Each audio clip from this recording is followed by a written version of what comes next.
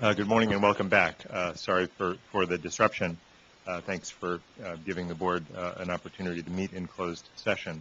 I'd like to reopen the open session of the board's activities and ask Ben Riley to report out on closed session. I'm sorry. What can you?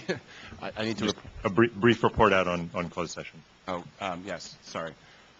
We had briefings on 3 cases: the MSC case, the Rockland Unified case, and the CSBA versus State Board case that is informally referred to the Algebra 1 case. Thank you. Just because a good number of you have come to speak to the board today, and we're thrilled about that. I want to make sure that everybody has an opportunity to talk and that we have the benefit of everyone's advice and counsel. I'd just like to review our agenda and some of the rules of the road for the board before we dive in. First, the good news is that the board was able to work through a number of the agenda items that were scheduled, that were on the agenda for today, matters that we felt we could take care of. And so we were able to, let me make sure I've got this right, we were able to tackle item 19 on the agenda, item 21 on the agenda, item 20 on the agenda, and items 25 and 26 on the agenda. And so in cases where the board needed to take action, the board voted affirmatively in those matters. That means that the items before the board today are items number 18, 23, and 24, and then waivers. So items 18, 23, 24, and waivers. It would help us a lot to be able to, again, hear from everyone if you would take a moment and sign your name in the binders outside, indicating which item you'd like to speak on, and that way we can direct traffic a little bit. And as a reminder, on item 18, I know a number of you have come to talk about that item, and in general and in specific around item 18, we ask that public comment be limited to 2 minutes for each public commenter. And we would love it if you, as you came forward, if you could tell us who you are and who you're representing or who you're with. That would be great. On items 23 and 24, we've invited districts to come and talk with us. These are follow-ups from the last board meeting. And in those cases, we would like to give the district presenters 10 minutes to talk with the board and present their ideas to the board. Following that, we will have public comment, and the public comment there will also be limited to 2 minutes per speaker. On the waivers, the 2-minute rule will apply in all cases. So if that sounds like a good order of march, we'll begin. I'd like to begin, board members, by taking up the consent and waiver consent calendars, please. Once again, for review, the consent items are items number 3, 5, 8, 12, 14, and 22. 12 through 14. So again, 3, 5, 8, 12, 13, 14, and 22. The waiver consent calendar, WC1 through WC4, WC6, WC6 through 16, W4 through W7, and W12 through W17. And I believe we have public comment on the consent calendar. Yes, we do. We have Larry Carlin, Sherry Griffith, Cynthia McGuire, Thanks. Good morning, Morning. Mr. President and members. Sherry Griffith with the Association of California School Administrators. I'm only going to speak to one item. It's State Board Item 12, and this is the options for youth change in funding determinations.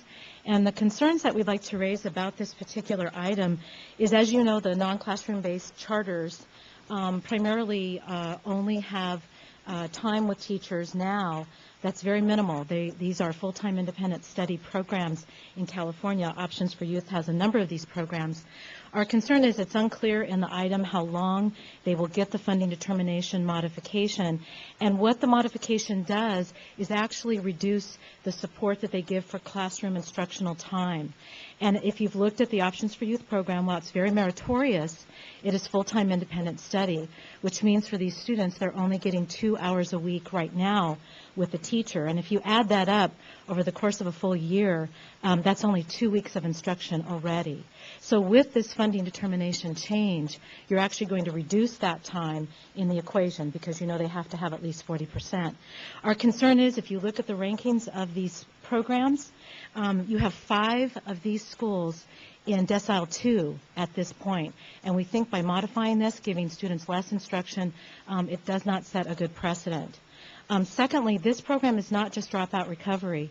Any student, my 7th grader, could go into this program for a 6-year period and be on independent study full time. So we would ask the board to seriously consider, if you do approve this, that at a minimum you bring it back in 1 year and see if the academic progress has been impacted for all of these schools and students. Thank you. Thank you.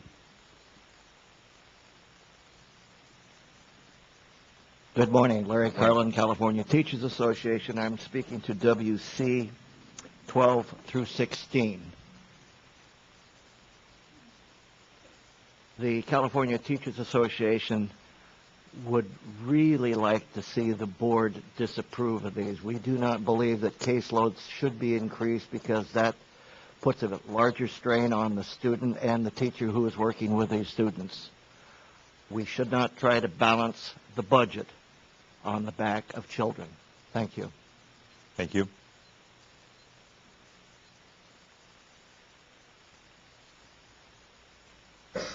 And Cynthia, good morning. Cynthia Cervantes McGuire, Superintendent from Azusa Unified, and I'm speaking to item 18. And I'm responding, is that, okay. We'll do item 18. I had written 18 on the Oh, I'm sorry, assignment. we misunderstood. Okay, thank you. Thanks.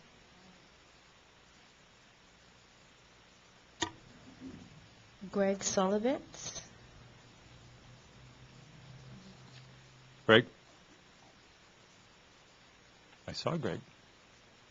And the rest of these are item 18 actually as Okay. well. Okay. Great. I'll move them.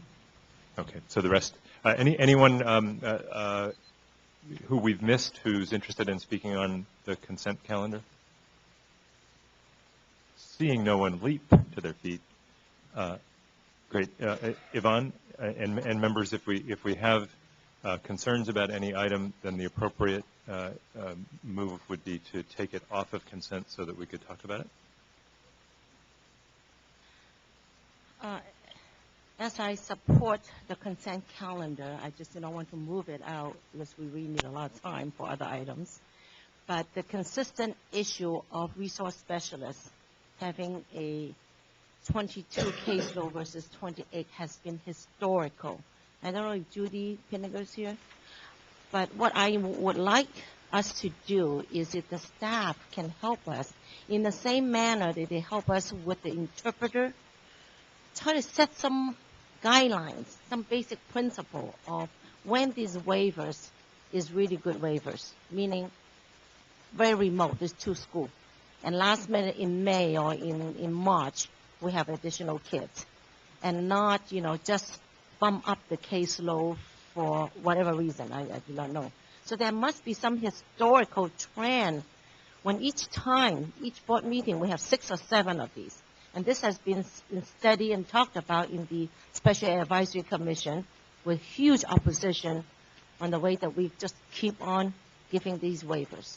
So can we do that? So that's one request. set up some kind of basic principle, like we did for the interpreters.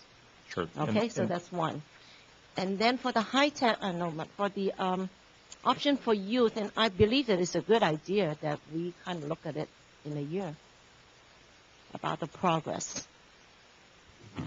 Great. So I hear in that a motion to approve the consent calendar and a request to staff to review with the board the policies regarding the resource specialist and to continue to review the academic progress of the Options for Youth program. Very good. Thank you. Motion's been made and seconded to approve the consent calendar, and I've asked from the chair for staff help with two items. All those in favor? Sorry. Ruth Bloom. Motion was made by Ms. Chan, seconded by Ms. Bloom. All those in favor of approving the consent calendar, please raise your hand. Very good. Unanimous vote in favor of moving the consent calendar forward. Thanks. Okay. Now we will move members to item number 18.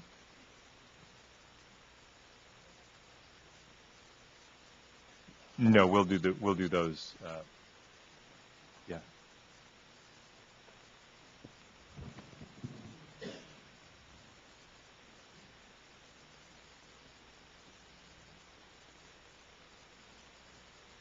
Good morning.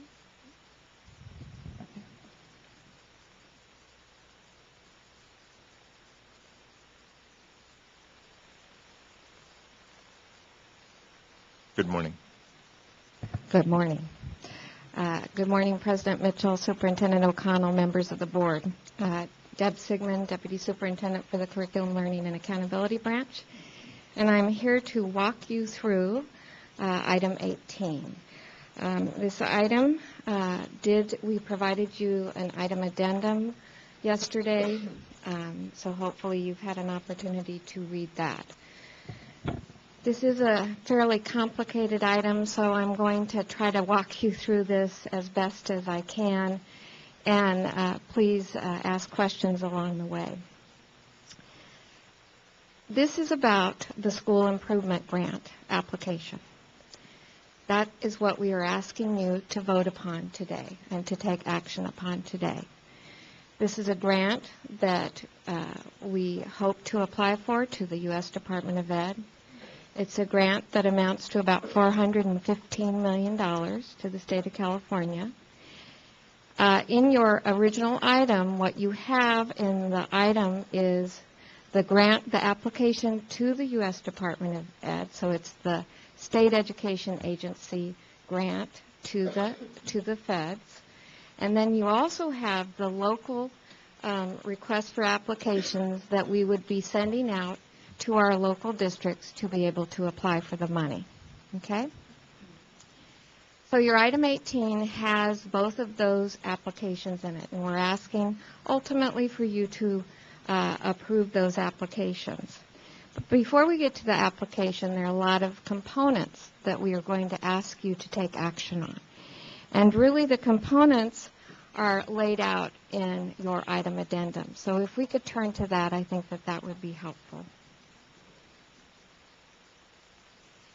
So we have a number of waivers that we're asking you to act upon, and that include some fairly technical methodology approaches, and so we'll go slowly through those. I want to make sure that you understand them completely. The first three waivers that we're asking you to act upon are waivers that you actually we brought before you earlier. These are waivers that essentially allow us to operate the program. And so they are not technical in nature. They are waivers that you will ask for on behalf of the local educational agencies. And so they're truly operational in nature. They're administrative in nature. We would ask your approval of these waivers so we can actually allow the program to go forward in the state of California. And so briefly, there's a time extension waiver, there's a timeline waiver, and then there is a poverty threshold waiver. And again, you would be asking on behalf of the LEAs to allow us to implement the program. Okay? So those are the three waivers, and those are contained in the first letter to Assistant Secretary Melendez. So that's a separate set of waivers that we'd like you to act upon. Okay? There are two new waivers that we are asking you to act upon as well. I want to state that this has been a very challenging process.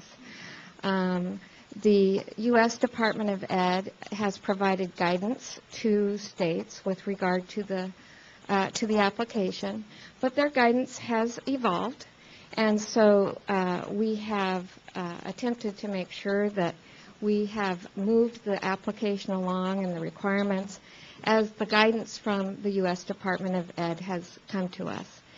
So after the initial guidance for this application had been put out, there were several other things that came about from the U.S. Department of Ed. And a couple of these things have to do with how you create the methodology to determine the list of schools that would be eligible to apply for these dollars. And so in conversations, and I do want to point out that we have collaborated with the state board staff as well as your state board testing and accountability liaisons throughout this process to make sure that there was understanding as we moved forward through the process. And so the first new waiver that we are asking you to consider has to do with an N size. In other words, when we calculate the methodology for determining who is on the lowest achieving, persistently lowest achieving list of schools, we were concerned about making sure that the N size was appropriate and met our current accountability workbook requirements. In our federal accountability workbook, we have an N size of 100 valid scores. In other words, that's what's required for someone to be considered in the accountability system. And so the U.S. Department of Ed spoke with many states. Many states requested that an N size be made available as the federal guidance will not allow states to exclude any kind of school by school type. Now, this is important for you to understand.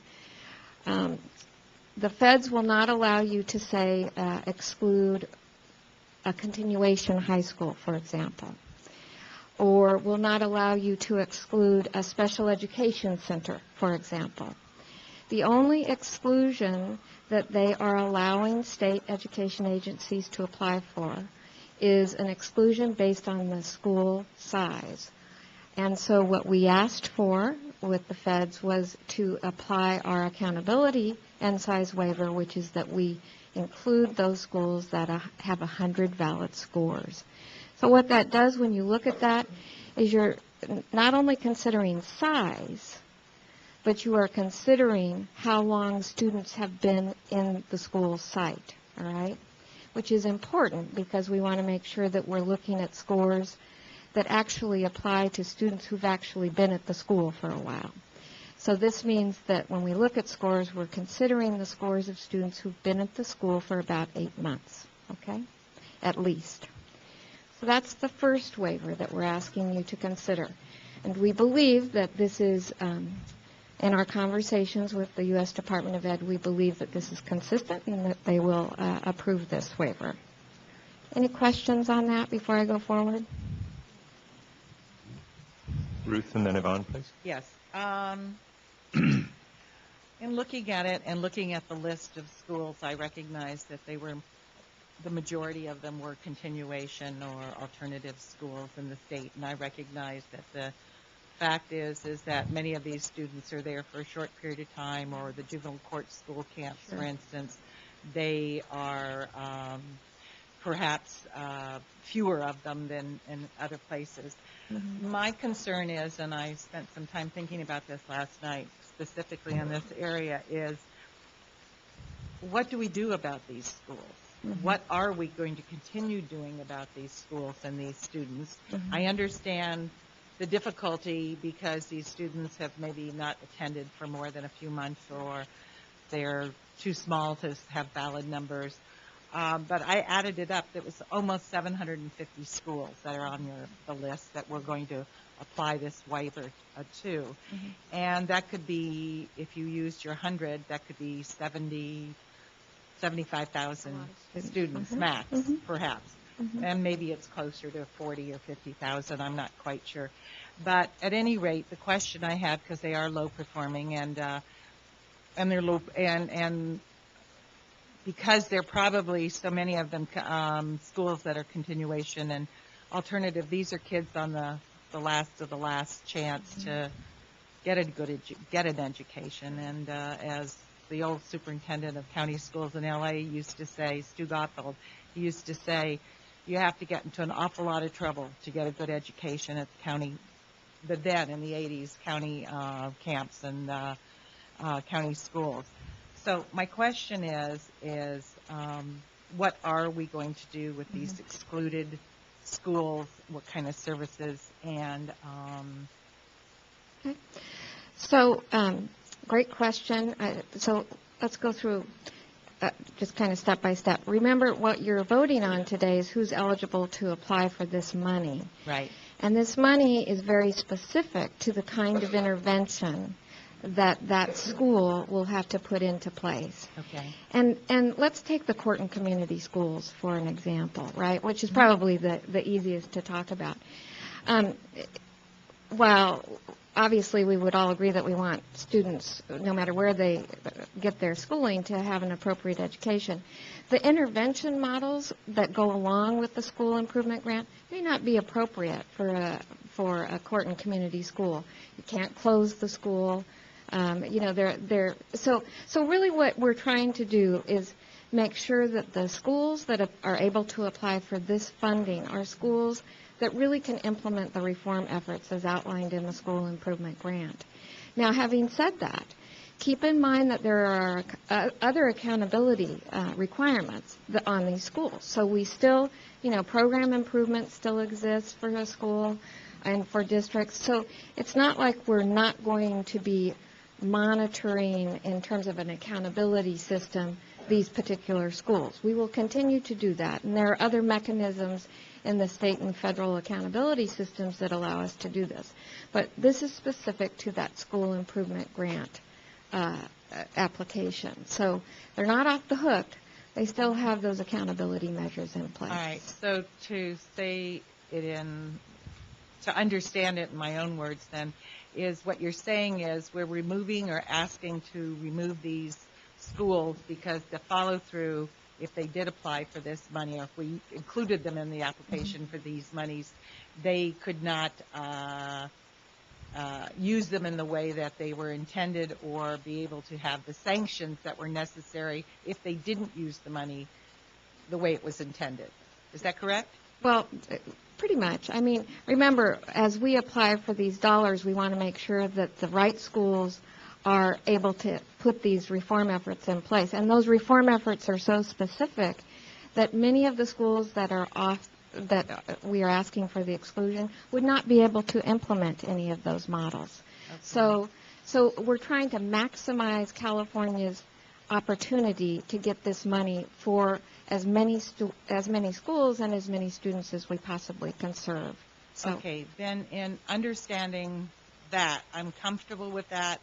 The only thing that I would like to see is what is it that we are going to be doing for that group of schools, that cohort of students that do not have the opportunity to get in this and be able to take advantage of the school improvement grants that we hope to get. What happens? I just want to make sure that there's a whole group of schools out there that are not going to be, and students, and some of them the most desperate, that are not going to be served in some manner Right, to improve. That's my concern. right.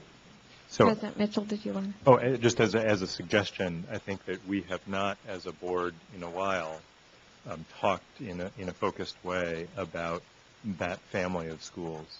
And so it might be a good opportunity to talk and get colleagues not only from the department but from county offices who administer some fairly large portion of these schools to talk about the program overall. And I think one of the things that we're getting at in this discussion is that the way we mark progress for those schools and the way we signal achievement both for students and the schools is slightly different than we do for more traditional schools. And so we ought to be aware of that. We ought to talk about that. We ought to think about whether those metrics are the right metrics and how then we can help the counties and the districts mount the best program in those schools. All right. Thank you. Appreciate that. And also, since you did mention the list, I wanted to just clarify that as part of the grant application, we are required to provide this list of schools that we excluded based on NSI. So that's another part of what you have to act on. So that's what's included in your board item. Just a mathematical question. So the N size is 100 or more every single year. Each of the 3 years. Each of the 3 years, not an average. Not an average. Okay. Each of the 3 years. Okay. And this has nothing to do with the next list that later on we're looking at in terms of the increase of enrollment from year to year, brand new schools. No, I won't ask that. I'll ask that one later. I'm not sure. Well, perhaps we can, wait till we get to it. Okay. Yeah.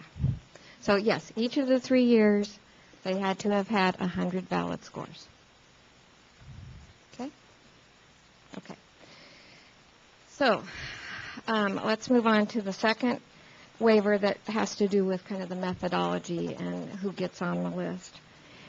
So, as I said, the good news is that the U.S. Department of Ed is allowing some flexibility. The challenging part of this is that the flexibility came rather late in the game. So so we've had to modify our methodology as we've moved along this process. And so late last week, we had some clarification from the U.S. Department of Ed with regard to how you identify your schools in what we call Tier 2. And let me explain the difference to you in terms of Tier 1 and Tier 2. And these are federal terms. So Tier 1 schools are those schools that are Title I and program improvement. Okay? There is a certain number. It's about number of Tier 1? 2707. Okay? Thanks, Rachel. So that's a large pool, right? So that was one source of where the 5% came from. And then there is another set of schools, and that set of schools is called Tier 2. And those are schools, secondary schools only, that are eligible to receive Title I dollars because of their demographic characteristics and because their district receives Title I dollars, but they do not receive. They're eligible, but they don't receive.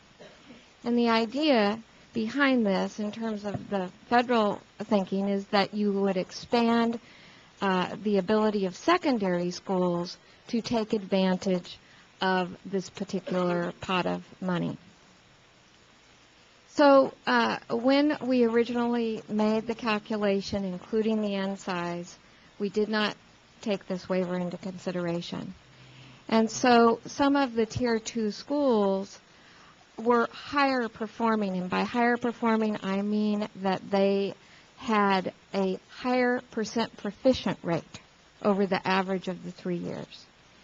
And so what the waiver allows us to do is look at those Title I PI schools, middle and high schools, that did not first, that we're not in the 5% on the Tier 1 list, right? But they are still lower performing than your eligible but not receiving schools, okay? So what happens is if you accept the waiver, and we're recommending that you do, because ultimately what the waiver allows us to do in terms of the grant is have lower performing schools in the grant, eligible to take advantage of the grant, okay? So it brings in more Title I schools who are in program improvement, and it replaces, if you will. It doesn't add to the number. I want to be clear here. The number doesn't change, the overall number. It replaces schools that were on the original list that we provided to folks on Monday. And it replaces some lower performing middle and high schools into that Tier 2. So that's what the waiver does. And so that's why right now you have a decision in terms of whether or not you want us to submit the waiver. And what that would do is it would change that Tier 2 list. And so in your blue, you have the Tier 2 list with the waiver, which we are recommending, and you have the Tier 2 list without that waiver, okay? So to try to put it in my own words so that I am understanding it, that accepting the waiver or applying for the waiver would allow California to move some lower performing schools into eligibility for the school improvement grant and move some higher performing, relatively higher performing schools off of the list. Correct. Secondary schools Secondary only. schools. Yes. Okay. Oh, the number? Good question. 37. 37 schools get replaced, right? So in the original calculations, there were about 135 schools that were on the lowest achieving list for Tier 1, okay? And which meant that there were 48 on Tier 2 list, okay? And so if the Tier 2 waiver definition is submitted, then that swaps out from those 48, there's 37 different schools. Now, there's also another set of schools. There are five high schools, correct, Rachel? There are 5 high schools that are on the list because they didn't make a particular graduation rate, okay? So that means that for 3 years, these schools, these 5 high schools, were below 60% in terms of their graduation rate, okay? So that means that we have 188 schools that would appear on the list because of achievement, and 5 schools that would appear on the list due to graduation rate, okay? And those are placed on top of the achievement list. Questions? Okay. Okay, so by doing this or approving the waiver, again, we're taking some, not high performing, but a little better off Tier 1 schools, secondary, Yes. off 37 of them, Mm-hmm. and we place them with more lower performing, though they are Tier 2 schools, to take this place. Lower performing Title I PI schools. PI schools. That's who comes on the list. And now, I know that I'm also, now I'm going to come ask that question. I understand, a lot of talk about elementary, middle, and high. I glance at the list, there are span schools in here. Mm-hmm. How are they being treated? 612 schools, 412, Mm-hmm. K8. Mm-hmm. Where do we lump them? And if we lump them in elementary, they may not belong there, vice versa. I'm just, or be substituted away or not. Mm-hmm. So how did we to deal with all these band schools? So we applied the methodology that we currently apply for our accountability. So the same way that we use API, that span, that we use for our rankings and so forth, the methodology that we use for API, we applied here. We tried to be, the goal was to try to be as consistent with what our current accountability workbook says, our current state accountability system says. So we tried to be very consistent with that. And so the same groupings that would apply in API apply for here.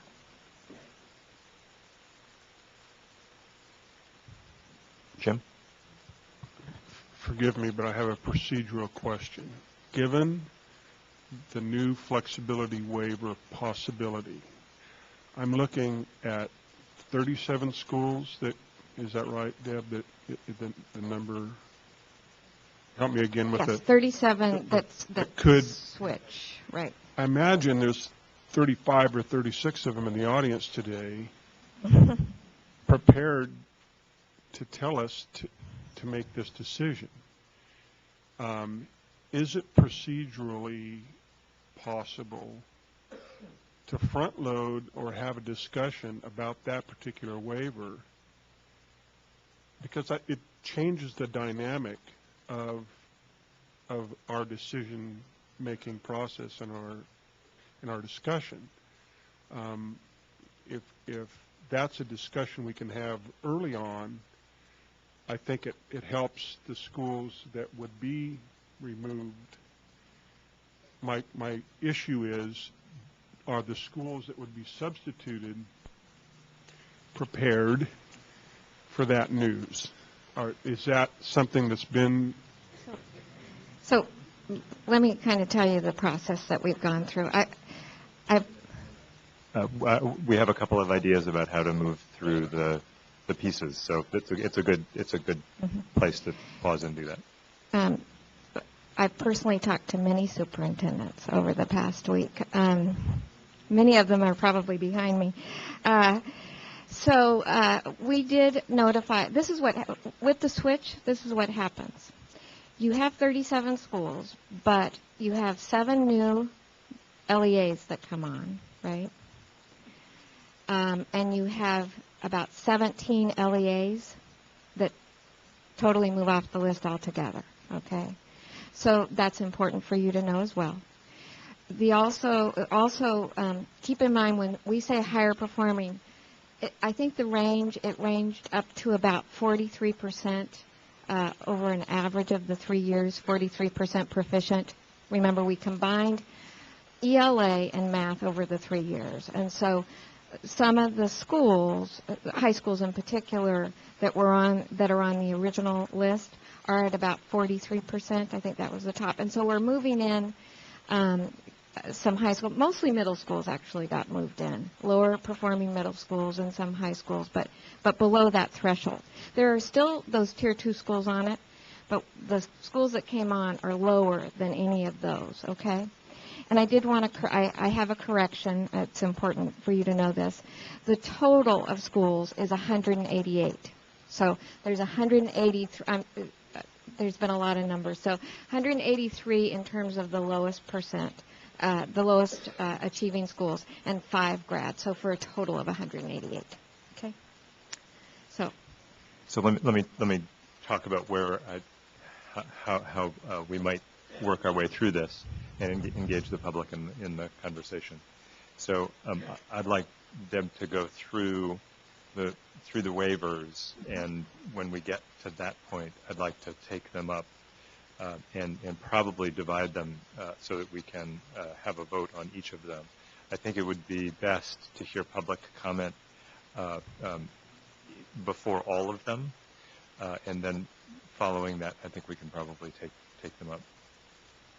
So, point of clarification, you kind of have a first set of waivers, right. That's 3, and then you have then 2 additional. So maybe we can do the first 3 as a group. Helpful. Yes, I think that would be helpful. And then the second, the N size and the substitution, if I can call it that, the N size waiver and the substitution waiver, we might want to take up separately. Okay. Does that work? That works. That works. Okay. So the last thing that you are being, as part of the application, you'll need to also act upon this set of schools. So obviously the issue around the waivers is important because that will make a difference on what set of schools goes into the application. I do want to point out that both of the lists that you have did apply the N size waiver, right? So you don't have a list that doesn't have that included. I want to point that out. If you elected to take an action that said you didn't want us to include that, then we would have to go back and recalculate the list. I do want to point that out. I also wanted to point out, and I should have mentioned this to you before, we actually were granted an extension by the U.S. Department of Ed to send this grant to them. The original date for this grant was February 8th. And because we've been working so closely with them, they understand that the board meeting was to be this week. They understand that you folks have to take action on this. So I just wanted to give you that perspective in terms of timing. So I think... Are there other clarifying questions about the waivers? And again, very helpful to divide them, for Deb's suggestion to divide them into the original three, the time extension waiver, the timeline waiver, and the poverty threshold waiver, that group, and then the second, the NSAS and the substitution. Deb, can you remind the board of what the timeline waiver in specific would enable LEAs to do? Yeah, if you'd permit me, I think I'm going to let Fred Balcom come up and kind of walk through those waivers with you, all right? Great. And Charlene, you had a question? Deb, before you go, I think Charlene has a question for you. Just to clarify on the Tier 2 definition waiver, so you're saying those 37 schools that we're going to replace, they're not going to be getting any of the money, and they'll be going to the lower performing schools then? Right. The schools that are eligible to apply would be the schools on the list. So that is correct. Okay. Got it. Thank you. Mm-hmm.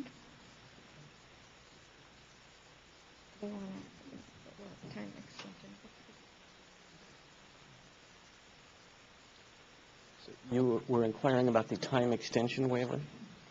Actually, that if you could give the English definition of all three of the. Sure. Thank you.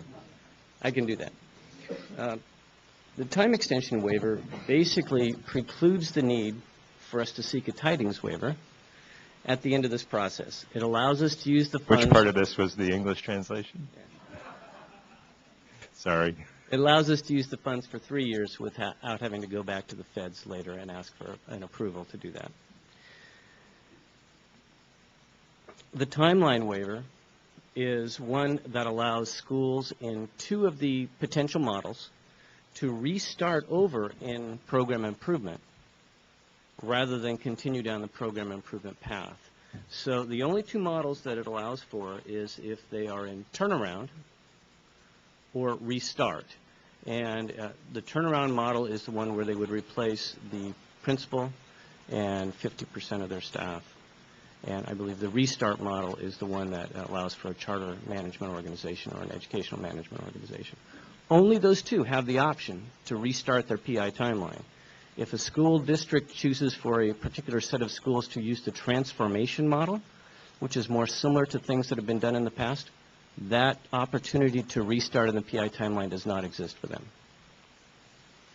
And the third waiver, the poverty threshold waiver, currently under Title I law, a school must have a 40% poverty rate before they can even begin to apply a school-wide Title I service to that school.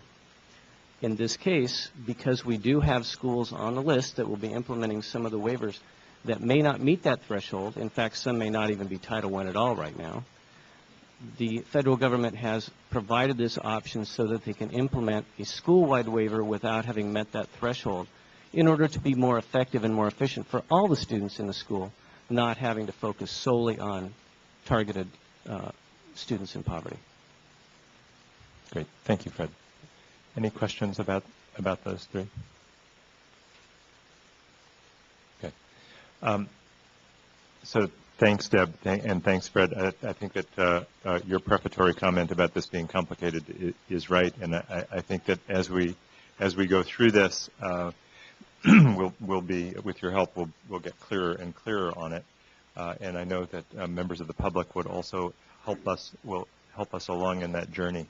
So what we have first, members, is I think an opportunity to make a decision about whether to forward these waiver requests to the federal government.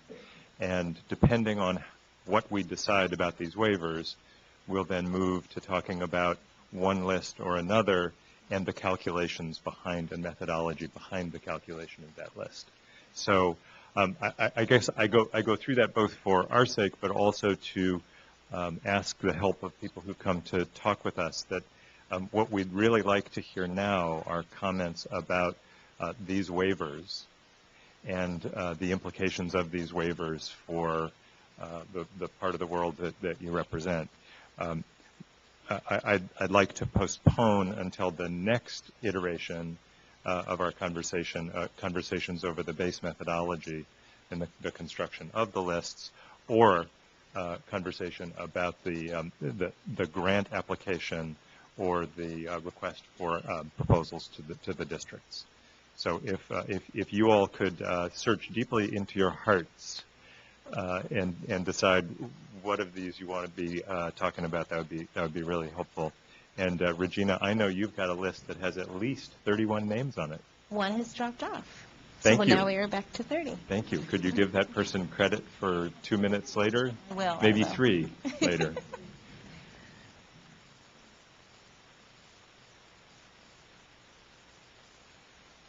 Okay. So how about this? We're gonna just sort of switch in real time, since I think you have a list of overall item 18, right? Right. So if folks want to talk about the waivers, come on up, queue on up, and we'll. Sorry. The first three. No, I actually think that we can do all. We can hear public comment on all of the waivers, both the first 3. So again, if you have comments about time extension, timeline waiver, poverty threshold waiver, N size waiver, or substitution waiver, please come forward.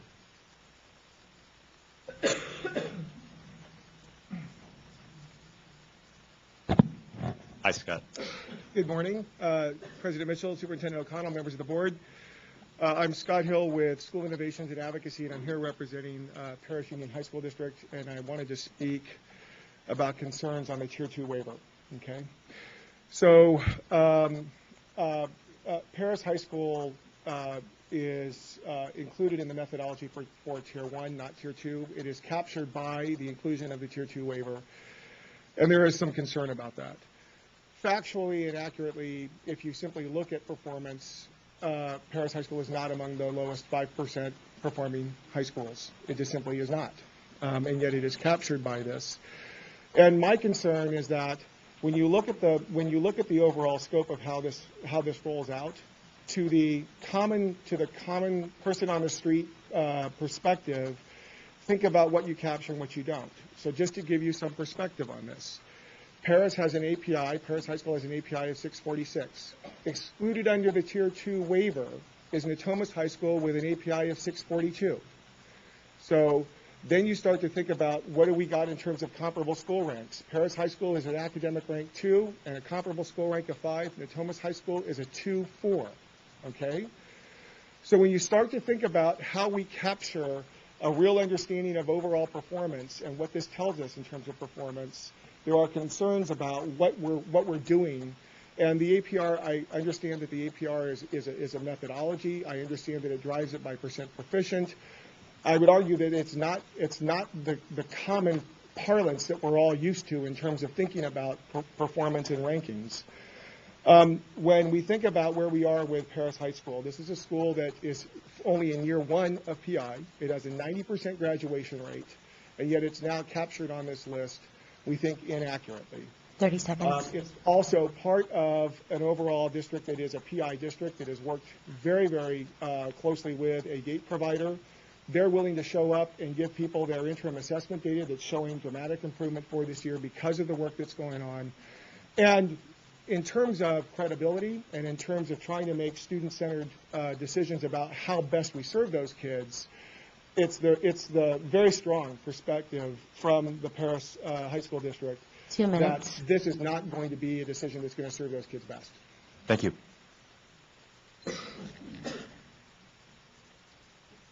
Good morning. I'm Doug McRae. I'm a retired test publisher from Monterey. First, I'd like to strongly urge you to accept the substitution waiver. The list of Tier 2 schools released yesterday is a far better list than, in general, than the list that you had on Monday. It was a move in the right direction. However, it doesn't go far enough, and I'm not going to talk extensively right now. I'll save some of my time for later. There are other methodological moves that you can make that will improve the list even further, and I'll be back to talk about those later, particularly the 50-point API gain, which is a clunker. Sorry, I talked over you. Clunker, I believe, was the word that... Hi, Bill Cornelius, Superintendent, Biggs Unified School District, high school principal, and everything else probably there too. First of all, I wanted to share that I'm angry that the timing of this is so short, and that I received word last Wednesday night that I would be receiving a call on Thursday about one of our schools being in a difficult position, and read it in the newspapers on Monday, and did not give me a lot of time to respond to that. In my school district, when I first came on 3 years ago, our elementary school was identified as a PI. In 2 years, we've moved them out of PI status. Our middle school does not receive Title I funds, have not been on any list before, and so my first knowledge of being in this list was Friday and Monday. And so I think it's important that when you look at Tier 2, and I'm looking at the substitution also, that you give those schools that do not receive Title I funding, that are not on a program improvement list and don't have that normal progression of year 1, year 2, year 3 to work on those things. In my third year now, our middle school improved 6 points the first year, 28 points the second year, and we're moving forward. But we're on this list because we have not. We're low achieving. We understand that going in. If we're going into that, we understand that, but it's not on the program improvement normal list and progression because the school is not receiving Title I funding. So I urge you to approve not just the list, but really take a look at schools that are not receiving Title I funding. Allow them the same progression as you would a program improvement school also, so that we get a chance to, whether it's myself or somebody else, come in and work with that school. Thank you very much for your time. Thanks for coming. Good morning. Jane Russo, Superintendent, Santa Ana School District. I'm here to let you know that we understand the identification of our 3 schools that was announced last week, went to immediate work, met with our school board, our union, and our staffs to roll up our sleeves. We have this year had 6 schools exit program improvement. We have been recognized by the state superintendent for our high EL pass rate for California high school exit exam. We have 5 distinguished schools, and we have met and outperformed our peers on every challenge that comes our way. We have 4 new principals out of 6. We've restructured 2 of our schools to fundamental schools. We know the work, we embrace the support, and we can make it happen with the 3 schools. Last night, I heard that we have 3 more schools because of the adjusted list. That means that instead of working with 280 teachers, we'll be working with 490 teachers. That requires us to dismantle the schools that we've restructured, remove the teachers from those schools to put them in the mix. We are not here to whine. We're prepared to move on the 3 schools. The waiver will do the following: create a teacher exchange as opposed to a teacher selection process. Impact and dismantle 100% of the teachers in our restructured successful schools. Destroy our high schools and make a mockery of the process in Santa Ana. So I am asking you, when you look at our district, to see how that impacts those 6 schools and undoes all the good, to either vote no on the waiver or amend the waiver to exclude the Santa Ana Unified School District. Thank you. Thank you.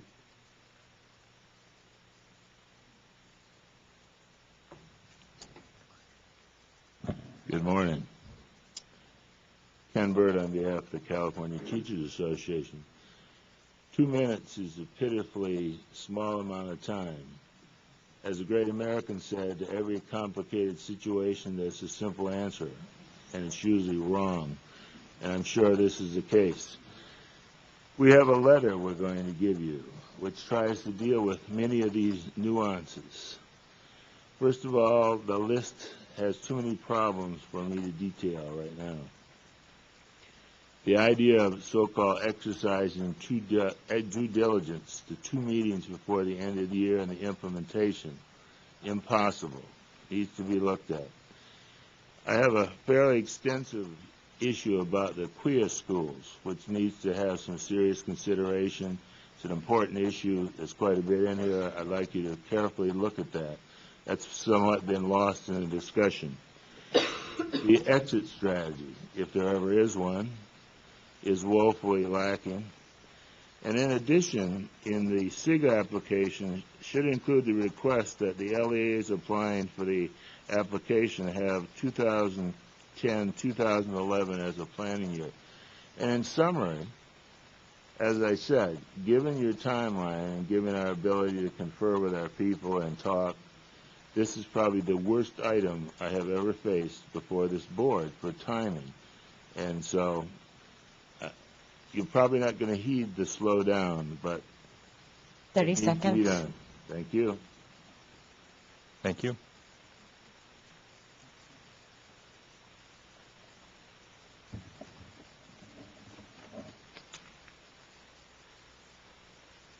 Good morning to all of you. Don Iglesias, Superintendent for San Jose Unified School District. Quick background, we're second in the nation for graduation rates for urban school districts. We've moved 8 schools out of program improvement. We know how to do reform. We're committed to make it happen.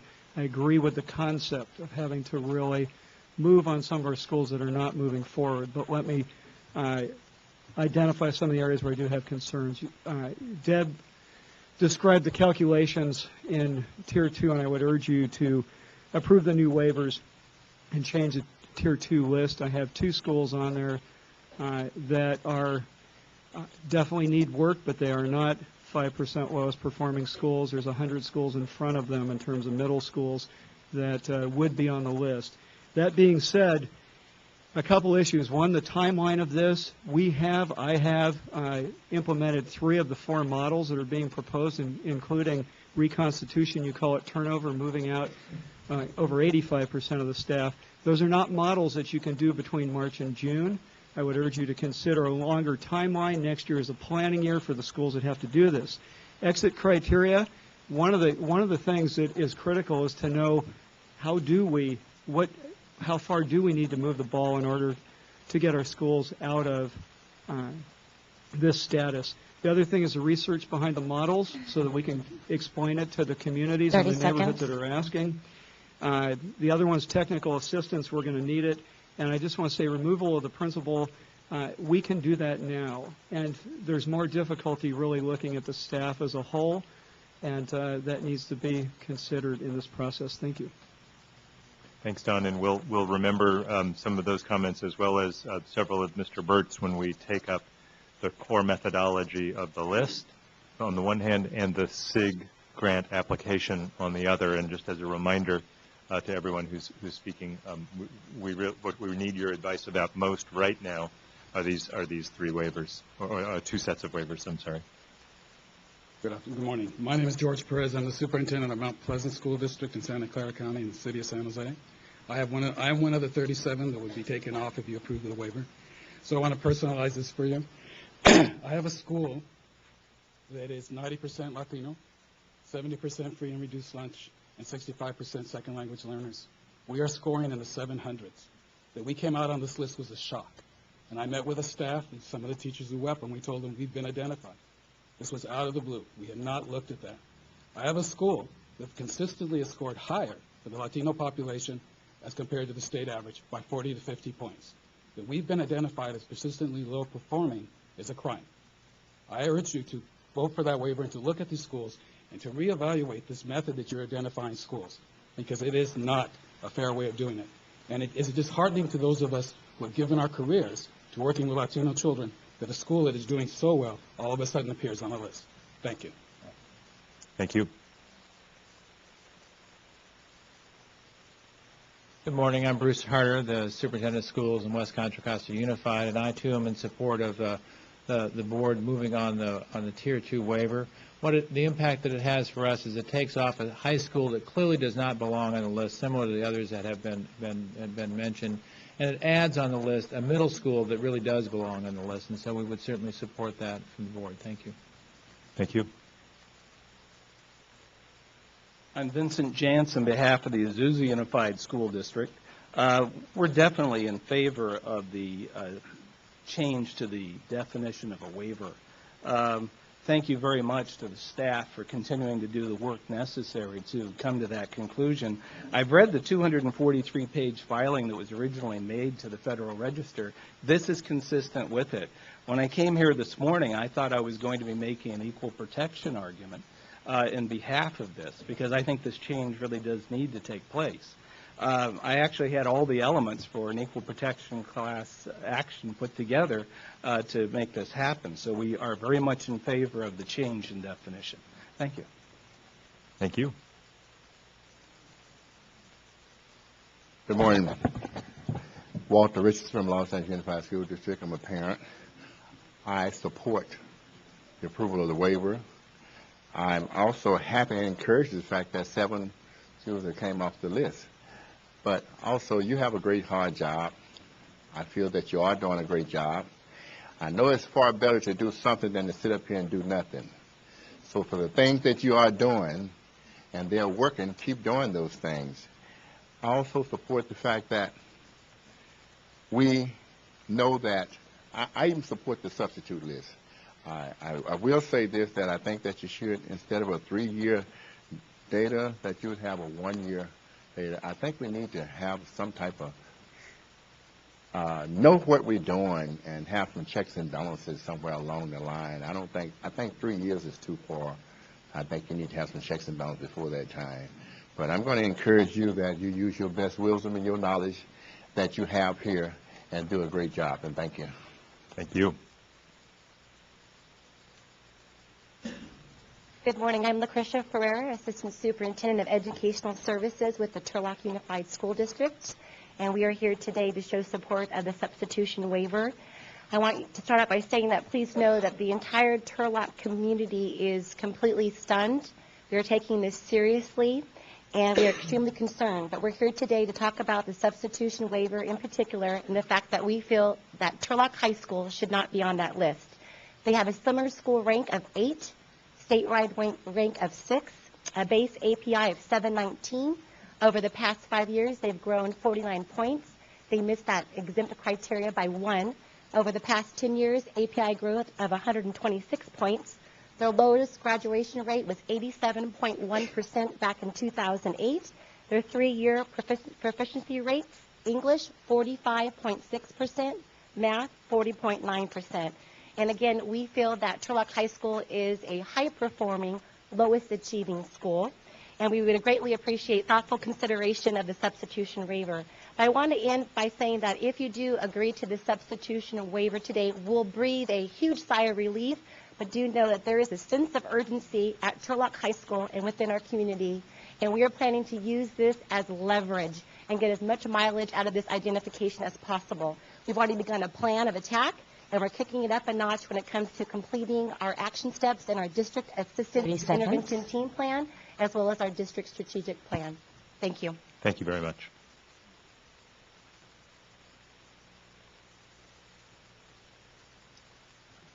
Good morning. I'm Dennis Burns from Del Norte County, and I'm here to speak on behalf of the Tier 2 waiver.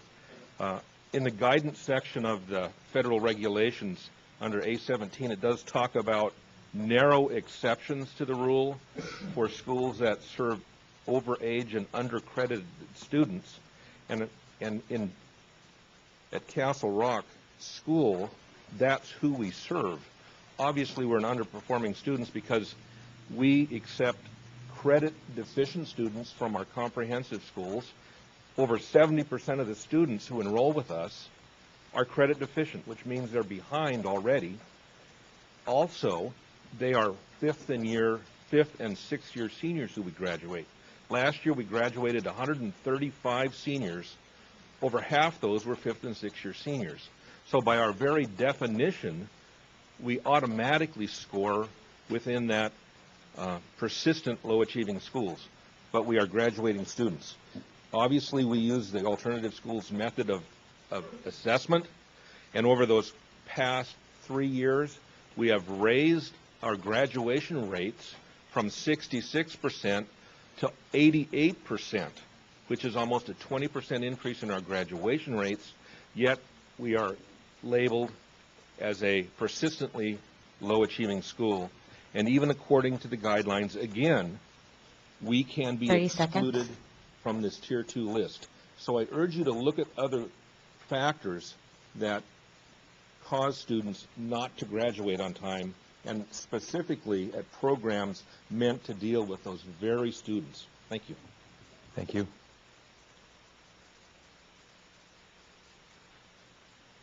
Sherry Griffith with the Association of California School Administrators. Overall, we're supportive of all 5 waivers, but we would like to note a couple of concerns. In the 100N waiver, while we very much appreciate the work of the department in this area, we do think it's very challenging to use the metric that we're using in schools in which students are coming in and out literally weeks at a time. We do believe that we still have another issue that relates to implementation, and that is under SB X51, there is a requirement that you exclude alternative education schools, and we think that the state department and board need to reconcile that conflict with current statute. So we think while you go forward with the waiver on 100, we would request in writing that you put in the application the exclusion of juvenile court schools and other schools as written in our current statutes, which just passed during the special session. Secondly, on the Tier 2, our premise is that the lowest performing should be on any of these lists, that they have to be the focal point of the lowest 5%. So in principle, we support it. What we're very concerned about, though, is what Jane has brought up from Santa Ana and the tremendous work of these districts turning around these schools and the principals that they're working with. I have gotten calls this week of principals who have lost their jobs because of this list. And we're very, very concerned that without an appeals process or an approach that allows that thoughtful work to continue, that you will create havoc unless we do so. Thank you. And I'd like to recognize and thank Senator Lou Correa for coming to join us. Thanks, Senator, for being here. Senator, do you have a moment for comment? I know your time is precious. Thanks everyone for.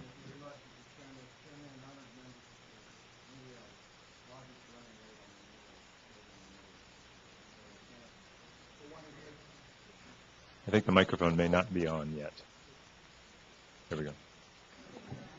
Again, I thank all of you, Mr. Chairman, and members of this committee for giving me a few moments to address you. I was late. I apologize because I was in the Senate floor voting on important issues as well.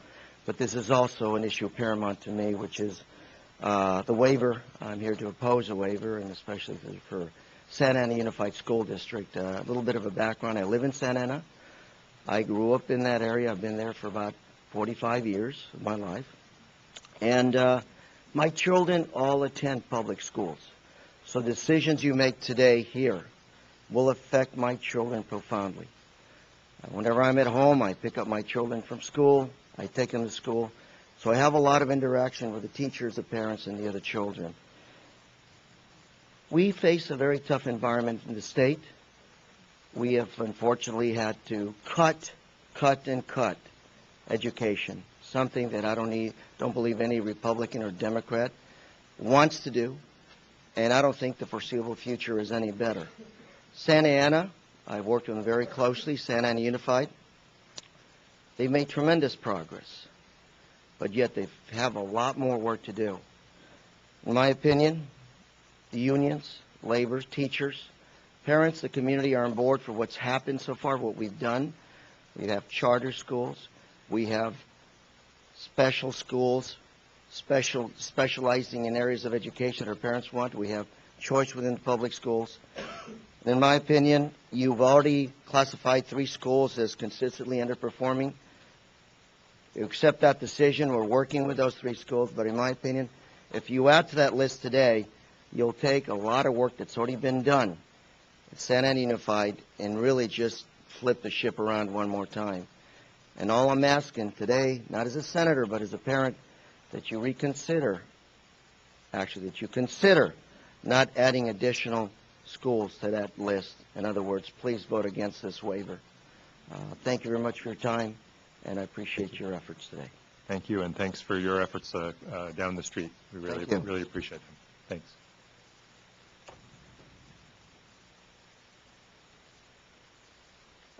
Good morning. I'm Mary Lou Wilson, Director of Instructional Support for Fairfield-Sassoon Unified School District.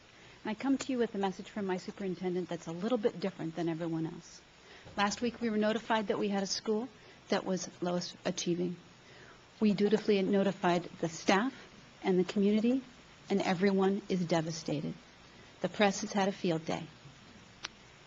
The silver lining was that there was an opportunity to take the school improvement efforts that we've already been involved in and apply for additional monies to support that movement. This week, we were told that we are no longer lowest achieving. And that's frustrating. And our superintendent asks me to share with you, don't take our name off the list. Let us apply for those monies.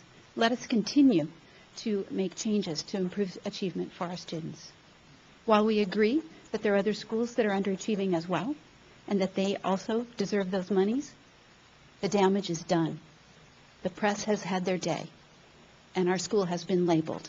Give us a chance to do what we need to do with the monies to change achievement for our students. Thank you. Thank you. Good morning. Callie Olson, being Superintendent, Fontana Unified, one of the top 20 largest districts. Superintendent O'Connell, nice to see you again. You visited our district many times. Because we have exited 16 schools from program improvement, we have 6 that are eligible for distinguished school this year, and we've done a phenomenal job in closing the achievement gap. I'm here to say that we support the waiver, and quite frankly, that is because it takes 2 of our schools off the list. I do have issues with the general list because we believe that there are calculation problems.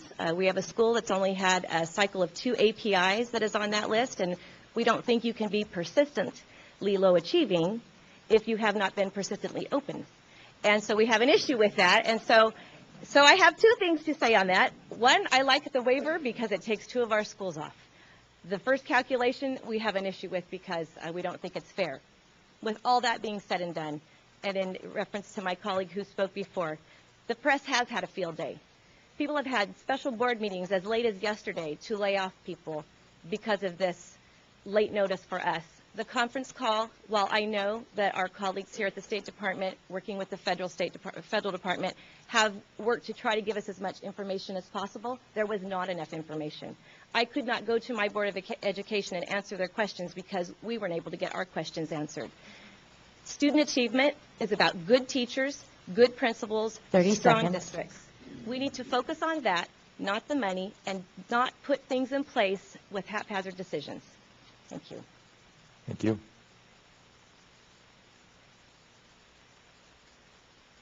Good morning. Richard Martinez, Pomona Unified School District, Superintendent of Schools. Good morning, Board President, Board members, Superintendent O'Connell.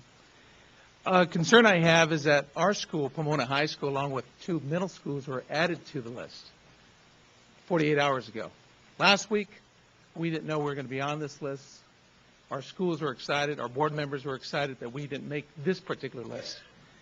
Unfortunately, we find ourselves in this predicament where we're going to have to share this with our community. But we haven't had an official statement until this morning, so I did not want to be premature on that. I want to share with you the principal that we have at this particular high school, Pomona High School, has been on the job for 24 months.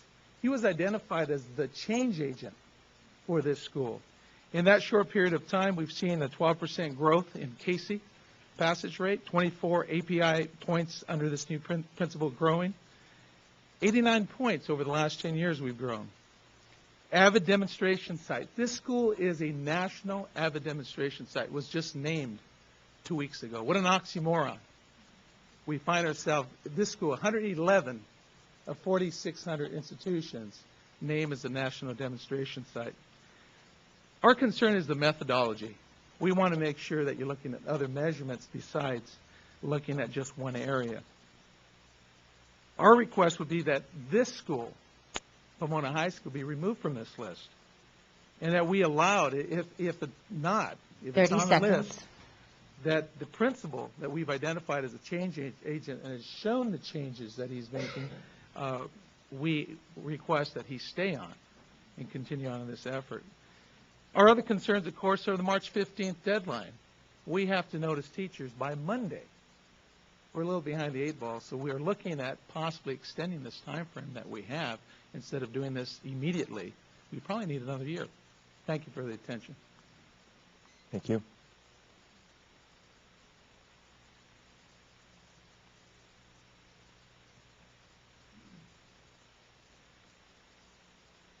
Good morning. Good morning. My name is Sharon McGee. I'm the superintendent at Desert Sands Unified School District, and I'm here this morning to speak in support of the waiver. The intent of SB X5 was to identify the lowest 5% of schools, and this waiver, number 5, does just that. Our high school that is identified on this list, though they would come off, we also have identified and take this as an opportunity to move them forward. However, they are not the lowest performing high school. They are a decile 3, similar school rank 5. They have a graduation rate of 93%, though they are high poverty and high limited English language speakers. This school has not been a Title I school and has not gone through the program improvement process. So again, our community is kind of in shock, as many are.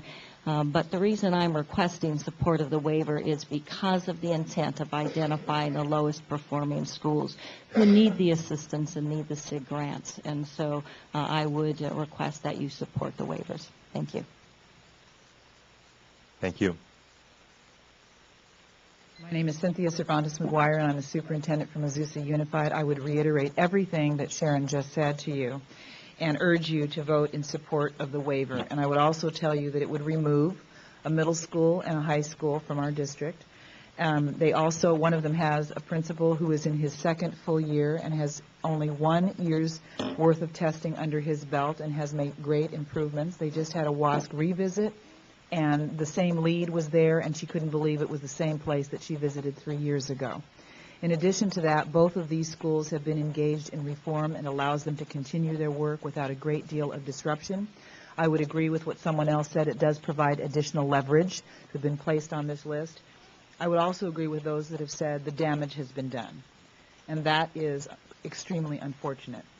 We are right next to a district that just became a district of choice. Their demographics are far different than ours. And so, yes, the press is having a field day, and staff and parents and students are extremely devastated.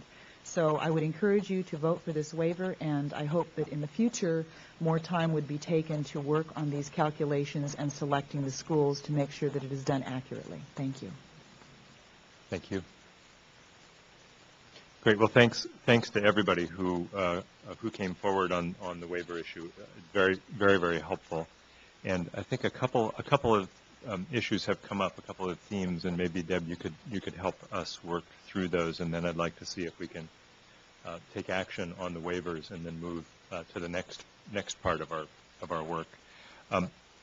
One of them, I think, that we obviously need to understand with great clarity, and I think the field and the public do as well, is to understand how this process has been so interactive, annoyingly so, between the state and the federal government. And I think that, I want to acknowledge right up front that, I join all of those who are extremely frustrated with the late breaking news and re-news. And I think, from my point of view, because Deb's right, the liaisons were deeply involved in this. This was a matter in which we really felt that we were being whipsawed by our friends in Washington. So maybe you could talk a little bit more about how the process played out and why we ended up last week in the situation we were in. Right, thank you. So you're absolutely right. This has been an iterative process. We've probably had weekly phone calls, if not twice weekly phone calls. And the feds issued, for example, interim final guidance, final guidance, temporary final guidance. It has Revised final guidance. It has been extraordinarily difficult to kind of keep pace and to provide appropriate policy kind of decisions for you to think about as this was moving forward. And that doesn't, I am certainly not negating the frustration that these superintendents have shared with you. I think we all share that frustration. What we are trying to do from a state perspective, right, because we've got about 3,000 schools that we're in this pool to deal with, is to bring to you policy decisions that we think are in the best interest overall for the state of California, which is why we are bringing to you this waiver at such a late date.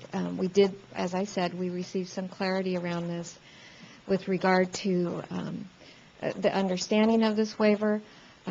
Originally, it was indicated to us that the only way to take advantage of any kind of waiver would be to add additional schools, and we didn't feel that was the right policy call in this particular environment. And so, again, I mean, we have brought this forward to you because we think it is in the best interest of California students. It's late in the day, no doubt. But again, we've been in these constant conversations, and we believe that this is, you are getting at the lowest performing schools, which I think overall is what we want to do. I do want to point out, this is a voluntary grant program. We have much of what has gone into the methodology is really guided by federal guidance. The guidance tells us that we have to use the percent proficient on state assessments that are used for federal accountability purposes. So there were some parameters within that we worked that kind of guided our methodology. Again, though, while this makes schools eligible, there is not a mandate for a district to apply. A district may apply on behalf of their school. They may apply on behalf of a portion of their schools that are on the list. They may decide, as one superintendent talked about, that it's in their best interest to wait, to think about what they want to do. There will be a new list created for a second round of funding for the school improvement grant. So they may want to take the time to do a planning year. There won't be any money for that. And then wait and see if they are on the list for the second round of funding. So again, this is with regard to the school improvement grant, having schools beyond this eligible list to apply for the funding. Thanks. Yvonne?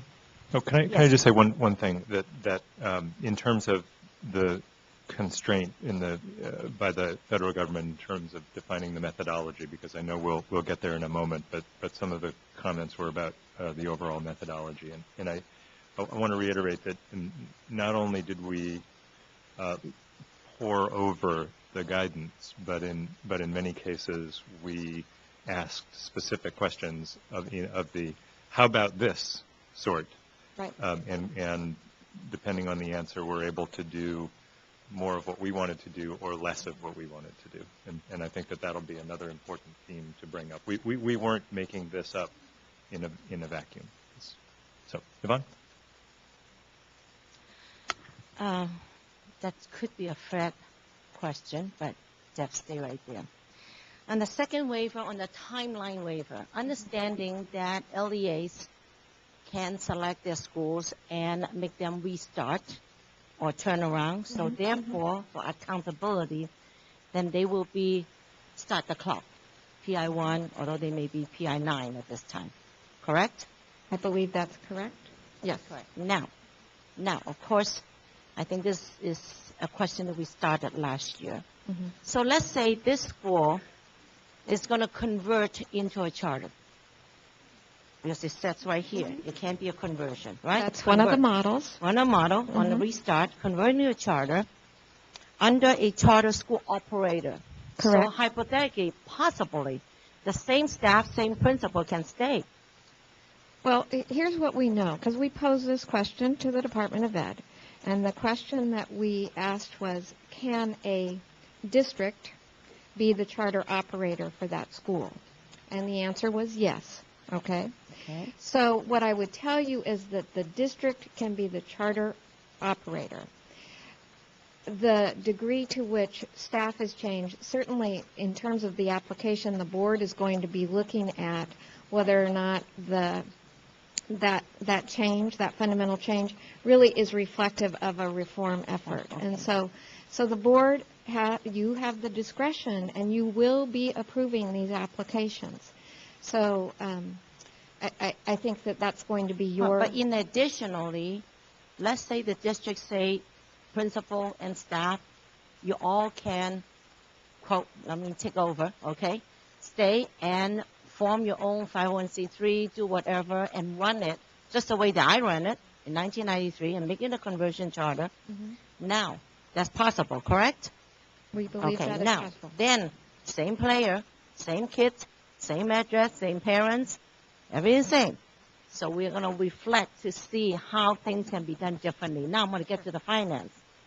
Because we got to make sure these schools understand, or if there will be safe harbor for them in terms of the finance. If they start up brand new again as year one, will they continue to get Title I, or they have to run one long year? Will they get the USDA? Do they have to wait one long year? Do they get IDEA? Do they have to wait one long year? So I think it has to be very clear, because those of us who have gone through that should not allow anybody to have to go through that again. So let me tell you what we're planning to do, because all of the questions that you ask are questions that we are pondering as well. And there is some unclarity, particularly with regard to this charter conversion. So we actually are planning another technical assistance call with districts next week. Prior to that, and in our technical assistance call with districts last week, we have the U.S. Department of Ed on the phone with us. We'll continue to do that.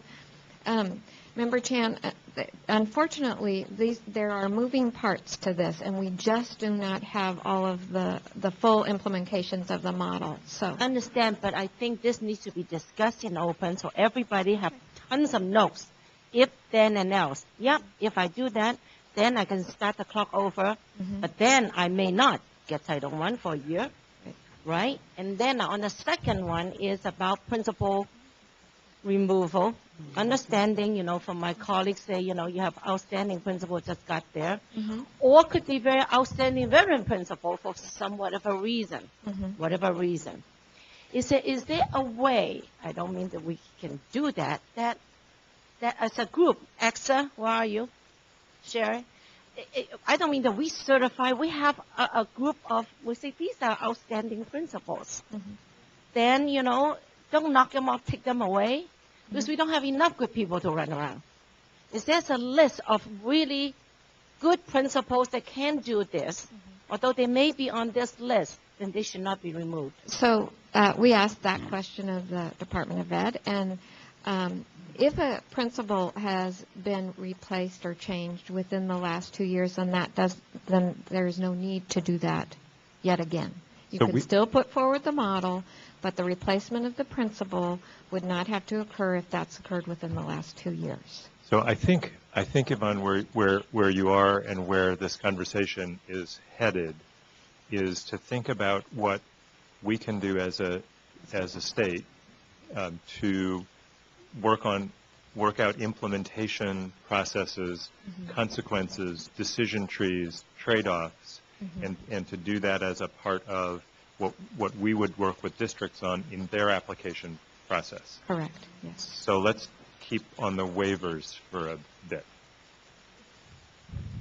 Not to say that that's not important. It's critically important, and I hope we'll have. I want to make time for that conversation at the end of this when we've figured out what the list looks like and what the consequences of the waivers are. Ruth? I'm beginning to see the picture that you guys have been swimming in a fish tank, and every time the food gets close, somebody else gobbles it up. So I see how difficult it has been to kind of do this, and unfortunately, the parents and the school districts don't know what went on because you had one list last week and one list this week. I'm just finding out why you had to do that. My understanding from what someone said is that it is our list. It does that. It allows the districts to apply for the school improvement grant if they want to apply. Correct. They do not have to apply. They do not. And so in the case of something like Santa Ana, they do not have to apply for the 6 schools that are on there. Could they apply for the 3 schools? They could. So it isn't like we have to, when we pass this, or if we do, when we vote on this, we don't have to put an amendment to please help that school district or that school district or that school district. They can make that decision themselves. They can make the decision to apply or not. Okay, so then this concept of the planning year, is that I mean, to hear that people are already firing teachers and that they have to do it by March 15th, because I do know that's the cutoff if they're not coming back next year. When you say there's no money for a planning year, right, you mean no money to plan, but that doesn't mean they can't apply for the grant and start it a year from. No. So we, your board liaisons and the department staff wanted clarity around when you implement, if you take this money. And we got a very clear answer, and that answer is day 1 of the 2010-11 school year. Okay? With the exception of the closure model, which you can close a school on the last day of school on the 10-11 school year. So you can take the year to close. But if your intervention model is any of the other 3, and if you take the money, then you must commit to implementation on day 1. Now, obviously, there is you're not going to be able to implement everything on day 1, but the expectation would be if in fact you wanted to do a charter conversion, that school would open as that charter. So yes, so it's 10-11. So if you apply for the grant this year, and if you want that money, then you will begin your implementation day 1. If you decide not to apply this year, there will be another round of funding, a separate cohort, if you will, that will come through next year. We are required by the federal grant to recalculate a list. And in fact, if you have taken the money, right, Fred, then you cannot be on the second list for those schools. But if you haven't taken the money and you're on this year's list. Well, you'd have to be on next year's list too, right? So the list that gets calculated separately each year. So the list applies to the current budget year. No, I understand that. I'm just saying, if you choose not to apply for the grant for this year, you could possibly be on the list next year, but you would have some foreshadowing, if you will, or foreknowledge that you might be on the list, considering the permutations of this new formula or whatever. But how much per, you said 416? It's $415 million. It's a per school allocation. It's $50,000 to up to $2 million. And what makes the difference between? Basically, it's obviously you wouldn't need $2 million to close a school. So it's going to depend on what the application looks like.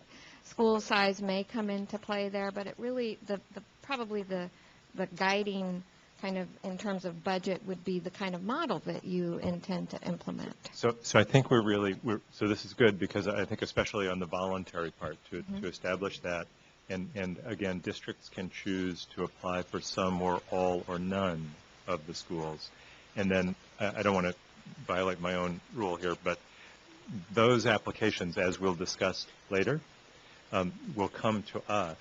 And so which schools, which interventions, those will all be shaped by the district, and those applications will come back to this board along with budgets, and decisions will then be recommended about funding levels for those districts to support those schools.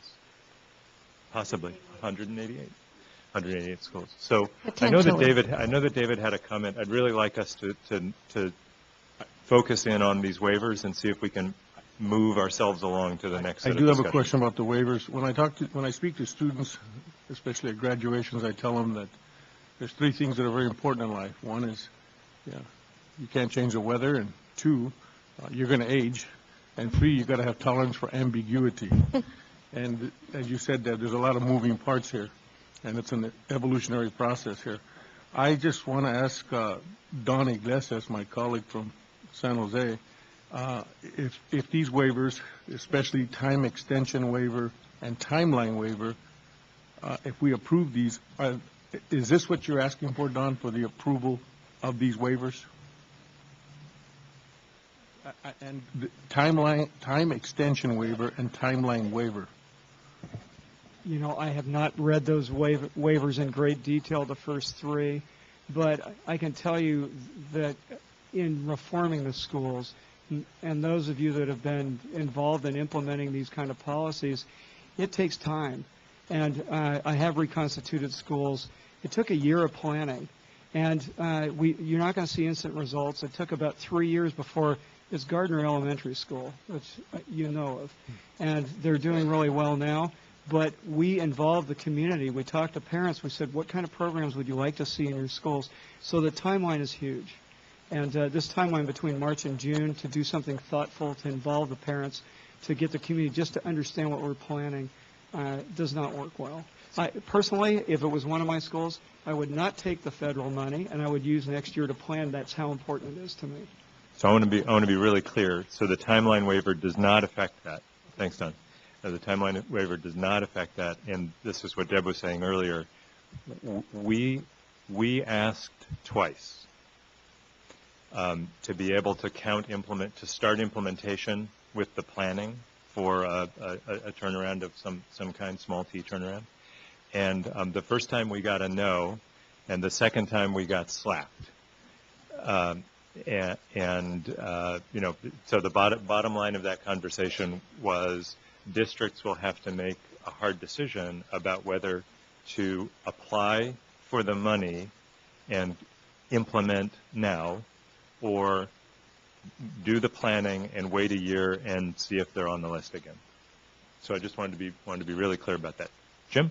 Yeah, at this point in time, Deb, thank you for the explanation, and I feel a little better about the kind of optional choices that districts have. I'm prepared to move approval of both of the initial 3 waivers and the additional 2. And I want to comment particularly about the Tier 2 waiver definition, because I think it's the right thing. It was the wrong process from nobody's fault, but I can appreciate what folks in these communities have gone through, and now the media isn't going to put on the headline, never mind.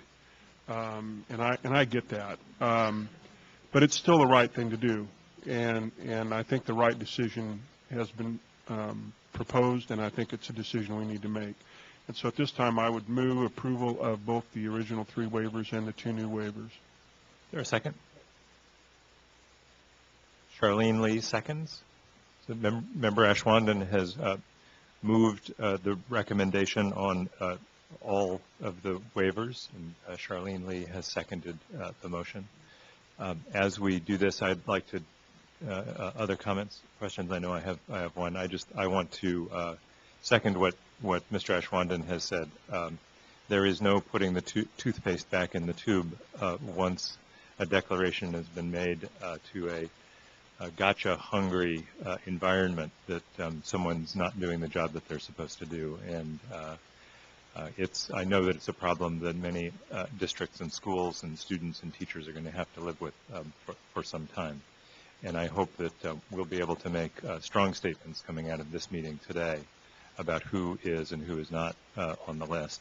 And if there are ways that we can help mediate those issues locally, we'd be pleased to try to do what we can. So with that, seeing no further comment, all those in favor of the waivers, please raise your hand. Very good. Unanimous. Thanks. So shall we move forward? That would be great. Now you really have to, there's a couple things. Now, a couple more things. Pay attention. That was just practice. Yeah. So in your item 18, as part of the SIG grant, is the methodology that was employed. And so since subsequent to the posting of that item, and as President Mitchell has stated through our any number of conversations with the U.S. Department of Ed, we've gotten clarity around how we can go forward and so forth. So there is a change to the methodology that was originally in your item 18. And so I want to go through those pieces kind of one at a time, all right? So what we did in calculating the 5% list, what we were required to do is we were required to have 5% on these set of Tier 1 schools and 5% on these set of Tier 2 schools. And we, in keeping with kind of how we do our API methodology in terms of keeping grade spans separate, we calculated the number for each of the grade spans separately. Okay? So that meant that there were elementary, middle, high school, and alternative schools we used separately. Those were most of our schools that function under a different accountability model. Not all, but a majority. And then for Tier 2, middle schools, comprehensive high schools, and alternative high schools. In our conversations with the U.S. Department of Ed, they asked us they were unclear whether those grade spans would meet their guidance. And so we had to provide for them some different kinds of calculations without those groupings. And what they agreed to do was to keep the groupings. The only thing that they told us they would not accept us separating out the comprehensive high schools from the alternative high schools. They said when we counted our 5% for our high school level, those two groups had to be the same. They had to be included in the same grouping. Okay? So in your item 18, there are 7 groupings that are identified. And so the change in your item 18 white in the SIG grant, right, on pages 15 through 18. Someone bring my glasses. Thanks. No, I need my glasses, Yvonne. Thanks. Okay. Attachment 3 of your original item. Pages. Yes. Okay. Page 15 through 18. Okay. Okay. You see that the criteria has 7 groups. Okay, are we all there? Okay.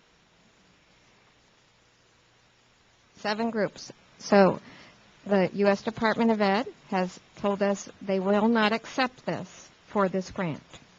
What they will accept is an elementary, middle, and high school group for Tier 1, and a middle and a high school group for Tier 2. So they are telling us to collapse the traditional and the alternative high school group, okay? So that's, if you approve this new methodology, then we will substitute the methodology that we believe we have approval for from the U.S. Department of Ed. Okay? Okay. Page 15. Still not clear. Okay. All right. So if you look in the chart. Yeah, I know. Okay. This is how we identified the 5% pool. We identified it by grade level grouping. So in our pool, right, and remember how I described the Tier 1 schools? They were Title I PI? Right. So there were 1,600, almost 1,700 of those, and so we established the 5% based on each of the groupings that you see there. And our thinking behind this was that for those alternative schools, they're kind of a separate, they're kind of a different kind of set of schools. They may serve different students, so we wanted to look at those separately. The feds are fine with this methodology, with the exception they don't want us to separate out schools that serve high school students. They want us to add those numbers together and then calculate the 5% of the lowest achieving schools. So if you take 5% of the 186 and then take 5% of the 260, you get a different set of schools than if you take 5% of the 446. Yes, you do. And essentially what it does when you do that is it puts more comprehensive high schools, Rachel, yes, more comprehensive high schools onto the list. It took off alternatives. It put more comprehensive high schools onto the list. That's correct. Well, yes, actually, both tiers. Yeah. So is that change clear, Charlene? What's going to happen to the alternative high schools then, if you take them off? We're not taking them off. We're calculating the 5%. Instead of calculating a 5% on 188, we're just adding the 260 and the 188 together, and we say, here's the 5% number, and then we rank those groups together in terms of their performance. Okay? So essentially what happens is you've got more comprehensive high schools that come onto the list. Remember, the 5% has to do with performance. So we're looking at who is the lowest performing. So when you do that, when you rank them all together, then you get a different set of schools. So that's the change that the U.S. Department of Ed requires that we make. Deb, let me understand this. So on Tier 2, there's 286 traditional high schools and 418 alternative. So adding those together gives you 704, right? So all those schools then will continue on this list? No. You then look at then you then take the 5% of that woven together list rather than the two lists separately. Right. Thank you. We're not going to, keep in mind, we're not going to move above the 183. 183 is constant, okay? Plus the 5 graduation. This sorting or grouping schools by elementary, middle, and now high school plus alternative, is it our choice or is it the federal guidelines?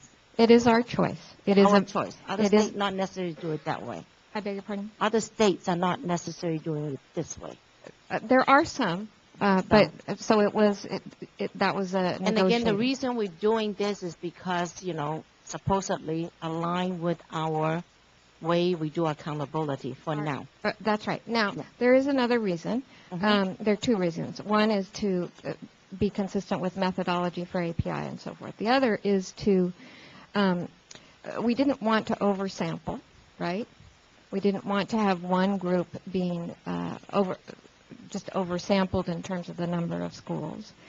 The other kind of policy decision was that, and in meeting with your assessment and accountability liaisons, was to, from a state perspective, really think about systemic change and making sure that we had elementary, middle, and high that would be part of this reform effort, or eligible to be part of this reform effort in a systemic kind of way. So those were the policies. But the reason I ask is, again, back in my world, feeder pattern is so important. I mean, you can just pick a middle, you can pick a high, and sometimes, again, I totally understand about, we have to group them, but we eventually, systemic-wise, we have to change the way we do that. Because you have, and I saw on the list, that you have a school with 500 kids in middle school and 501 students in high school, and they consider as high school.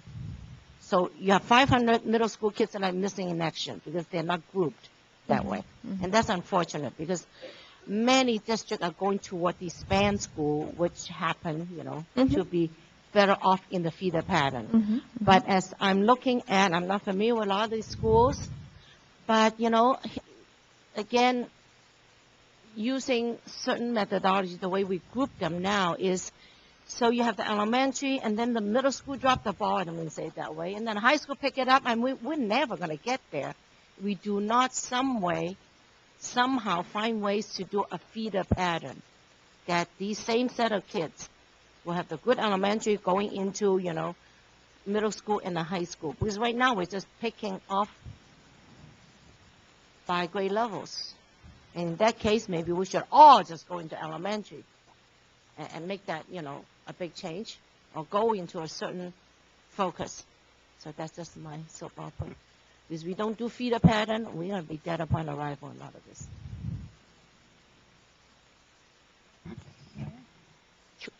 I don't understand that if you take a percentage, maybe my math is, I don't know. If you take a percentage, the same percentage of a combined thing, why there would be less comprehensive high schools. I'm not quite understanding that. Okay, so there are more. More.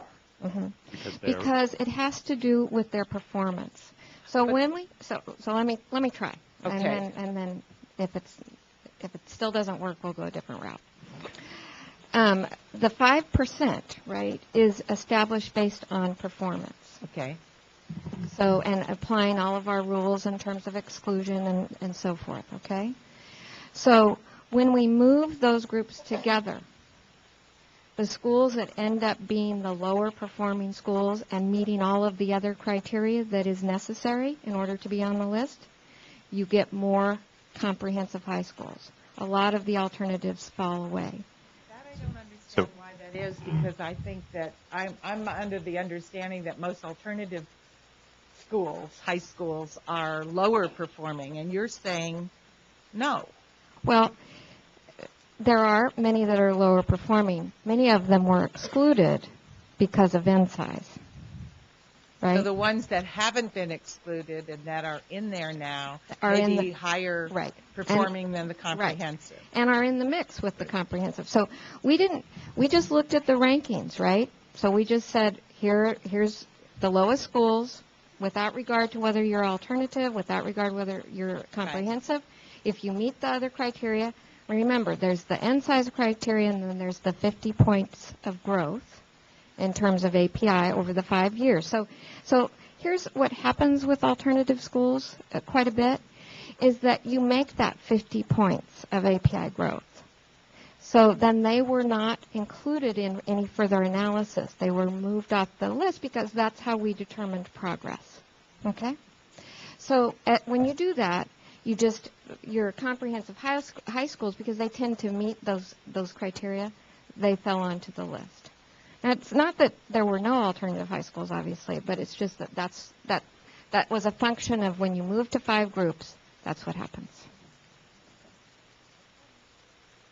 I guess I do, Yvonne, want to make a comment about the feeder pattern piece, and I don't want myself to, I don't want to get into this business of saying, well, it's all the Fed's fault, because I think we made important, and speaking on behalf of the liaisons, I think we collectively with the department made some important recommendations to you about making use of the current SIG grant as a way of being able to focus on each of the different levels so that we could work with districts to identify best practices that could be helpful to all schools as they improve. I do think, though, that, and I think that that's a decision that recommendation that pushes us toward what you're talking about, which is identifying best practices in each of the areas. The basic architecture of the school improvement grant, though, is one that has a number of really hard edges that aren't very helpful to us. One is that they focus specifically on schools. Mm-hmm. And so, as we've talked about yesterday, when we reviewed the DATE team, one of the things that we've learned in California is how important districts are in reform. Well, it's very difficult for us to not only support feeder patterns, but to support the work of districts in the context of the school improvement grant.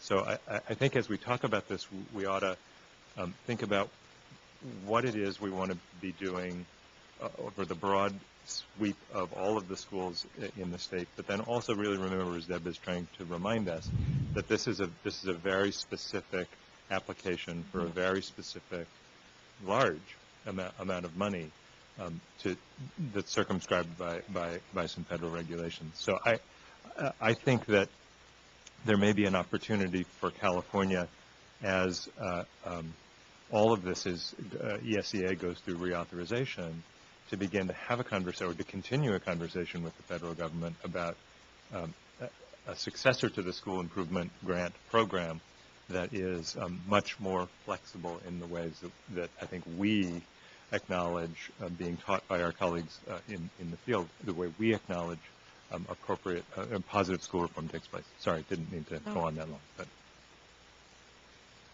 other questions about or your methodology, changes in the methodology? There's only one other change that occurred, and that had to do with a fiscal criteria that had to be met. What had to have occurred for these schools to be on the list is that they had to have received or anticipate receiving Title I dollars this current school year, the 9-10 school year. So we did go back. Some of the schools that were on an original, an initial calculation ended up not actually being Title I schools and had no intent of applying for those Title I dollars or had an LEA plan in process and so forth. So that was also an additional change to the methodology that was included in your original attachment 3.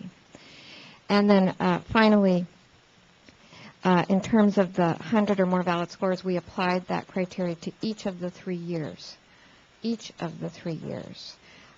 I believe that was the change, as opposed to the last year. So each year, which had to do with the reliability and the validity of the 100, making sure that we had 100 plus scores. So those were the changes that were applied. And so if in fact you approve that, we will make those changes before sending the SIG application forward to the federal government. So previously a speaker talked about how can you be persistently low achieving when you're not persistently open. So can we double check, because I also glanced at a couple of schools in LA Unified that seems they only opened 2 years ago. That's why it's a 3 years of data. So one is, let's double check, is it that we do all the schools on this list has been operating or have valid score at least for 3 years. That's one. That was the criteria. Okay. But, sometimes we get messages saying that my school is not. Okay, so having said that. Second is then what do we do with schools that possibly has opened for 3 years, but year one has only 50 kids. They're not, then They they won't would be excluded. They may, okay, but if Because they have the 100 kids, they have 100 kids. Yeah. Like those that like add a grade, very, I would say scaffolding. For example, I saw one school, first year has 6 and 9.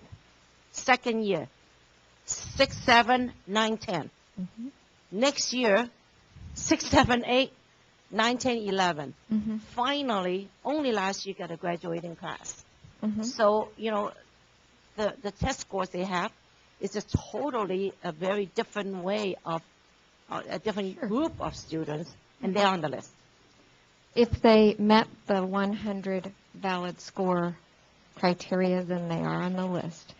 So there are lots of different permutations that can occur, and so, but we believe this is solid in that it certainly agrees with the guidance of the feds, and it is consistent with what you have approved in terms of our federal accountability workbook as well, which is that 100 valid score. Thank you. Jonathan? Just a question. We have, and I'm thinking of just one school in particular in Los Angeles Unified, comprehensive school, has met the superintendent's threshold of persistently low performing, and it's not on the list here, Fremont High School in Los Angeles. And I'm just surprised. So, so we've had, you can imagine, we have had a number of calls from districts to verify the schools that are on the list are the actual schools. So, generally what we find when we get these calls is that, there's a lot of schools in terms of ranking the percent proficient. And so it's a fairly small range that you take that 5%. And so I don't know the specifics of Fremont, Rachel, do you? But it's likely that they just missed the cutoff in terms of percent proficient. So remember, we look at the percent proficient on English, language arts, and math, because those are our accountability assessments. So for if you were a K-8, then we looked at California standards tests in those two areas. If you had a grade 10, then we looked at your KC proficiency rates. The federal guidance is specific to using those assessments that are included in your accountability workbook.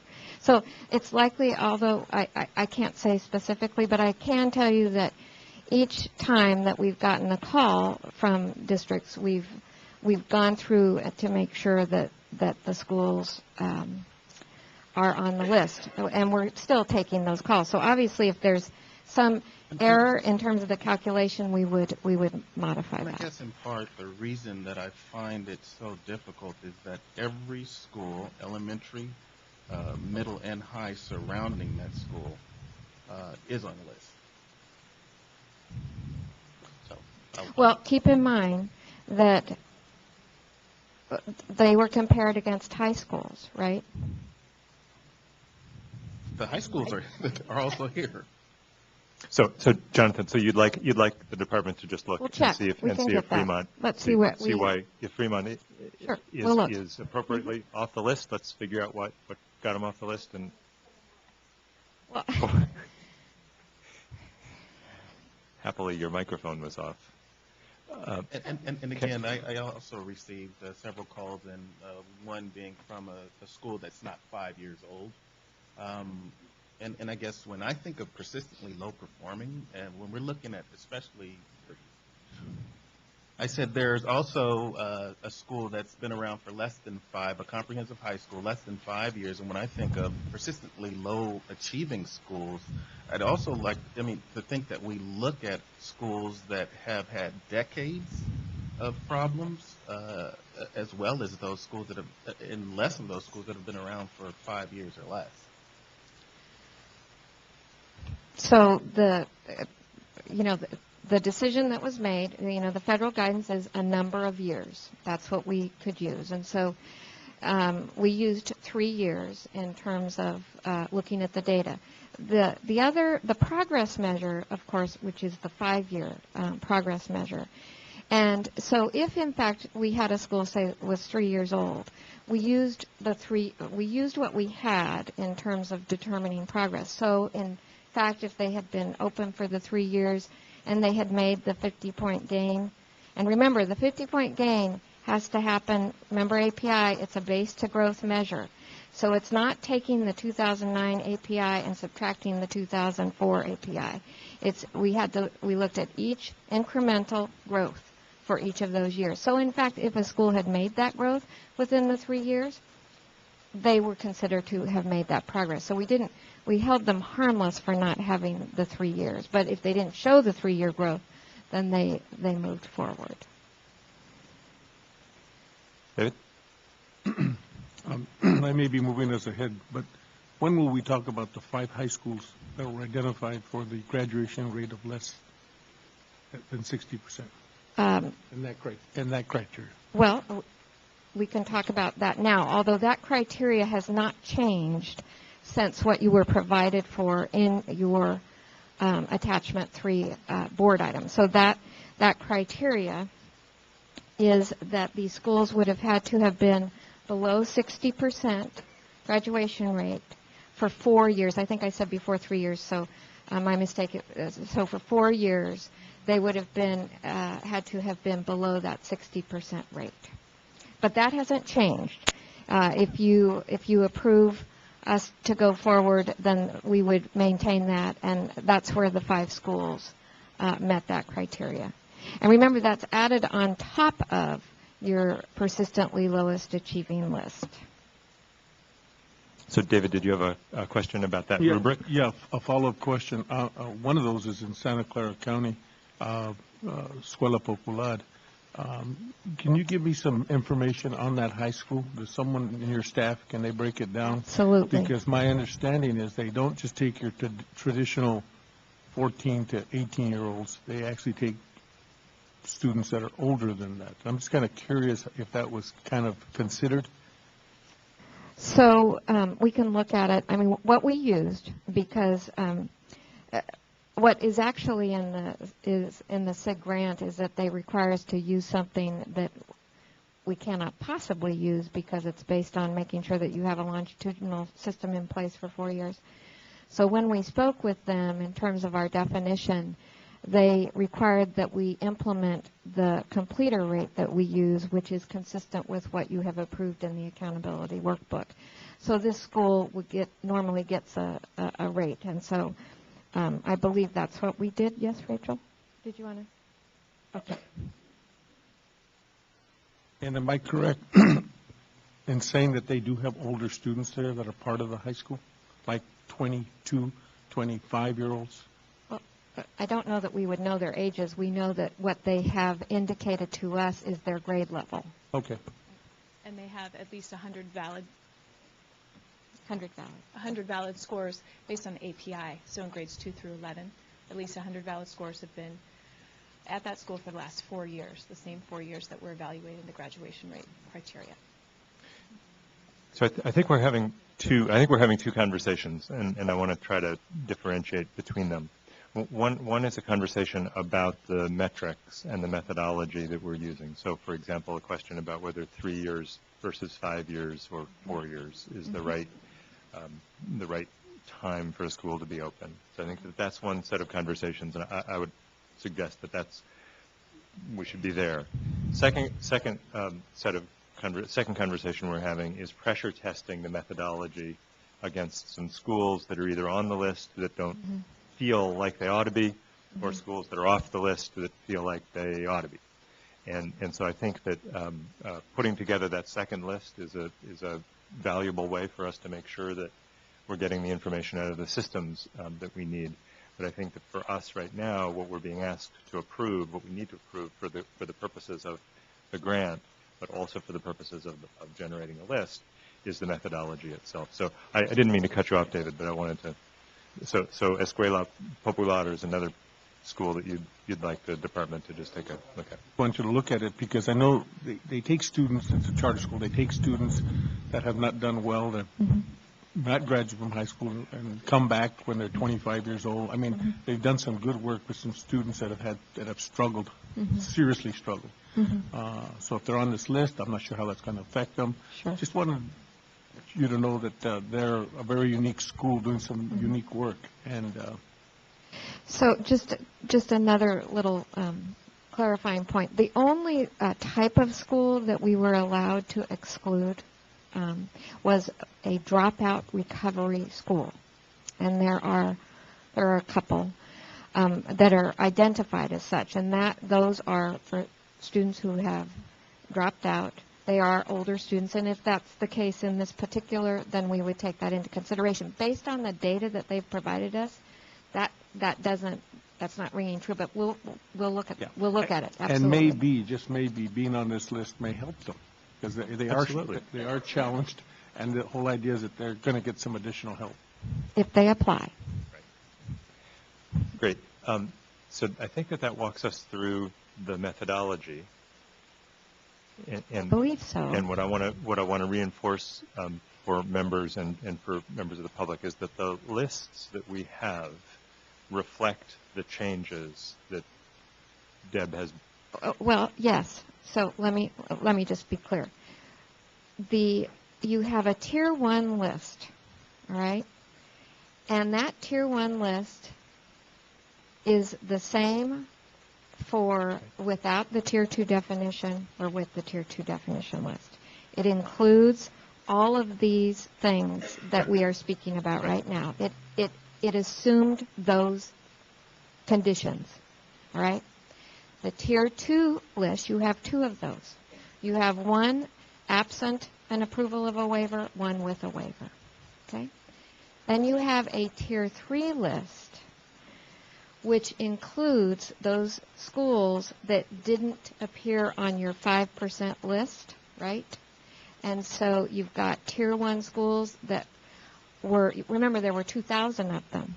We're only selecting 130-some of them. So those schools move to this Tier 3 list, okay? So the only one that isn't on a Tier 3 list is any of your Tier 2 schools that didn't appear on the 5%. They just disappear. Okay. I have many, many lists. Okay, so do we. If I'm Yes, looking at right. the March 9th, this is the list. Or is this the list? Or is, So help me.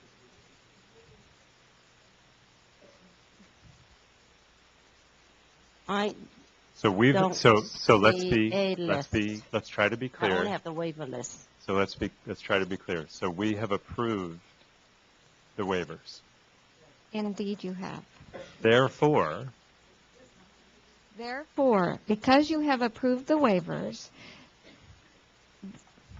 okay, let me try to explain this, if I could, Member Chan. We are required, because of the school improvement grant application, that any schools that we exclude because of an N size, we are required to submit that list to the U.S. Department of Ed with the following information included: the school name, the percent proficient, and the N size for the 3 years. Did I miss anything? No? Okay, thank you. That's the list that you have in your blue. It's just simply a list that speaks to those schools that were excluded because of N size. The other list that you have in your blue, which we are also required to send, and because you have approved the Tier 2 definition waiver, this is a list that says, absent a waiver, these are the schools that would have been on the list. With the waiver, these are the schools that will be on the list. That's what you have in your blue. so to be completely pedestrian about this, if one looks at page 33 of the blue and 34, one sees in Closure 3 a list of schools identified as Tier 2 with the N-size waiver and the Tier 2 waiver. So this is the list, one of the lists that's now operative because of the decision that we've made today. Correct. In addition, the Tier 1 schools have not changed. That's correct. Okay. And in your item addendum, you have an attachment called Attachment 5.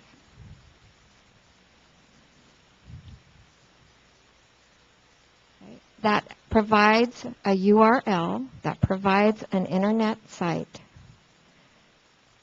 that lists those tiers. Okay?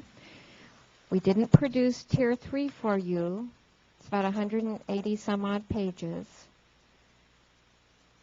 So those are provided to you as a URL.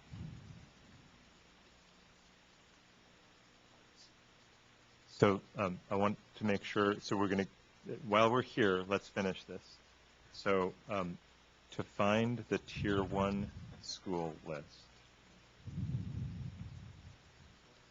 it's white, yes. And it has not changed. It hasn't changed. Which is why it's not in a blue. Why don't you do that? Mm-hmm.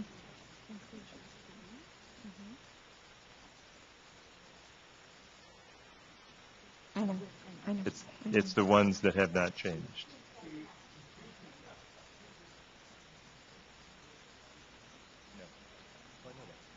You know what, President Mitchell, perhaps we could take a 5-minute break, and what we will do is provide the list and bring copies down. All right? That would be terrific. Okay. Thank let's you. do that. 5 minutes.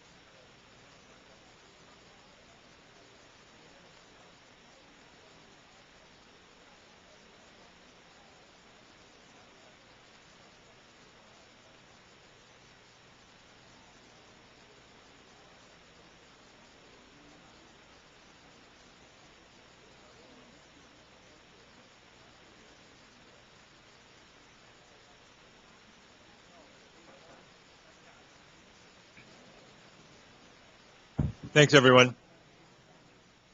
So we've had a chance during the break to do a couple of things. One is that the department is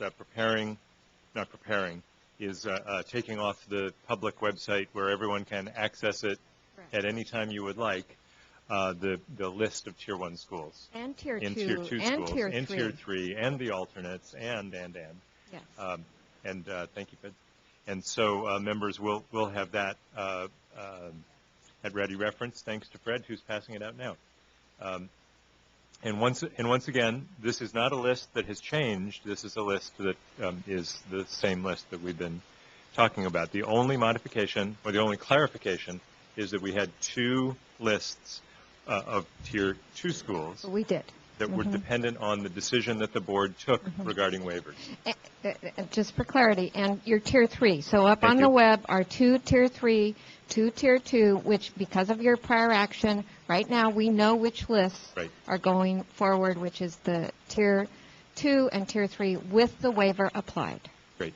The other thing that we decided, which your powers of observation will detect, is that we've decided that we're going to need to work through lunch. And so for those of you who are here for items 23 and 24 or waivers, you might want to take this as a good opportunity to go grab a bite. And those of you who are here to help us with SIG application, we'll try to get through this so that you can get to a late lunch. So members, we're at the part of our discussion where we are asked to verify or amend the methodology. Deb has walked us through that methodology. I wonder if there are any more clarifying questions about the methodology itself. Otherwise, I think we can turn quickly to public comment because I know that there are many members of the public who've come to talk to us about this methodology. Seeing none, why don't we turn, Regina, to public comment, and then that may spark further questions and clarifications from the board. Okay.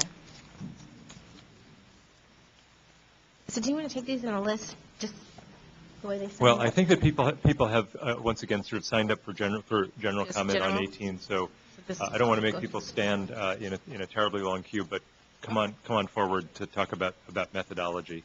Okay. Very grateful for your help. Thanks. Hi. Good afternoon, President Mitchell, State Superintendent O'Connell, board members.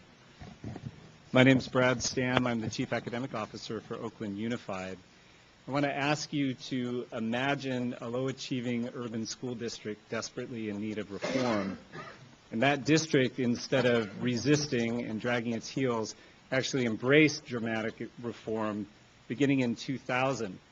I also want to acknowledge the State Superintendent's support for some courageous steps that we took in the district, including closing over 20 underperforming schools, opening almost 40 new schools, and chartering over 30 schools. For our size, it really represents the greatest transformation of a district except for maybe New Orleans. And we didn't have the hurricane. We had an academic hurricane that we're trying to address. The results, a 92-point gain in API over the last 5 years, making us the highest growth urban district in California. And we've learned a few lessons along the way. One of the lessons that we've learned is that careful, thoughtful planning and preparation yield superior results, and that leadership is critical. We focused intensely on instructional leadership and building the instructional leadership capacity of our principals, and we make an investment in them, particularly when we're going to open new schools, and we engage the community. 30 seconds. So what we are requesting is that the board ask staff to request a waiver from the federal government, giving LEAs more local discretion in determining whether to replace the leader or not, because schools take time to get started. We have several schools that are in their third or fourth year with leaders that are very supported by the community, where we're seeing the yield of results. 2 minutes. And the blanket replacement, even in the transformation model, we request that the board ask staff to reconsider with the department of that. Thank you. Thanks, Brad. President Mitchell, I just figured I would go in order. So I'll call up the next, Sure, that's fine. Matt Duffy. Okay. Thanks, Brad, for that comment. And again, as we're trying to work our way through this in a logical fashion, really helpful to focus, if you wouldn't mind focusing your comments on the methodology by which we're calculating the list. The next thing we're going to take up is, in fact, our application itself, which would be the appropriate place for us to ask for the kinds of waivers and changes that Brad mentioned. So, okay. Got Thanks. it. My name is Matthew Duffy. I am the founding principal of Elmhurst Community Prep Middle School and current executive director of high schools for Oakland Unified. I'm here to represent 4 new middle schools in their 4th year listed in Tier 1, and one in particular, Elmhurst Community.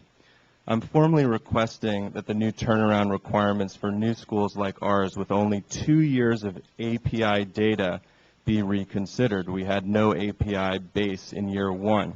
If you actually look at our API growth over the past 5 years, including new school and old school, the school has a net API gain of 114 points. You asked for 50, and we gave you 114. You can't see that due to the new CDS code and new name, even though same school, same building, same kids. Had we not changed our CDS code, we would not be on this list. So to be clear, I'm requesting that schools issued new CDS codes in the last 5 years be given more flexibility in their restructuring, either taken off the list or specifically not being mandated to replace principal and staff in order for us to help determine whether to apply. The proposed process of restructuring is exactly what we did in our school.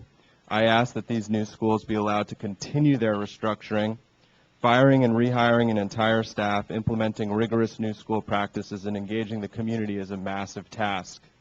I ask that this work that we have done to gain 114 API points not be undone. Our school is considered a national model for this work, cited heavily by Linda Darling-Hammond, and I ask that you reconsider. Thank you. Thank you. Callie Brinks, Oscar Dunez, and Doug McCray.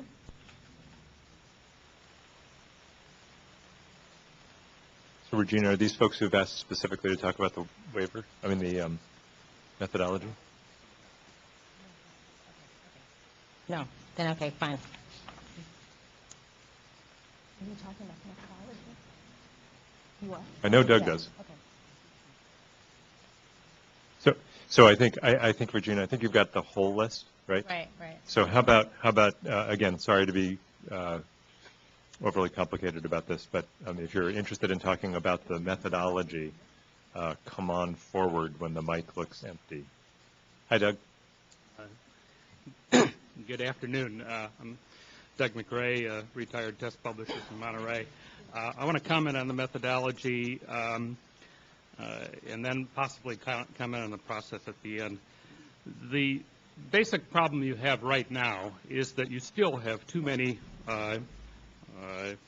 higher achieving schools on the list. You solved some of the problem with the Tier 2 waiver, but not all of the problem.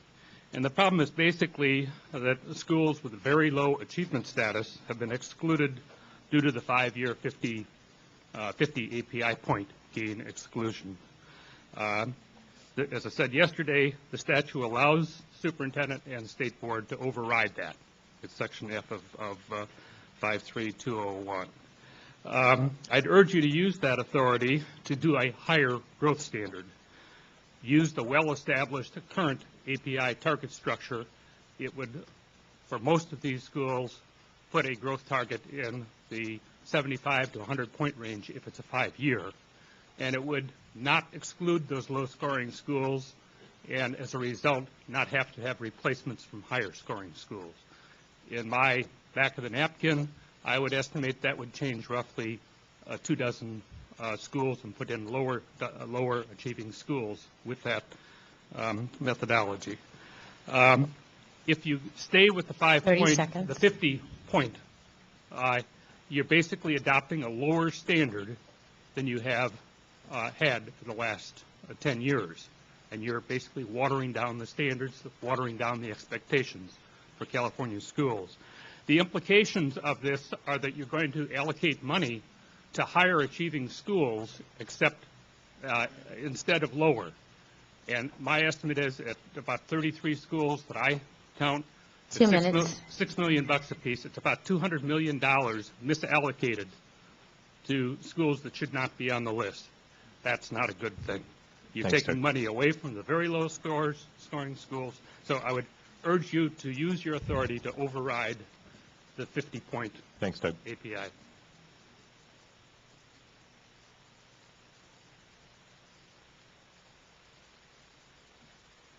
Thank you, Superintendent O'Connell and board members, for giving us the time today to speak. My name is Terry Lancaster. I'm the superintendent of Joaquina Elementary School District. It's a K-8 school district in rural Tulare County with about 270 students. My comments pertain to the methodology, mostly frustration, but comments nonetheless. After an API 4 years ago of -21, Joaquina School District requested and received assistance from our County Office of Education. We did a complete review of our school. The APS came up with an improvement plan, working with our parents and our students and our staff, and set forth on a plan. The first year, we gained 13 points doing training and assistance from County Office of Education.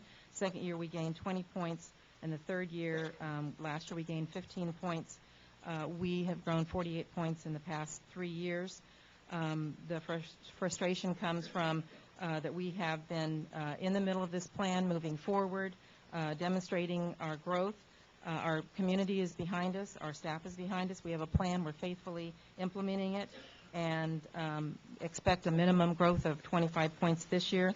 The persistently low performing label is not helping us. Our parents feel like it's all been thrown to the wind, that they've been working with us and our staff, and that we're frustrated on the methodology.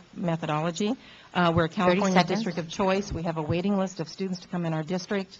And so what we're concerned about is the consideration or allowance of the spirit of the law versus the letter of the law, and that we know we're low performing. We don't believe we're persistently low performing. If there would be any possibility of an appeals process in the future, we would ask consideration for that. Thank you for your time.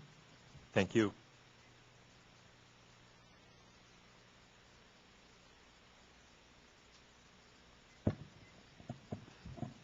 Good afternoon. My name is Obeda Crespo. Thank you for the opportunity to have a voice today.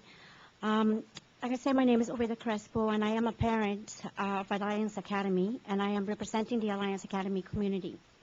Alliance Academy was just named as one of the lowest performing schools in the state, and we have been told that the district must choose between 4 different strategies to turn our schools around. First of all, we are confused about why Alliance Academy is on the list. Our school was created new only 3 years ago following a community design process. Families, teachers, and administrators joined together in design teams to recreate Elmhurst Middle School, which was definitely not performing. We have already done what the state is asking us to do. We got a new leader, we got new teachers, new programs. Our school has made a lot of growth in school climate. Parent, student, and teacher satisfaction is way up. The students care about their schoolwork, and attendance is up. We have also made improvements in academic performance. If you compare our API performance to Elmhurst Middle School, which we replaced 3 years ago, you can see that Alliance Academy has made an 83% gain.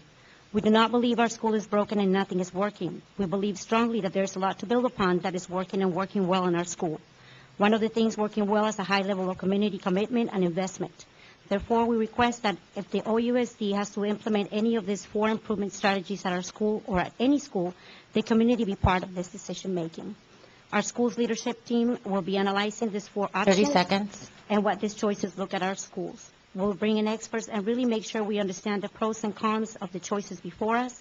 Our goal is to make the best choice for our children, to maximize their learning and minimize any unnecessary disruption to already fragile lives. Thank you for your time. Thank you very much.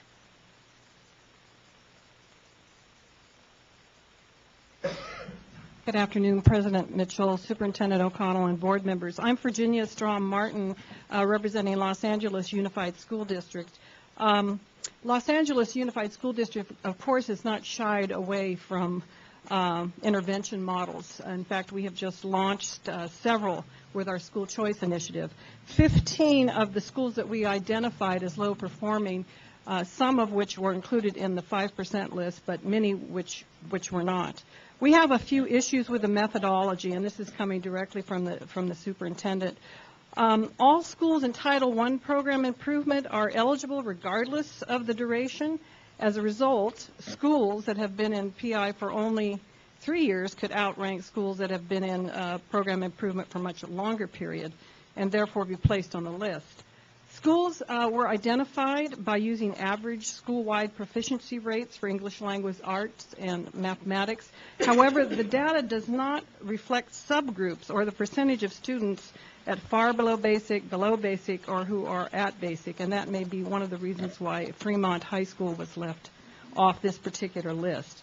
And according to the request for application, the accountability for these schools will be measured including these subgroup rates. The API growth. The growth of 50 points, as was mentioned before, over 5 years does not really distinguish between a school that starts with an API of 450 and one that starts with an API of 700. We have several schools that have API growth of 50 points that are still under 600, and that's 200 points below the state's target of 800. Finally, we have several schools on the list that have only been open for 4 years. A couple of these schools have the 50-plus points, but they are still on the list. And lastly, the graduation rate. California's, or the federal requirement is for graduation rate of less than 60% of students to qualify for the persistently low list. But we look at proficiency rates.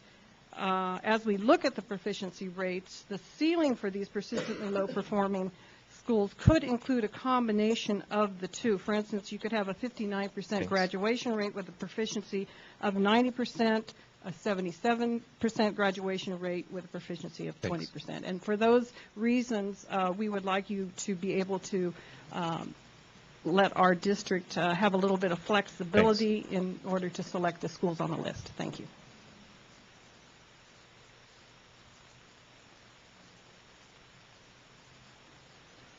Sherry Griffith with the Association of California School Administrators. Virginia mentioned a number of issues that we would be raising as well, so I won't repeat those. But I do want to, one, commend the department in regards to using 3 years versus 2 for the AYP data. The federal government said a minimum 2, and they are using 3. We think that's a good first step. However, we'd just like to put on the record that Secretary Duncan has made it very clear in Washington that they don't support the AYP. And so we're quite concerned that we're launching the reforms, even though we don't have ESEA in place, with a metric that we think the Secretary is interested in changing. Now, while there might be elements of the AYP that will continue, we're not saying that it will go away. We think that, just for the record, we're very concerned about using a metric in which all of our districts and schools need to be 100% proficient by 2013-14. We think the list of 2,800 will grow, as you can imagine, in California. So that's just for the record. In regards to the API, the 50 points comes directly from SB X51, which was the legislation passed during special session, and the 50 points API, I think the problems with that have been raised. We think it was a good first step. We do think that you're going to hear cases in which districts and schools will come to 49 points. They're going to be very close, just like we went through with IIUSP. Again, we put on the record the need for an appeals process so that you can take that on a 30-second case-by-case basis.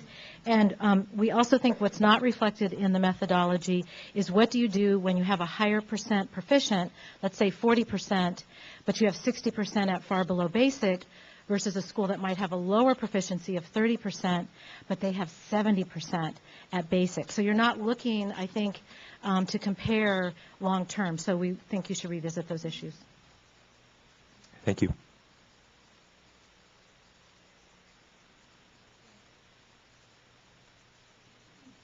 Sandy Silverstein, representing Riverside County Superintendent of Schools, Ken Young. I'm speaking here on behalf of the methodology which has picked up our county community school, as on the persistently low performing list. And as was mentioned earlier, the models that are prescribed under this act don't really work for county, court, and community schools. And that's primarily, we can't close them. We do serve the most high-risk students.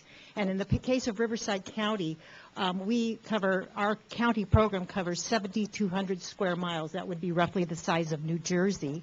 It is one program, and we have 14 principals that are regionally assigned. Each principal that we would have to remove under this program isn't just an administrator for a county program. He administers the court school program, He administers they administer special ed and CalSafe programs in that same region. So it's a model that really doesn't work for our schools, and you've noted that before, and I appreciate that. To that end, we would hope that what you would do is ask the feds if we could have a waiver for alternative education schools, given these kinds of issues. One of the reasons, by the way, that we were picked up and many county offices weren't, alternative schools weren't, I should say, or other alternative schools, is we have an anomaly where we have one CDS code for our entire county community school. That isn't usually the case. It's historical. We'd like to see that maybe addressed as well, at least recognize that the anomaly of CDS code assignment is kicking people into this kind of arbitrarily. Thank you. Thank you. Any further help you can give us on methodology? If not, board members, we've heard a number of comments, and before we turn to our discussion, I'd like to give an opportunity, because I know that there are some members of the public, particularly parents, who've come to talk to us about particular schools. And those of you who would like to indicate that we should look further at a particular school, we'd love to hear from now. I think that it will help us as we think about methodology to have some names of schools to go along with the more theoretical issues. So if I could ask a favor, those of you who've come to talk about a particular school, if you could come forward now, that would be great. And I think that there are certainly obvious merits to every school in California, and it is it is not an easy thing to be identified as being on this list. What we would like to do, I think, is encourage the department to make sure that whatever methodology we end up with is being applied consistently and fairly. And we would love to be able to make sure that if there are particular schools that you want us to track through that process, that we do so. So with that invitation, let me see if there are members of the public who would like to come and identify themselves, identify a particular school that you would like us to track through the process. That would be great. Okay. Then let's move on to talk among ourselves about the methodology that's been proposed, and to see if we can come in pretty short order to a conclusion about methodology. Yvonne? First one is a question, and then the second one will be my comment or concerns. So first one, regarding all these direct funded charters, thank you for redoing this. Thank you, really. I know it's tough work.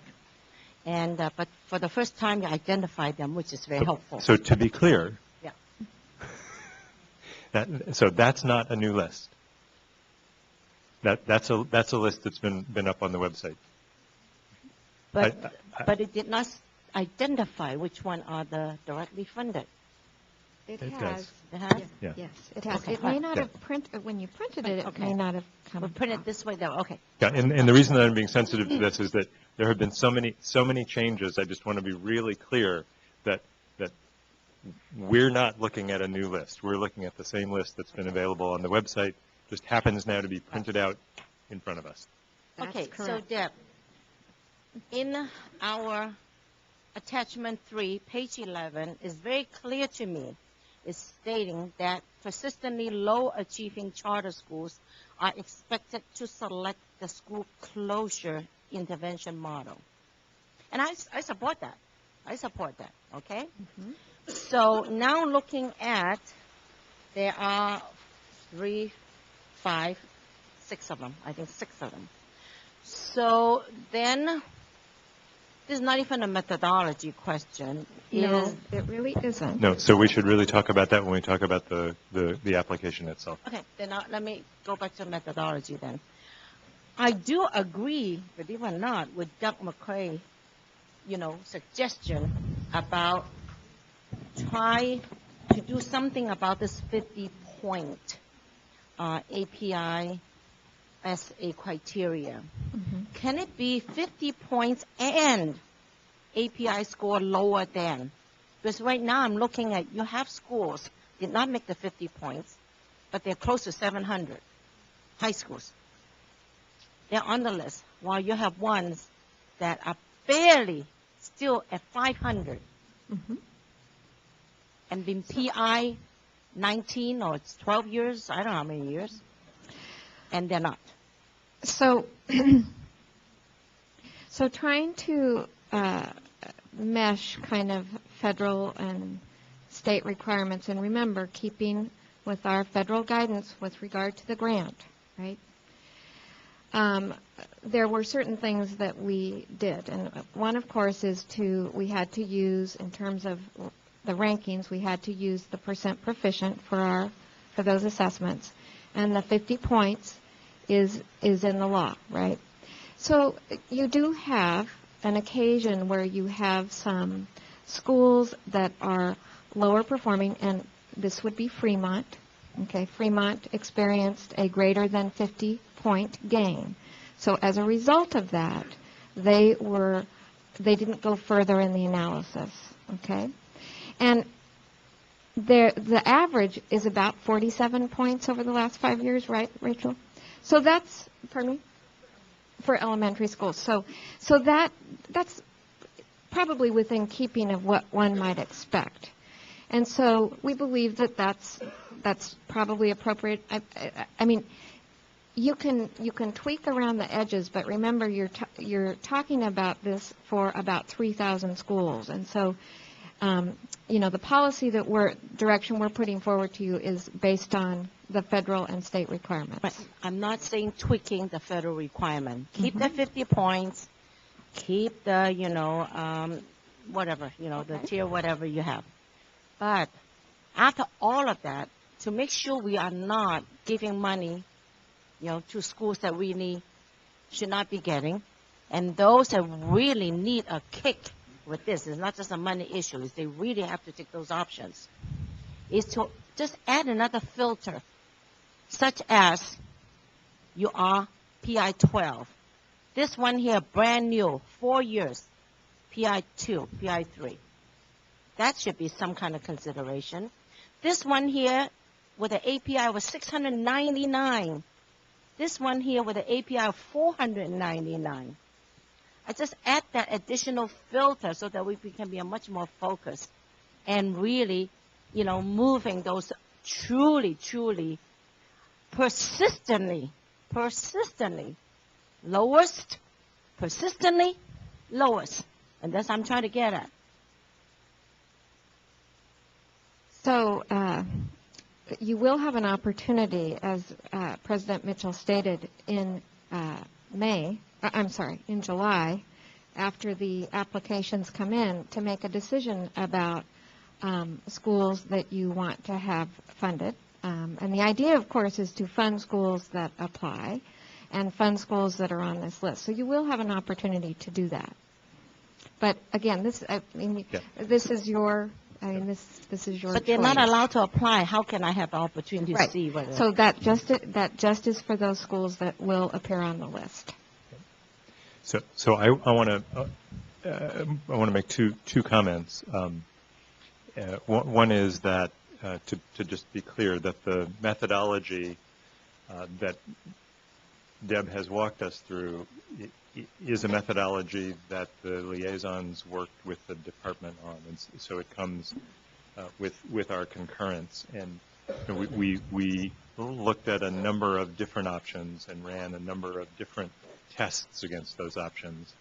And from my perspective as a liaison in those meetings, sort of the first test was sort of the, I think we called it in the end, the Aunt Emma test, is if we use methodology X versus Y, does the list look and feel better to people who know these schools?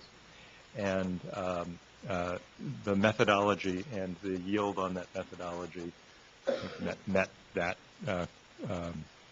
set of criteria for us.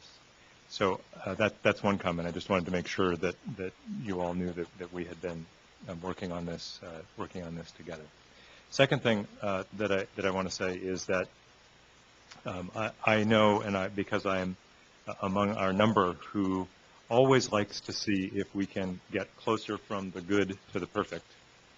And there are lots of things that we might do today that might actually move us down that path. But I will say for the record that having heard of the consequence of changing lists from our colleagues in the field, I worry even more now than I did at 8 this morning about the consequence for our communities of going back to the drawing board one more time.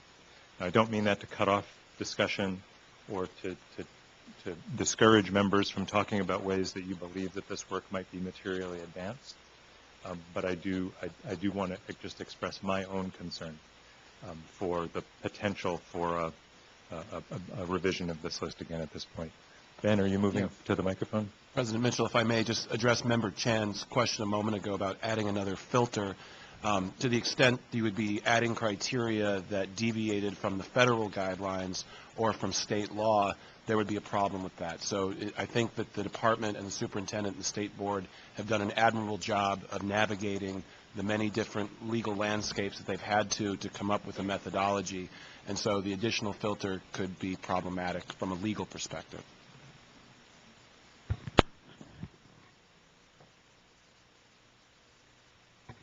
And just to add a little weight to Mr. Riley's comment, Ben, I believe that your office will need to certify this list and the methodology as following both federal and state law. Am I right?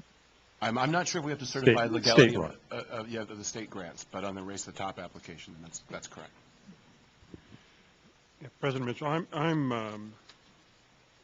I believe that we can probably stay here a week and talk about all kinds of tweaks to the methodology. We're never going to have a perfect system, and that's not to make light of any of the issues. Mm-hmm. My question at this point, I think some really valid statements and circumstances have come to light. The instance of the Riverside alternative ed, I think that needs to be looked at. My question is, given the methodology that we're at now, my understanding is as those applications come in, Riverside may choose not to apply. If they do, and would say, you know, here's what we want to do with a few of these, and will we have the opportunity as a board to provide any waiver or appeal situation to approve that application? And if the answer is yes, then I feel a lot more comfortable going forward that we can make the methodology work and end up doing the right thing. So I think, again, some real valid issues have come up, and as long as we can deal with those on a case-by-case basis, I'm comfortable moving forward. Deb, do you want to talk to that, and then I'll give my understanding as well? A couple of things. I did want to just reiterate that in terms of the county community schools, which Riverside, of course, is one of them, and they are unique in the CDS code, and we did ask specifically about, and again, the feds have indicated no. So second point, you are absolutely right. They can elect not to apply, which means that they would not have to do for the SIG grant any of those interventions. So I think that it's important that we focus on the fact that this is about the grant and moving forward with this list and having folks eligible to apply for a sum of money. So. And I'd also like to point out that the question about Elmhurst Community Prep and changing CDS codes in district organized school turnarounds. This is Oakland? Yes. Yep. Is that we also talked about that at some length right. last week. And so what we've done is we've tried to be consistent with our methodology, and so I think in that case we used the 3-year criteria, 100 valid scores, and then we used their API progress. Remember, we've got 2 different measures here. We've got performance, absolute performance, and then we've got this progress, where the API comes in. So we looked at what they had since they have been that school, and so they didn't meet that API level progress. And that happened in a few cases, but remember, when you close, then you open as a new CDS code, you're essentially a new school. So we looked at that school's level of data. So, Jim, I'm not sure that provides you with the comfort that you need. I guess the greatest comfort I have is they don't have to apply for this if they choose not to. And that's, we're just going to have to live with that. I guess at this point, I don't know if we're prepared to move forward and move that we approve the current methodology as outlined. And I'm prepared to do that if it's an appropriate time, if everybody feels comfortable and we continue the debate. But I don't know what other issues we have to deal with. There are some other things like exit strategy, and I don't. Is that a discussion for today? It is, and I think we'll talk about that when we talk about the application and we talk about the RFP and the things that we would like to see in that RFP, one of which might be an exit strategy. So I think, why don't we try? Why don't we see where we are? Use a motion to test that. I would move staff approval or staff recommendation. Great. Motion's been made to approve the methodology that we've discussed. Is there a second for that motion? Second by Mr. Lopez. Of course. Yeah. Okay. We cannot put further filter. Okay, fine. I'm going to step back and look at this. And this list go out to the public and also, to people who are running the school. I'm putting my principal's hat again. They identify persistently lowest. I mean, those 2 just kind of get to me if I'm on the list. Mm-hmm. And if I'm on the list, I have an API of 700. So, and I'm not PI 12, like my next door neighbor. Mm-hmm. I do not know, I don't mean to tweaking the terms, but are these really, in a sense, persistently lowest? Is there some way to say they're persistent lowest based on the federal? And it will not, be going out to the community that they are the persistent lowest, because they are not. In my point of view, in some of them, they're not. So this is about meeting the requirements. Right. Okay? If you can help me with that discomfort. Right. So I want to point out this is a requirement of this particular grant, and that terminology is within this particular grant. So I think that the question you're asking is a more nuanced kind of question about the public relations issue about this. So we certainly would want to, given any of our public documents or our public websites, we could certainly talk about that in terms of the school improvement grant and the criteria to meet that grant. One might even think of this as an eligibility list. Yes. Mm-hmm. I hear that.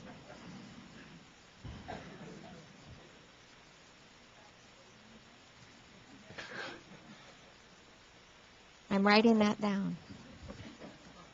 So there's a motion that's been made and seconded. Is there further comment? I just would like to make one comment, if I may. I, along with, I think, the other members of the board, find that some of the terminology and the selection is onerous. Mm-hmm. And I think you do too. Mm-hmm. And the department does. The reality of it is we're dealing with the Federal Department of Education, and these are their requirements. In order for this state to be able to get the monies for this SIG grant, we have to deal with some of this, much like the districts who apply for this money through us. Once we get the money, we'll have to deal with some of the more onerous aspects of it, changing everything by September, doing a lot of things, dealing with PR in their own districts, making them feel badly, etc.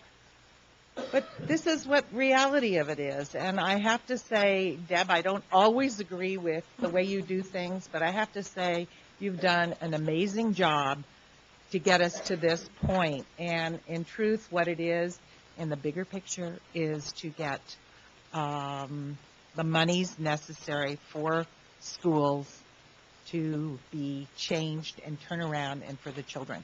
So, nothing it's not perfect. It's like having vanilla ice cream on vanilla frosting on a chocolate cake. It just doesn't go, but you have to eat it sometimes because they don't have chocolate. So, I'm sorry, it was, but, but I think that we have to accept a lot of the terminology, a lot of the choices that had to be made, not because we wanted to, but because we have to. With that, it looks like we're prepared to vote.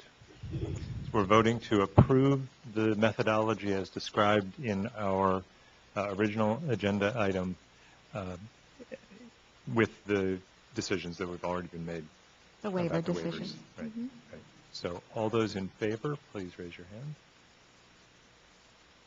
hand. Unanimous vote. The methodology is approved. Okay. Now we move. We'll move to the lists. And so what we're asking you to take action upon are the lists as a result of your prior actions with regard to methodology and with regard to the waiver. So what you are approving are Tier 1, the Tier 1 list, which has not changed, Tier 2 list, which is modified by virtue of the waiver definition, and Tier 3 list that will change as well. So that is what we're asking you to approve. Great. Is there public comment on the list itself?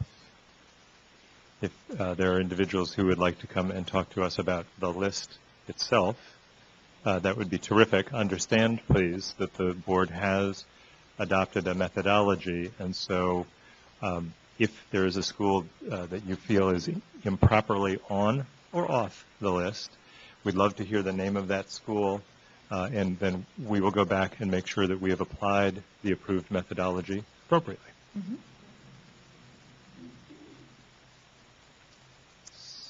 I don't have anyone Seeing identified. no one, great. Mr. Ashwandon. I would move the approval of the Tier 1 list, the Tier 2 list as modified by the waiver. And do we have to send both of them? We do have to. Okay. I move to send those lists back and include them as the adopted list for today. Great. Second by Ms. Bloom. Tier 3 was included in that. Okay. Tier 1, Tier 2s, and Tier 3. Motions are made and seconded. Hearing no further comment, all those in favor, please signify by raising your hand. Great, a unanimous vote. We now turn to the application. Which I think is our final ask of you, and we are asking that you allow us to move forward with the school improvement grant application, both the state application as well as the application that will be sent out to our local education districts as modified by your prior actions, waivers and methodology. Great. And lists.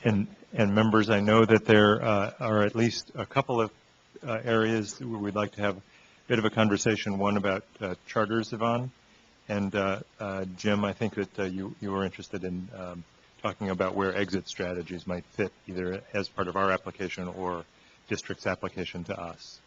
So, Yvonne, you want to return us to the charter issue? Actually, more than a charter issue. First and foremost is on this application, we talk about goals.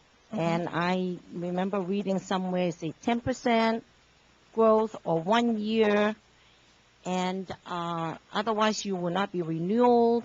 So my question is, how are we going to balance the rigor? If we're going to go by 10%, you're going to take them, what, another 20 years to get wherever we want them to go. So I'm not too sure about using a percent. Then talking about they have to make the 1 year growth, how realistic are we when they are already PI 15 and they haven't done it with IU, USP, HSB, QEIA, everything else? So that's question number 1. 2 is then the monitoring. Very clear that the monitoring will be done by the county or some kind of regional consortium. And with that, yesterday we talked about capacity. And the study already said that some counties felt that they are already stretched out because they're continued dating, right? Remember that? So that question is, do they really have capacity now, 188 schools, to help us to monitor? Third is now charter schools. If you're charter schools, the only option should be closure. Not that I'm disagree, but then the mechanism of it is if they close, the kids go back to just like the regular closure procedure, correct? Then you're looking at vis-a-vis that other school, non-charter, may be in a worse shape. And if this is the only option for charter, how come it's not the only option for others? Then the last one here, which Rick Miller just left, is that on one of the evaluation criteria or one of the, I don't remember where I read it, is about student attendance.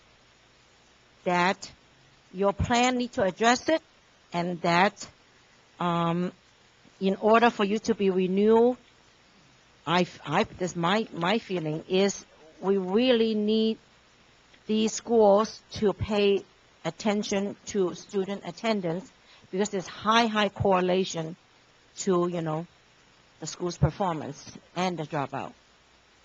I think that's 4 of them. Okay.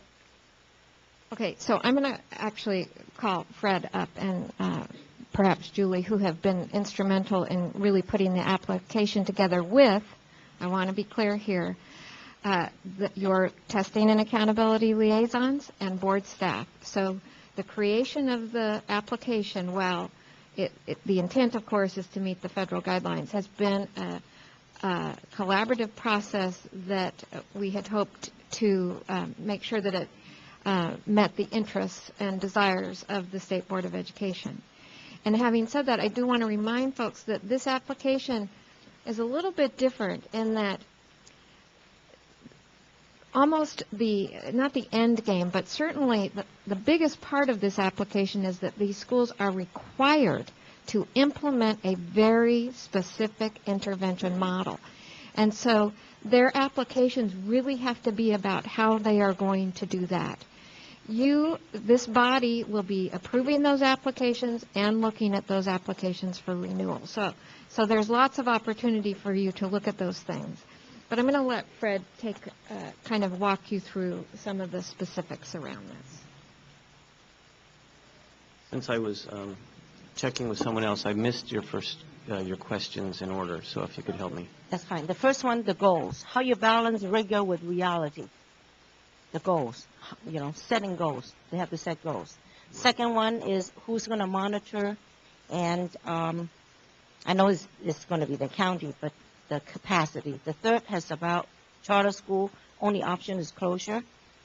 And then the fourth one is in the application, the criteria, where should we address student attendance, because that is an important factor. It did say somewhere there about you have to address it. And how do they address it? Does our CalPAT have them, or I do not know? Okay, so I'll try to take these in order. In the application for this grant, each LEA will set annual achievement goals for each school. And I'm actually looking at page 20 on the application. So those goals then they would be accompanied by activities. So they have a particular goal, whether it be around attendance, or around improvement along one of the academic dimensions, and they have specific activities in their application as to how they're going to address that. In addition, in the application, they would also estimate how much that's going to cost. That application will come to us for review, as well as to your board staff, and ultimately to you for approval.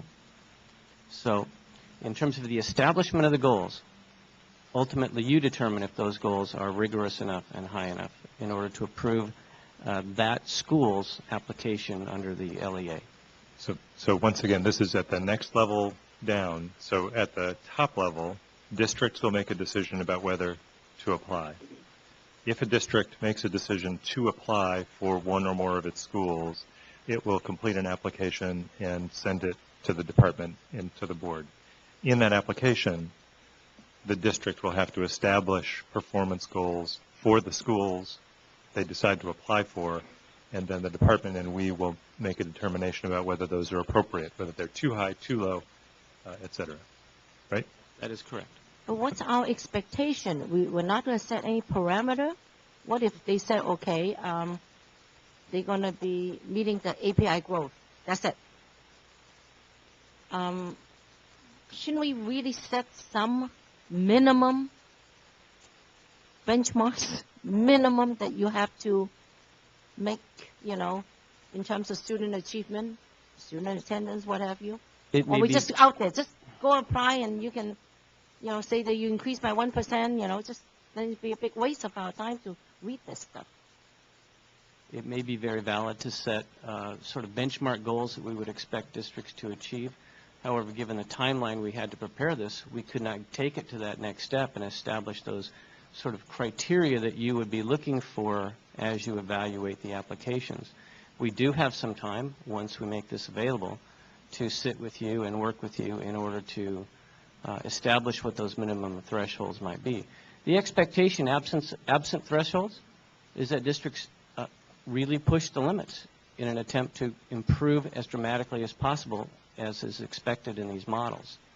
But ultimately, it will be your decisions whether an application establishes the kind of rigor and push that you're looking for. And so, Fred, what I'm hearing in that comment is that we could work together to develop some, excuse the word, guidance for districts about their application process that might be a refinement of what we have here. Is that right?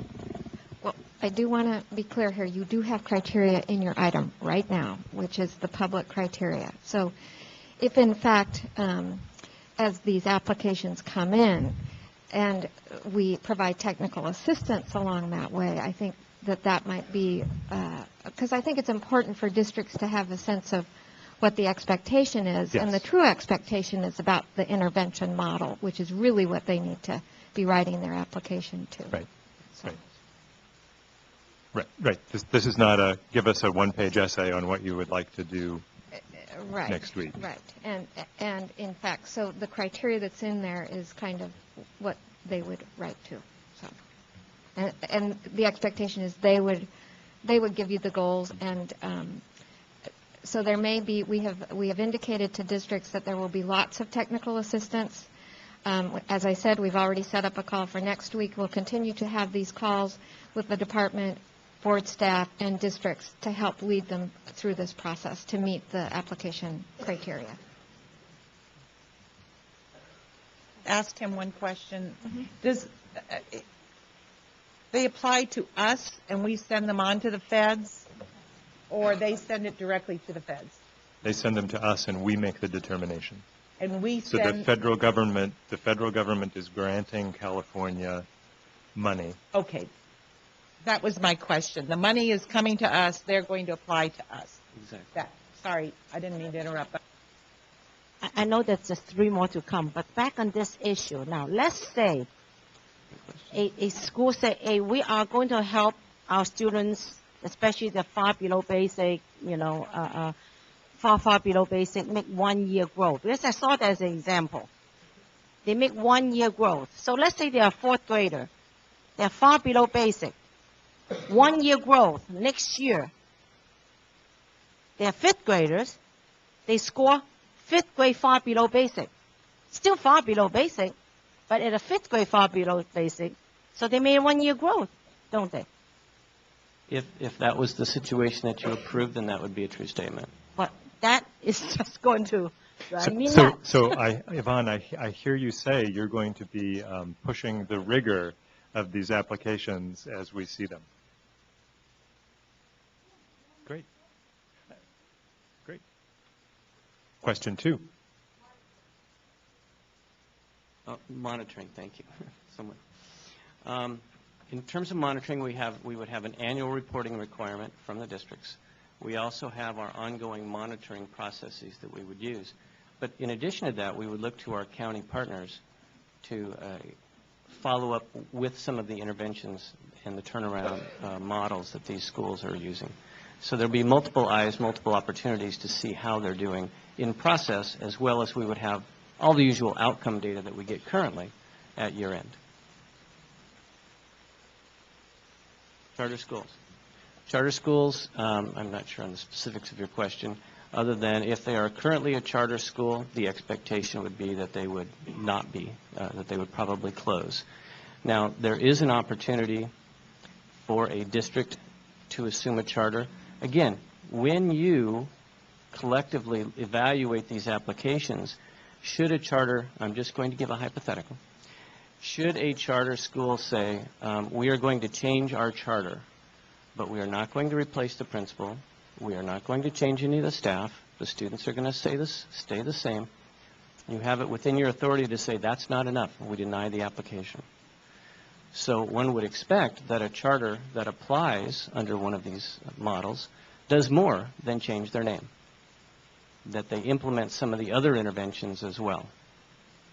And that, again, ultimately that decision will be yours, whether it gets approved in the form that they've applied or not. But it is, to just try to put a point on it, it is the expectation that the charter will close, but it's not a requirement that the charter close. Is that right? That is absolutely true. In fact, if I could expand on that, the board cannot dictate to an LEA which models they use. Certainly you can have as high standards as are appropriate, but you can't tell them in advance what they must do.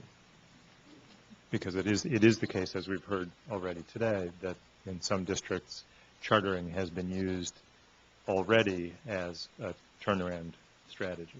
Correct.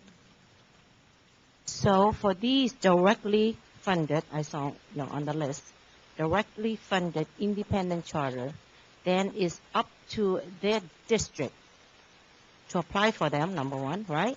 No, or not a apply? direct funded charter may apply on its own. They apply directly on their own. Yes. And the authorizing district has nothing to say about it. If they're a direct funded charter, then they might apply on their own. For example, here, Lennox. Lennox has one. Century Academy for Excellence. So the Yep. Yeah. So, little clarification. This is just about applying for the grant. The authorizer has at its discretion whatever other mechanism it uses in terms of renewal of charter, monitoring of charter, any of those kinds of things. That's separate and apart from folks applying for this grant. Okay?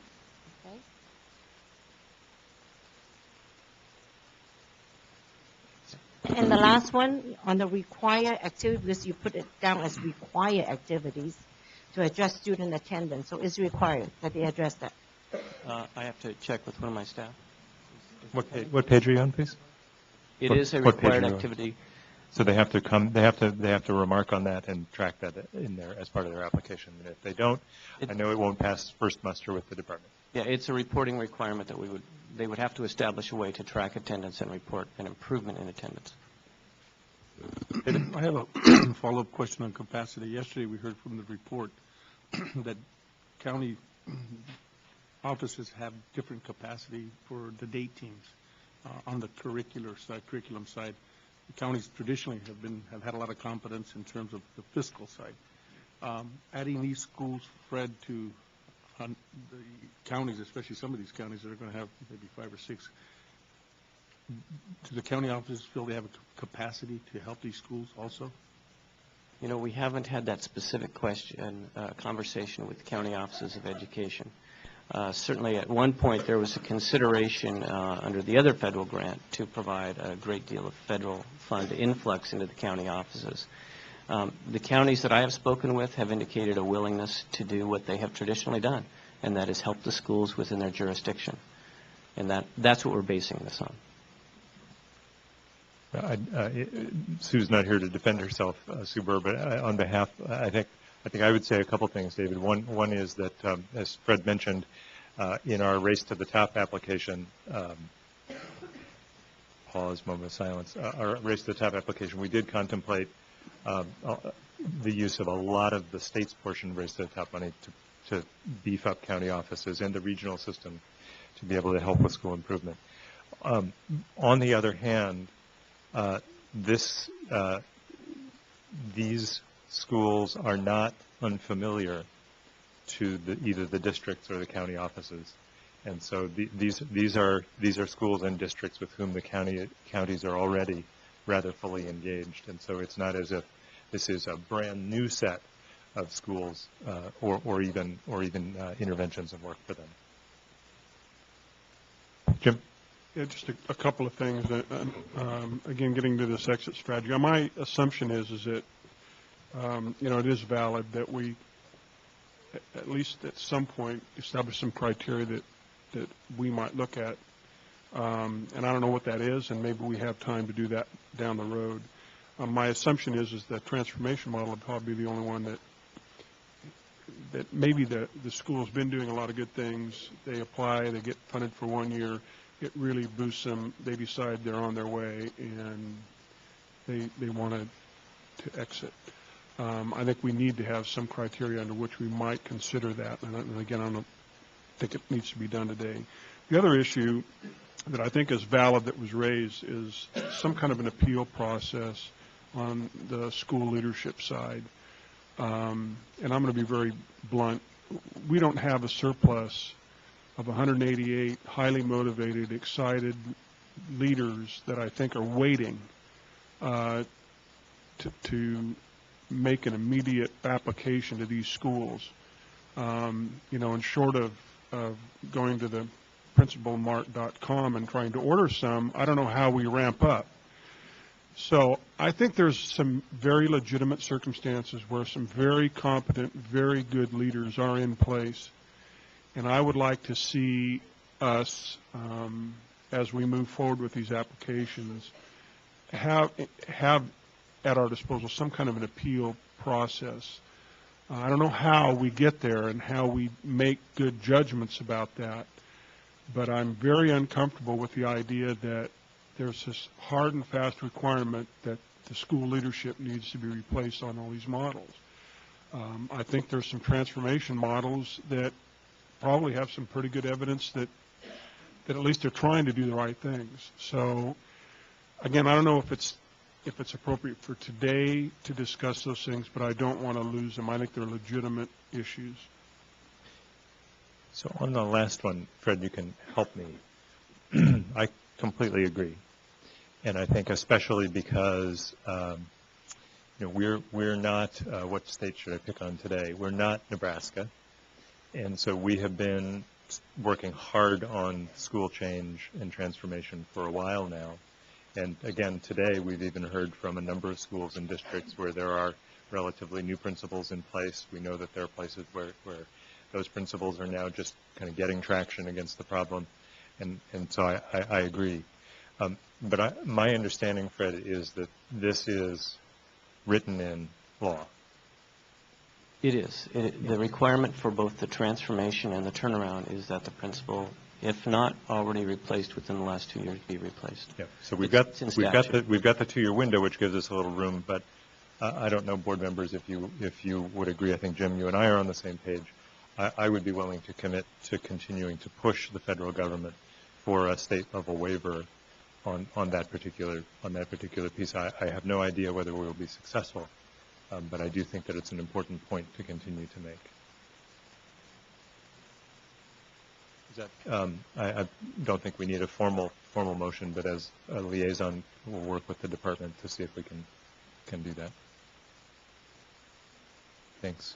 Okay, other questions or comments this time on the application itself? So I think that these have been very helpful clarifying comments and questions.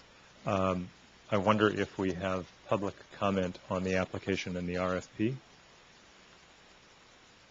I guess there's an answer to that question. Welcome. Come on up. Yeah, so we're going to work on exit too. Good afternoon, Patty Scripter, California State PTA, representing almost 1 million members with 55% of our units in Title I schools.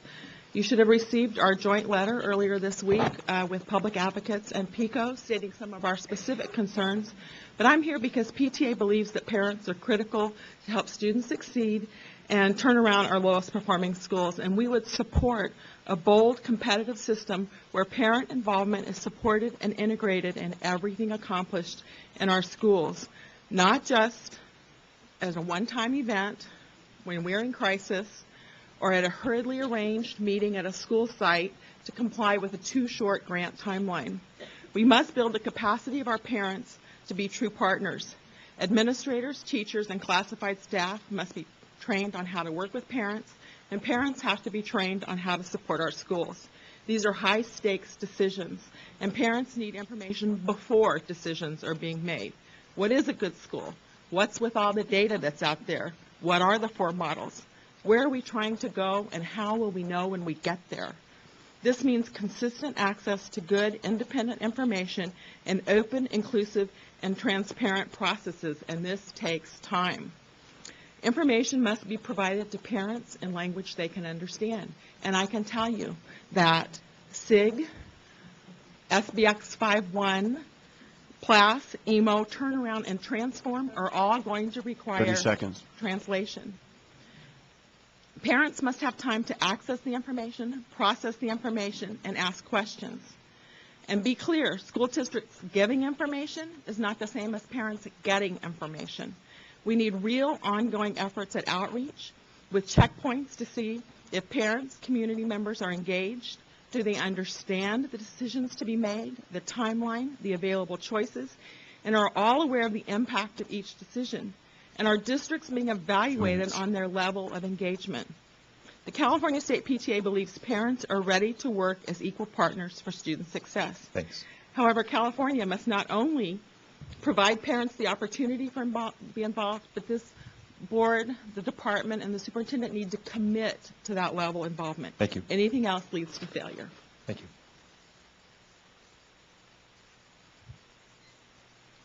Hi, I'm Doug McRae. Afternoon. Once again, retired test publisher from Monterey. I want to speak about exit criteria at this time. I have a handout that I gave to state board members. It's on green paper, and there were copies out in the lobby for the public. It has a 8-point strategic plan that would yield basically a far better list, but the point number 1 on this was to include exit criteria thinking in the identification criteria. That's just good practice. If you're going to build an airplane, you don't build a takeoff system into it and then ignore a landing system. The exit criteria are a landing system, and it should be coordinated in the entire plan. On this handout, point number 1, it has an effect of the next 6 points, which are basically part of the methodology. And I think that what you've adopted with the gun to your face on a time gun on your head is basically a pretty mediocre type of methodology and a fairly mediocre list with flaws in it. But a good exit strategy at the bottom, point number 8, is that you use the entry strategy to allow people to exit. And what I suggest down on point number 8 is that when schools drop off the list at the beginning of the next school year, they have the option then to exit the program and use the unused funds for other people. That, to me, would be a good exit strategy. It would be very good if we had a better entry strategy. I do have comments on the process, rather critical comments. I'll put them in writing for the board and make those public. Thank you, Doug. Good afternoon, Colin Miller with the California Charter Schools Association. Just a couple quick comments. The presumption that charters would be closed, charters on this list would be closing, I think is perhaps a little bit erroneous. Schools are required to go through a diagnostic process and decide which of these options is the best. For a charter school, one of those considerations must be where are these children going to go if the school closes, and sometimes there is not a better option than the charter itself. So I think we need to be very clear that charters may very well be looking at other ways to reform their schools rather than just simply closing and giving up. For schools that are converting under this process, for traditional schools, very much concerned about the timeline here. Conversion of a traditional school to a charter school is a very, very difficult process. Requires a lot of thought, a lot of time building community support, teacher support to even get the petition in. Very, very concerned that the timelines here that require the charter to be converted by start of school this year would simply push districts to create charters that are charter in name only, and the transformation at that school would be a name change. I want to really stress that's a very serious concern, and it does appear like that could be an option legally under this program.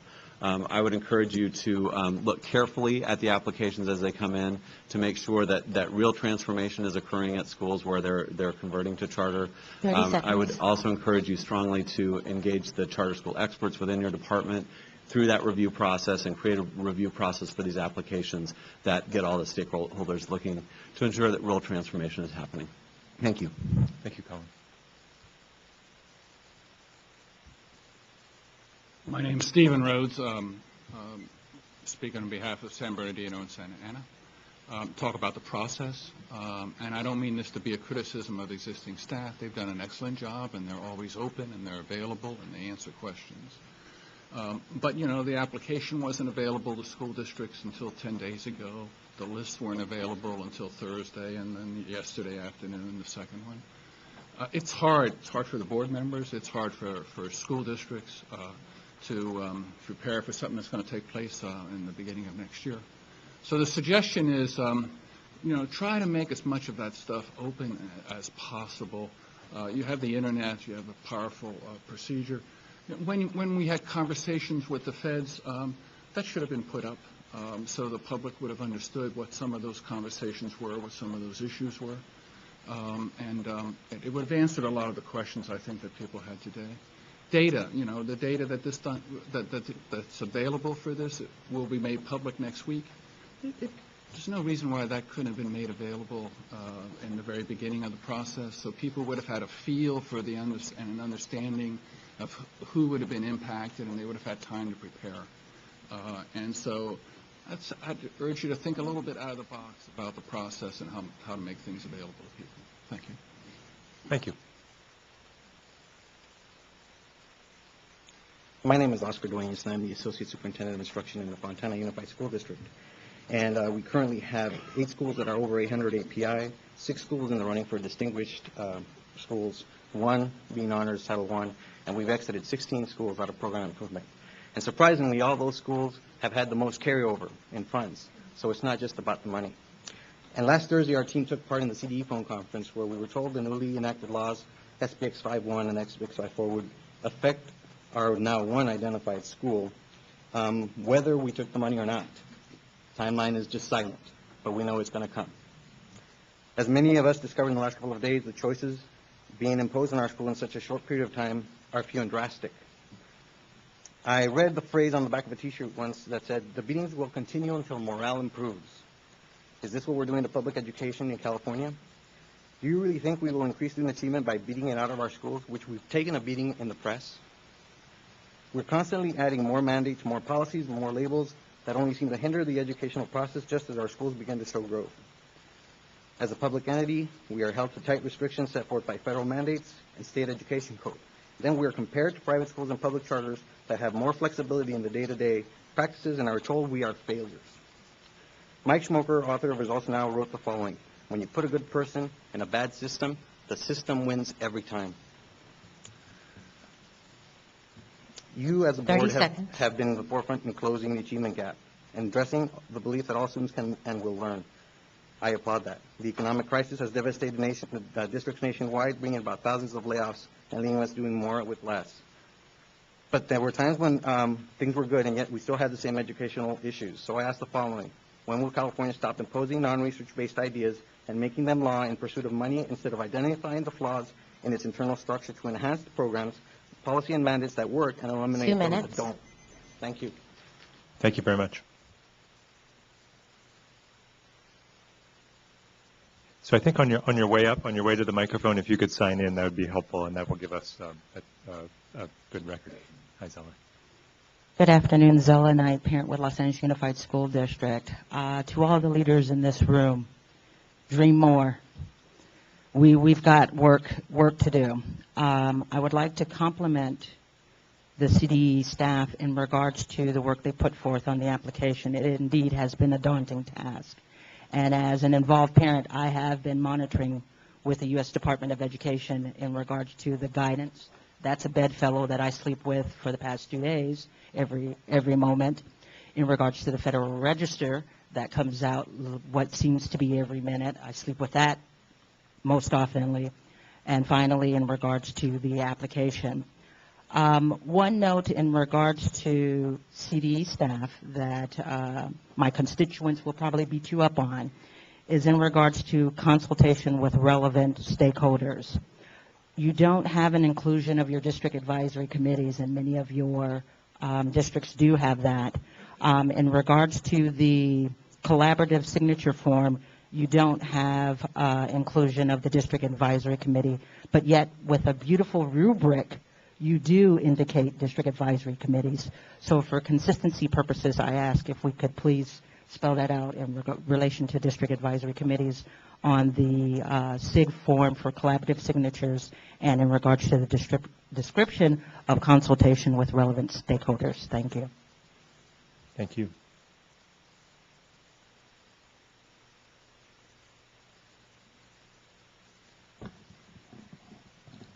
Good afternoon. My name is Jean Higgins, and I'm here representing PICO.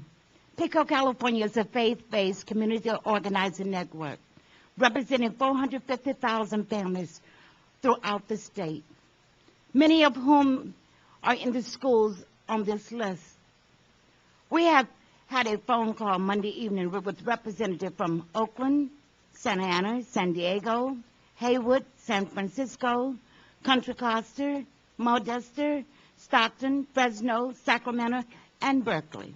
And everyone agreed that if these schools are to improve, community have the full partner in deciding the turn around strategies and implementing it.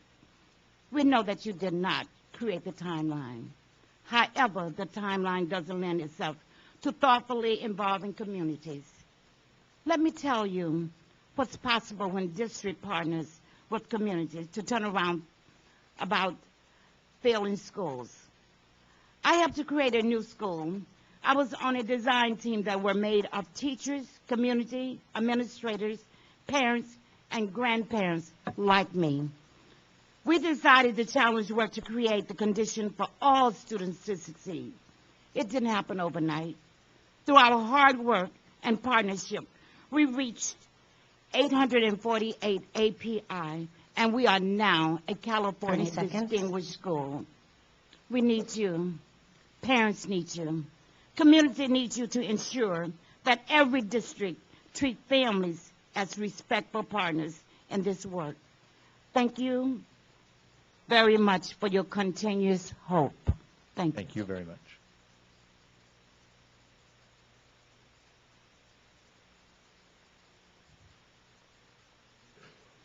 Hi, good afternoon. My name is Roberta Ferger, and I too am here following on the eloquent heels of Ms. Higgins to speak on behalf of PICO, California. As Ms. Higgins said, we're a faith-based community organizing network, and our families are in many of the schools on Tier 1, Tier 2, and undoubtedly on Tier 3.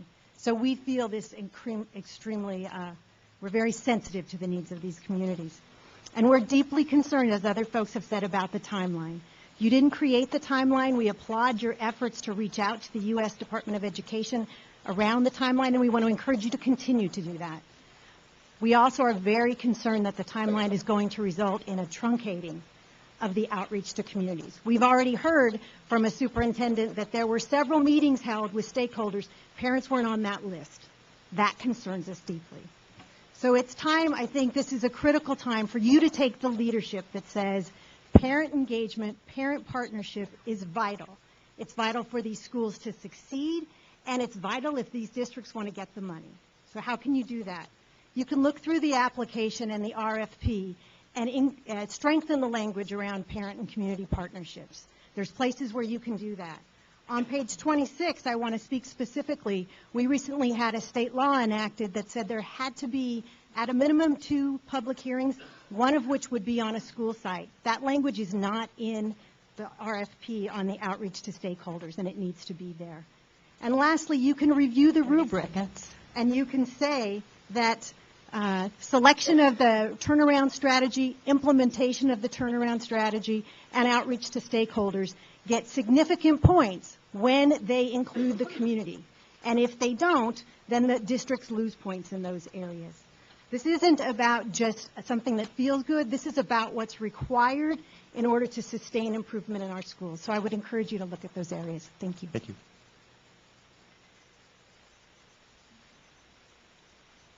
Good afternoon. Liz Guillen with Public Advocates. We echo the comments of the community organization representatives, some of whom are our partners.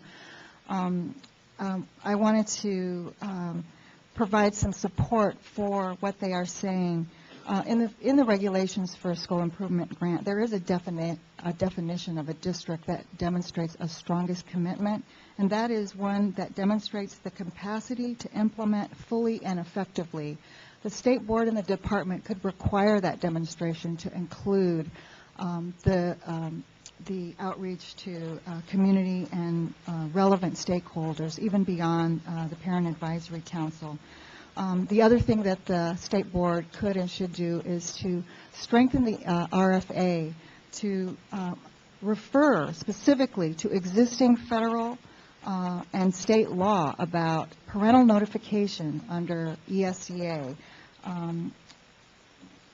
Secondly, with regard to accountability, this is the development of early warning systems.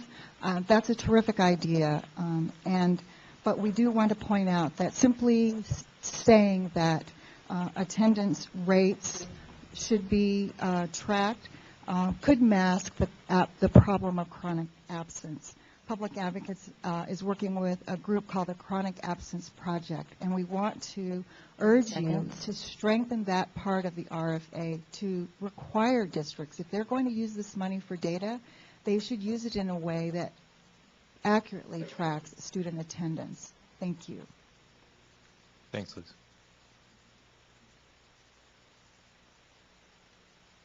President Mitchell, you had asked a while ago if people had other schools that they would like to have reconsidered or looked at on the list.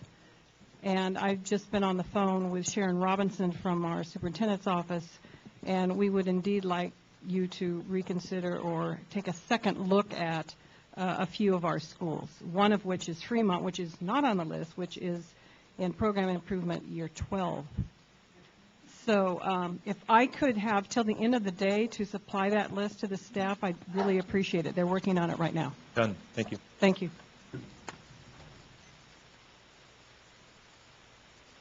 Good afternoon again, board members.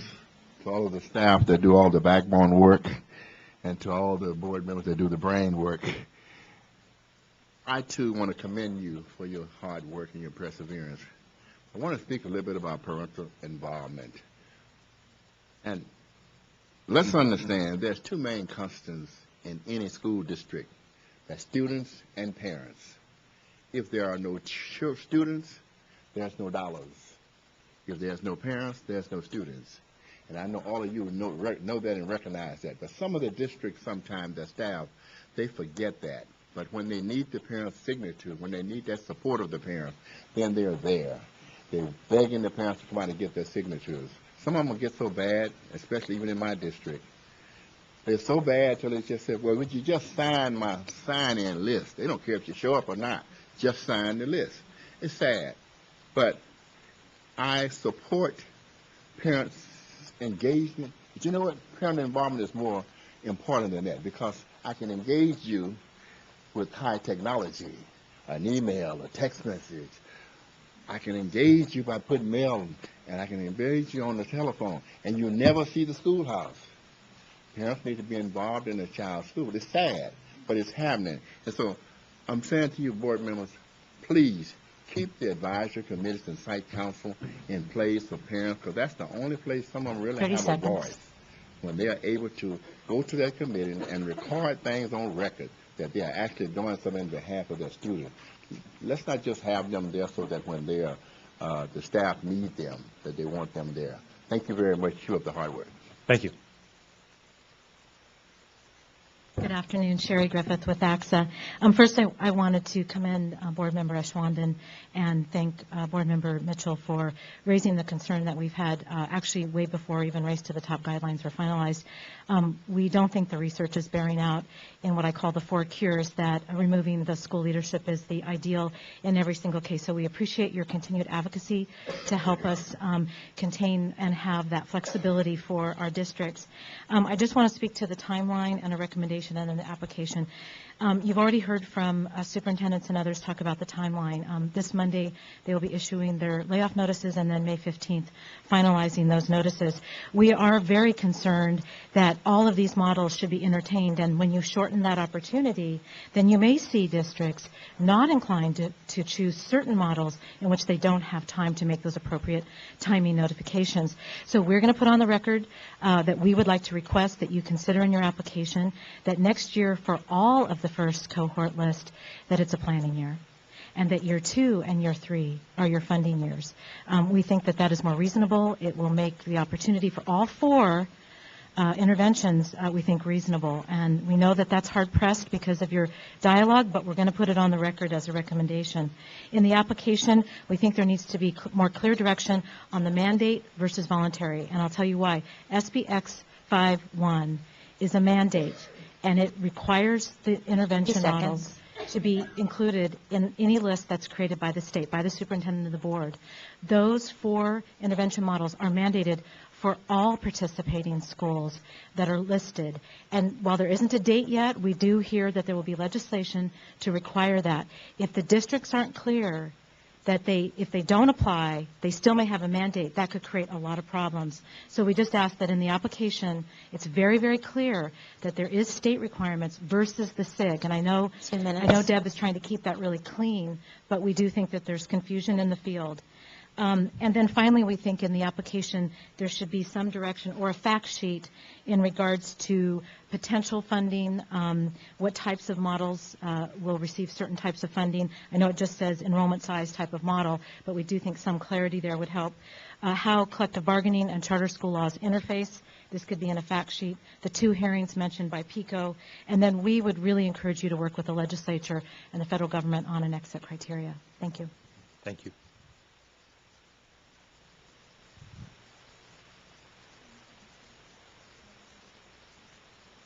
Mike? Yeah, I think it's not a mic. I think you just need to use your playground voice. Oh, it's not on?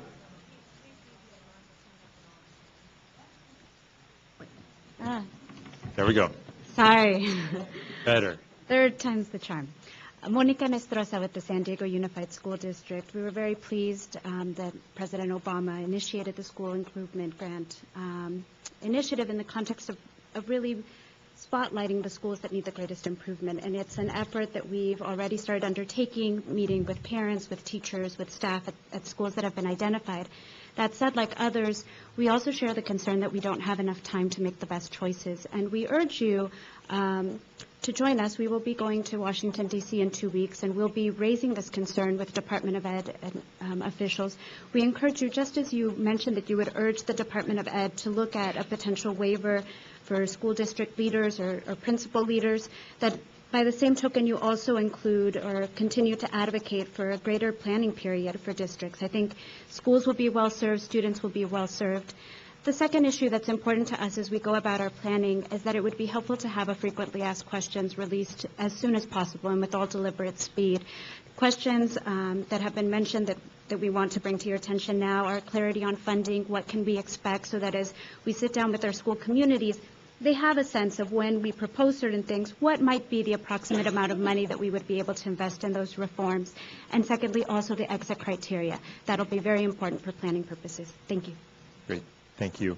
So we've heard a number of comments that I think will be very helpful to us as we develop our technical assistance plan and as we put out either frequently asked question documents, fact sheets, or the like. And I think I would like to be able to, again, use the board's liaisons to work with department staff to incorporate many of the comments that we've heard into those, particularly the comments about what forms of parental engagement we would most admire. And members, you'll notice that already in the draft on page 61 of 67, there's a rubric that describes outreach and then what we would regard as strong, adequate, and inadequate evidence of real engagement with parents and stakeholders. And what I heard some refinements of that, and I think that the refinement of those is an appropriate, that the fact sheets and the technical assistance are appropriate ways for us to change those slightly. So with your concurrence, I think particularly there, but in answering other questions, I think we might make use of those opportunities. And I really like, Steve, your comments about using technology in a more real-time way, so that we could have a website of reference that really could keep people up to date on these things, so that we wouldn't need to even wait for the technical assistance calls, even though those would be important opportunities to kind of bring everybody back together again. So, may I add to your concluding kind of? And then you can finish your concluding thing with a motion. I will. Thank you. I would like to reiterate the things that I heard specifically by our audience, and that was that, and I believe that these things should be put in a letter, that is the cover letter, to the federal, to the Department of Education. One, that the timeline is too short, and we would like them to consider the possibilities of a planning year. Two, that parents and relevant stakeholders be an integral part of our and every application, and that there is an exit criteria, as well as looking at the concept of new principles, being whether they fit in that 2-year, 3-year, 4-year period. It says specifically 2 years, but if we could include these comments, which were reiterated over and over by the audience, that we would, in our cover letter for our application, I think it would be very important, because we have to respond to you, and they should respond to us. So with that as a caveat, I'd like to make a motion to move the CDEs. Move the application. Yes, the application. Thank you. Motion's been made and seconded by Ms. Chan, to approve the recommendation with 2 additional bits of work. One, a cover letter that expresses our dismay with the timeline and our focus on, and think that in the next iteration they need to think about parental involvement more deeply. And then second, an ongoing series of engagements with the field, some high-tech, others high-touch, everything in between, that will help answer questions and refine districts' decision-making process in this timeline that I think we all not only admit but endorse as ridiculously brief. I just want to let you know that as part of the application, and you probably saw in your blue, we include the public comments, so they will certainly get a flavor for where our community is on this. And if anyone would like to take this opportunity to ramp up their rhetoric on some of the comments that they made. Arnie will be grateful. Any other comments or questions? I'd like to make a comment after hearing Member Ashwaubenon and Sherry, also from AXA. I think it's critical because there are some schools on this list that do obviously need improvement and work, and they probably, in some cases, have very good principals, but they're not going to be eligible because they'll have to remove the principal, or that may be their choice. So I think it's important in that letter to follow up on what Member Ashwaubenon was saying, that we push the feds to consider that and not have to remove a good leader in a school in order for them to be eligible. Thank you. All right. Hearing no other comments, we have a motion on the floor to accept and thereby forward to the federal government the application for the SIG grant, including the RFA for districts. All those in favor, please signify by raising your hand. Thank you. Unanimous. And thanks, Deb. I want to commend Deb and her staff and Teresa and our staff. This was extraordinarily complicated and has been for a long period of time, and we're glad to have been able to share some of that with you this afternoon. I'd like to take a 5-minute break while we re-gear to take up item 23 and 24, and then we'll move through waivers, and I'll have some prefatory comments when we get back together.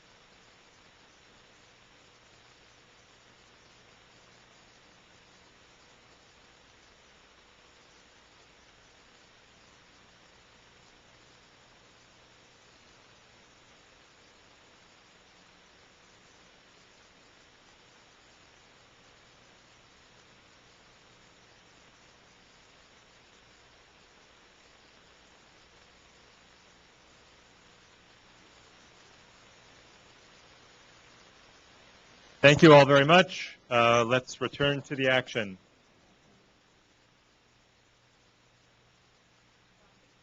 Yvonne makes 6. All right. So for those of you who were here for the previous action, I think that the school improvement grant was difficult to get through, but creates a great opportunity for California and for our schools. Item 23. Fred, if you could introduce this item, and then I'd like to talk a little bit about how I want to organize it for expeditious comment and decision. Okay, item 23 is a revisit of LEAs in cohort 3 of program improvement, corrective action year. And these schools have been, came before you in January. They are Palo Verde, which we are recommending the assignment of corrective action 6. Soledad Unified, also recommending corrective action 6. And Round Valley Unified, also recommending the assignment of corrective action 6, plus the assignment of a trustee with stay and rescind powers to help guide that district towards significant improvement. So that would be a 6 and a 3. Yes. That is our recommendation, and these districts are prepared to speak to you. Great, briefly. Great, thank you. And what I'd like to do is I would like to take them up separately, even though this is one item, and that way we can organize public comment around each of the specific recommendations. So let's start with Palo Verde, please.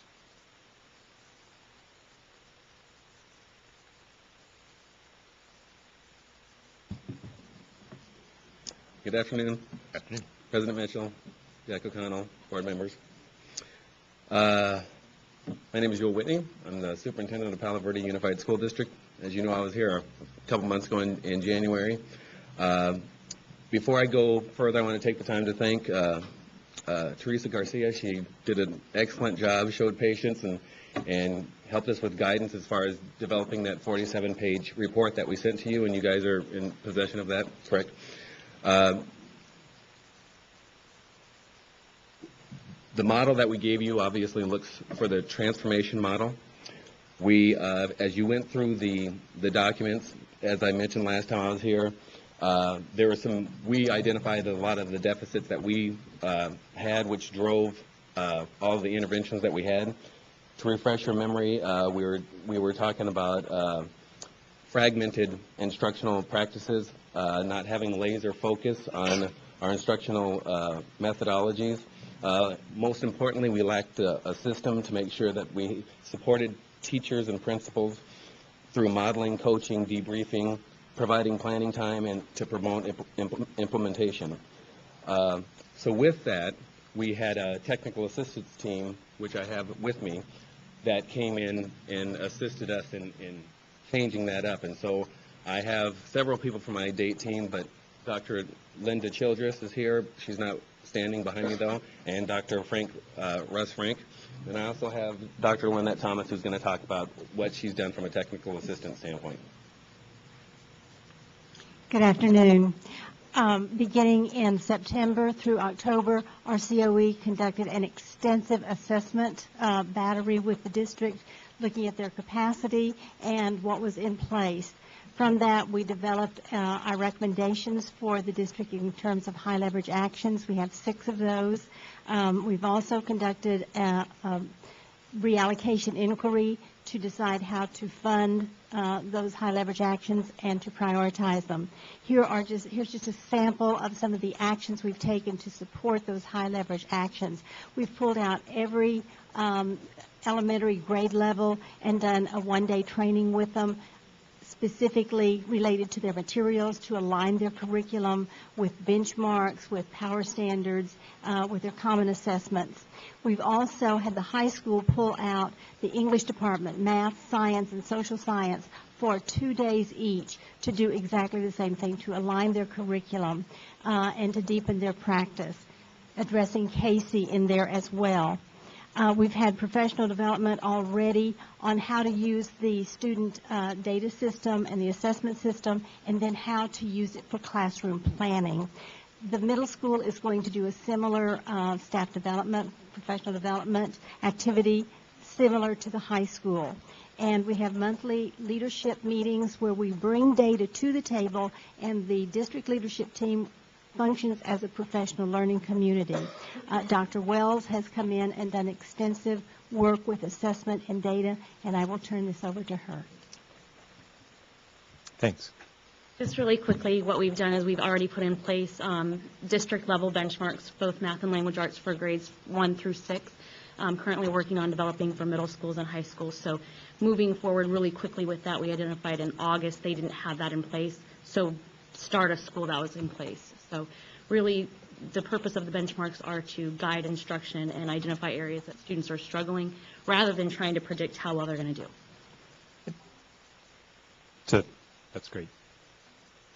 So I think the proposal is for us to have corrective action 6. We agree with that. We have a good relationship with our DATE team, technical assistance team. We think we're doing good things as evidenced by the materials that we sent to you. So we're supportive of that recommendation. Great. Sounds like you're making good progress. Can I ask one quick question about the benchmarks? Where are the benchmark assessments from? We created them using a standards-based item bank that my company owns. So all of the items are written to address specific California content standards. So it's all aligned to the standards rather than any instructional materials. Thank you. Do we have any public comment? Seeing none. Board members, questions or comments? And again, please don't take our lack of questions or comments amiss. The report was thorough and very helpful in your comments here as well. I would move approval for the staff recommendation regarding Palo Verde. Motion's been made. Ms. Bloom seconds to accept staff recommendation to assign corrective action 6 in Palo Verde. Correct. All right, all in favor, please raise your hand. Excellent. It's unanimous. Thanks. And thanks for making the trip, and continued good luck.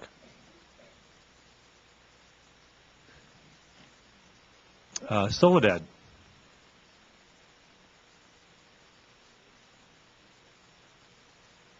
President Mitchell, as they are coming forward, I'd like to notify the board that we do have certified interpreters with us. Carol Meredith and Concepcion Ochoa. Should we need them, they are available. Very good. Thank you.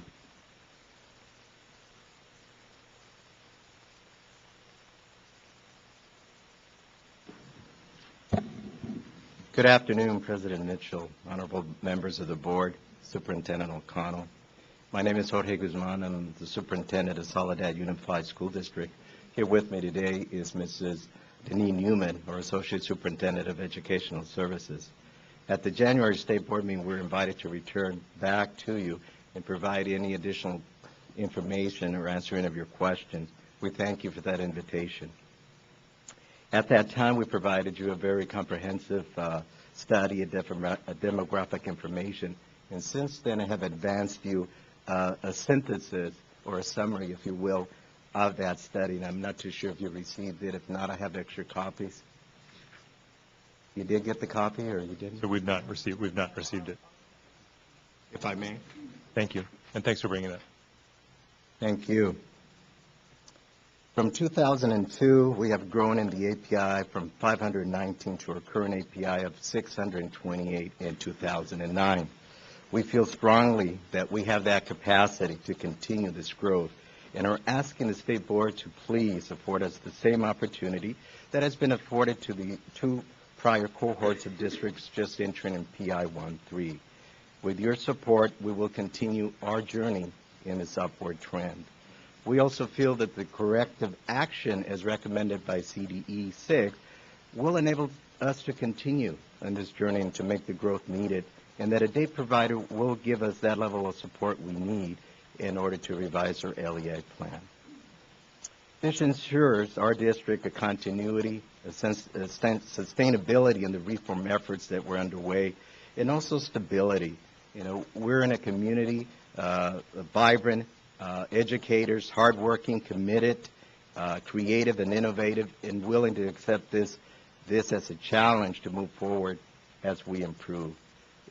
If you have any questions, we're at liberty at this point to answer any of them. Great. Thank you. Thanks for coming back. Yes, Yvonne? Thank you for coming back.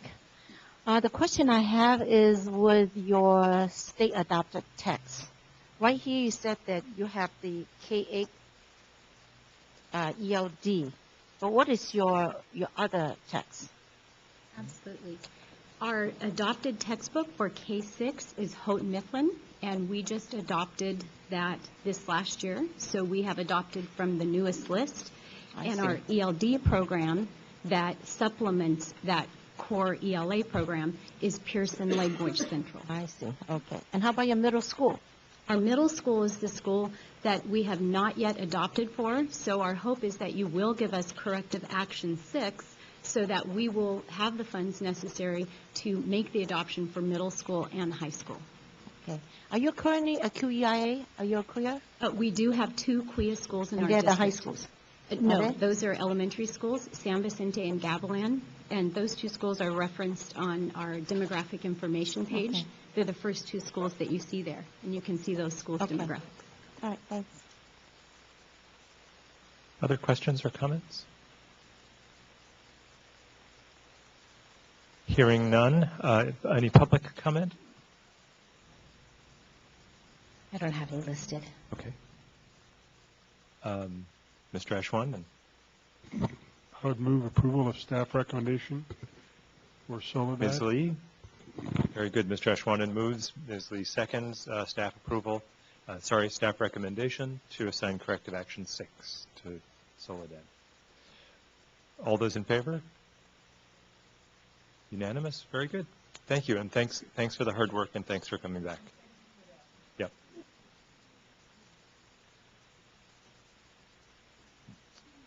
Round Valley.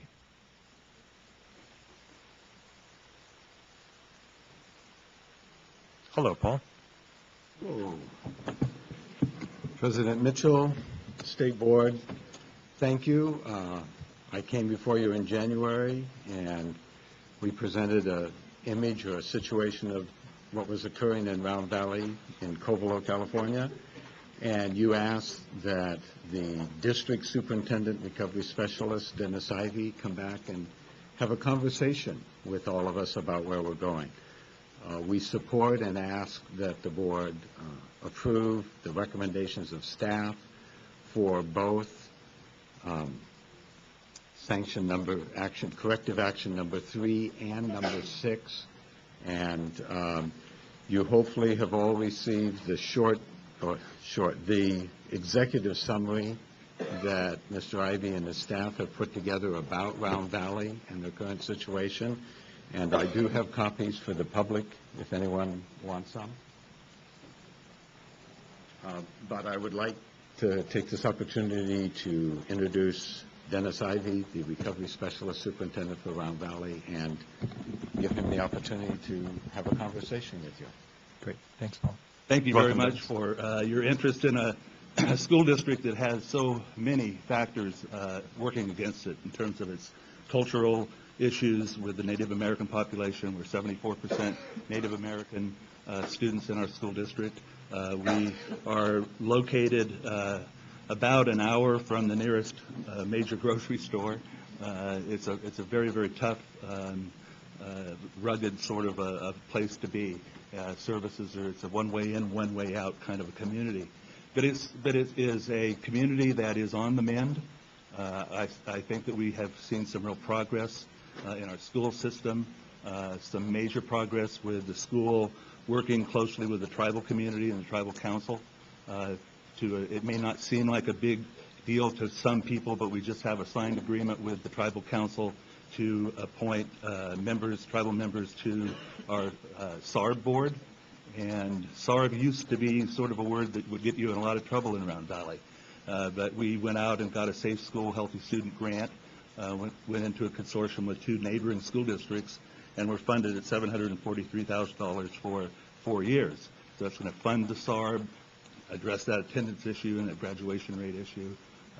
We also are doing a lot of work with technology in the classroom. We received a $243,000 library media grant. People told us we shouldn't go after these grants, but we didn't listen to them. We have a compelling story to tell, and I think there are more resources that we want to continue to tap into. And as we are seeing evidence that particularly the tribal community is beginning to see that it's their school, and if you understand Native American history in California with the boarding schools and natives being taken away from their local communities, there's a lot of fear about school. We're often referred to as that school. And so we really are working on those very, very primal issues. And I think that we're in a position now where with a regional date team support, we can begin to make some magnificent progress. But it is a challenge, and we appreciate all the support we can get. Certainly one of the most challenging and unusual districts in the state. It sounds like you're making really, really good progress. It's actually fun. It also sounds fun. I know you have a couple of comments, please. I'm glad that you have now the resources to deal with the truancy issue, which was 32.9% truancy, and what was the dropout? It's 58%. Yes. So now here you said that you will have a superintendent in June 2010. We are currently in So who process. are you?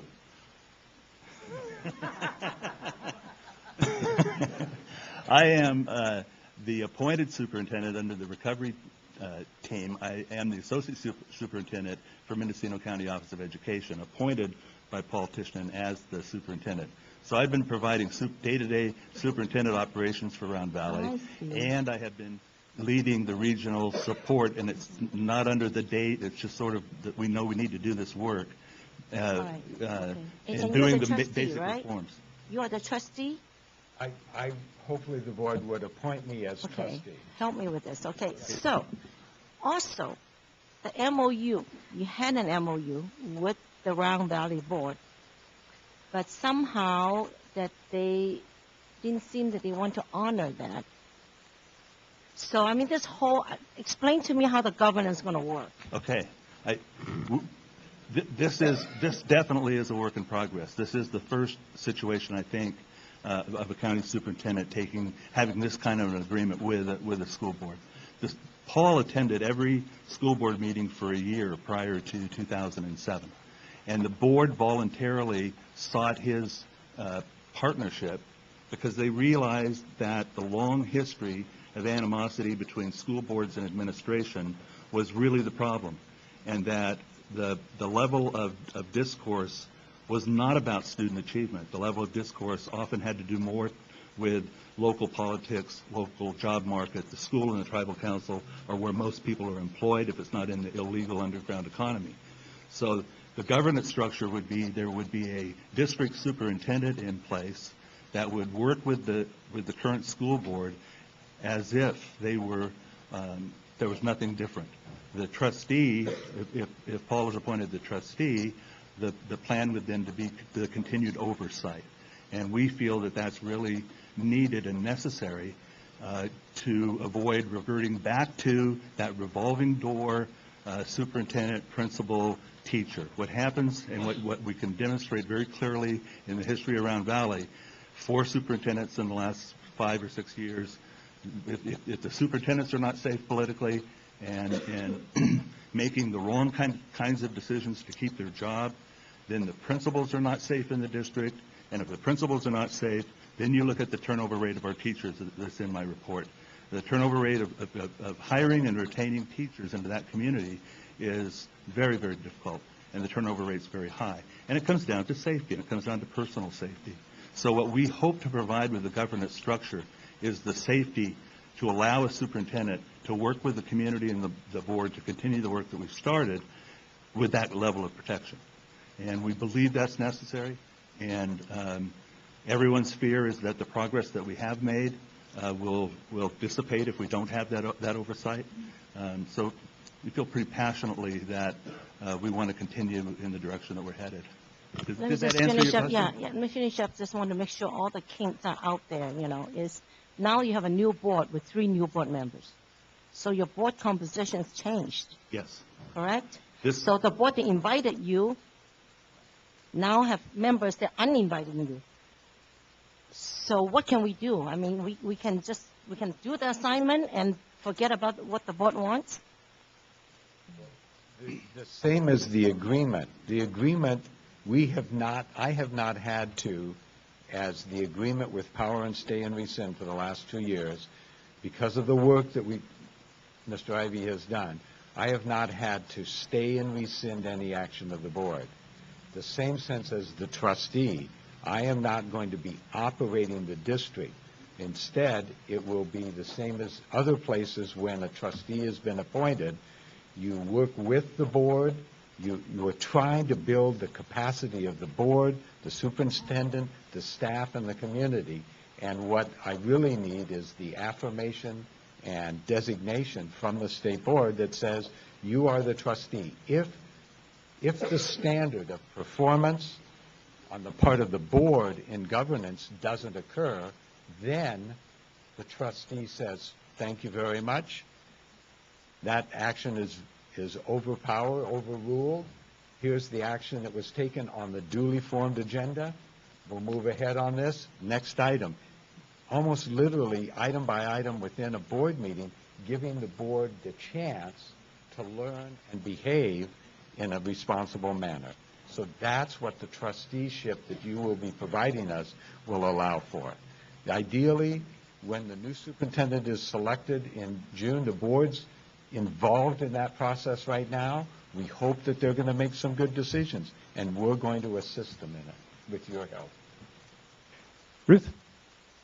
I was very touched by when you came here in January, and I could just see something close to that area. I've been up in Henderson County, but I'm more on the coast and inland somewhat. So I know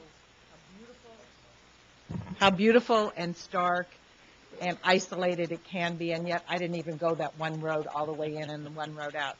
I think that what you have been doing, certainly what you've been doing, is absolutely positive, and I think it's a learning curve, and I think that the people who are the new people on the board are going to have to learn, the students have to learn.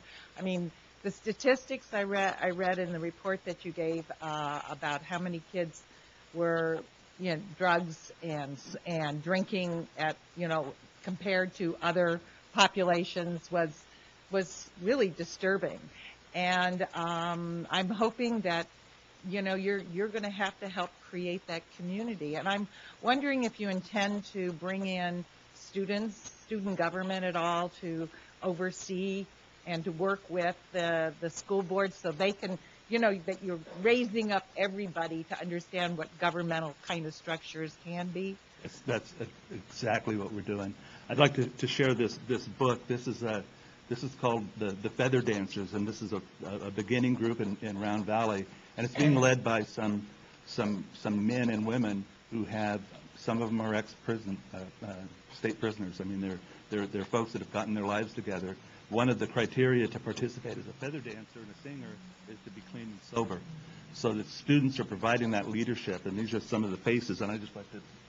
Thank you. But I'm looking forward to, can I make that motion? You sure can. I make the motion that we apply corrective action 6 and 3 to Round Valley.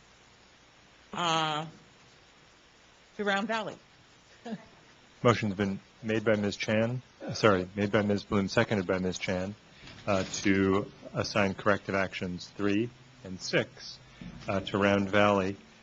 I think if I could suggest a slight change to that, which is that I think that both because the district has touched our imagination and because this is an unusual situation, it would be helpful if you could come back to us and talk to us about how the situation is going. And as always, the board would reserve the right to change corrective action if we felt that the powers of the trustee needed to be changed in some way. That would be a pleasure. President Mitchell? Yes, Can we just make sure that were the staff recommendations, all of them from CDE, included in that motion? And if they weren't, can we just make sure that they were? I believe they were. Okay. That was the intent, I think. Okay. Hold on, It's modified slightly from just purely corrective action 6 and 3, so. Oh, sorry, and it also identifies you as the trustee. And right. Okay, so let me read this with the slight addition that I would. Can we restate the motion for the record? You bet. I'll do that. Well, no, because I want to add a bit. So I'll read the staff recommendation. Round Valley Unified School District is assigned corrective action 3 and corrective action 6, as modified by the State Board of Education in January 2010, to be implemented as follows. Staff recommendation with the addition of a sentence that says that we would like the trustee to return to the board in July to report on progress to date. Good. Thank you very much. Thank you.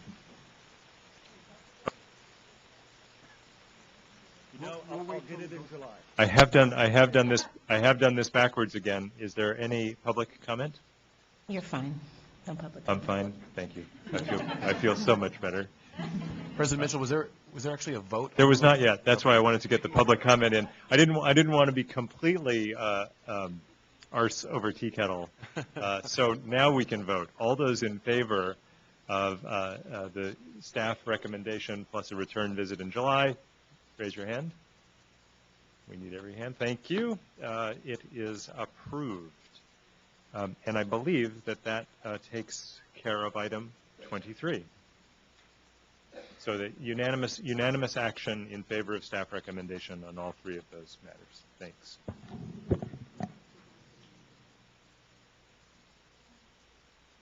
Ready?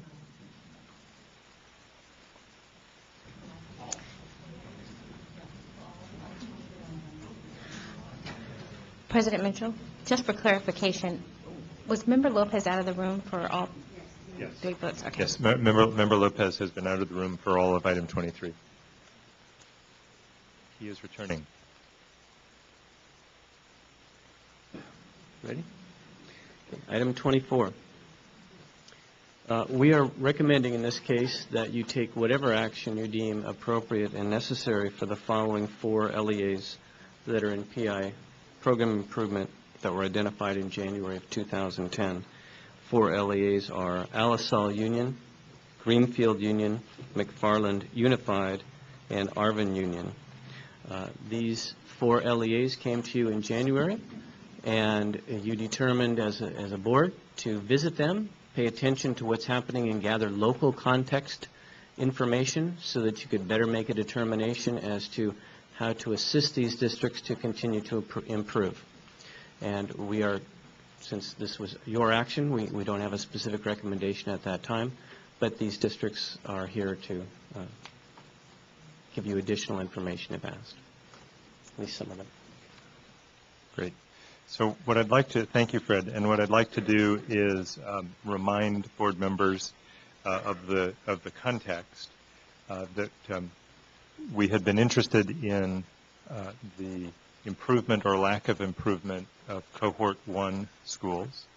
And so we took a look at data from a number of the Cohort 1 districts. We were able to talk with a number of Cohort 1 district representatives at our last meeting. And in the course of reviewing those materials and in conducting our conversations with the district representatives, we did identify as a board 4 districts, as Fred mentioned, who we wanted to gather more information from, and we thought that the best way to do that would be to work with the department and to visit those districts. And I think that when we made the decision to visit those districts, there were a number of factors that we had considered, and I think critically important in thinking about this, and I hope in a positive way, is that we weren't simply looking at the numbers. We were attempting to develop not a one-size-fits-all, but a nuanced approach to thinking about the struggles of these Cohort 1 districts. And so I think in the course of our conversations, there was no one matter that encouraged us to go visit these districts, but there were a collection of issues about which, once again, we wanted to get some more local context. And so I'll give you a flavor for some of those. I think that we got the sense in some of the presentations from the districts that there had been a lack of consistency in the implementation of certain academic support programs that concerned us. That there were concerns that we expressed and district leaders expressed about leadership continuity and the effect of leadership turnover on the work of the district. There were, in several cases, and we had asked, you'll remember, for interim assessment data, and there was some confusion about the presentation of the interim assessment. What was the picture that was really being developed there? And then finally, I think that there were concerns that we expressed about what I would categorize as governance alignment around student success. And so those were issues that I think were the issues that led us to identify the 4 districts, and we wanted to go and we wanted to gain more information and gain it in a local context, talking with a broader swath of the leadership team of the districts. And as Fred said so well, we went into those meetings with the question, and I hope the districts will reinforce this, that the first question we asked when we went to make these visits was, how can the state board best help you?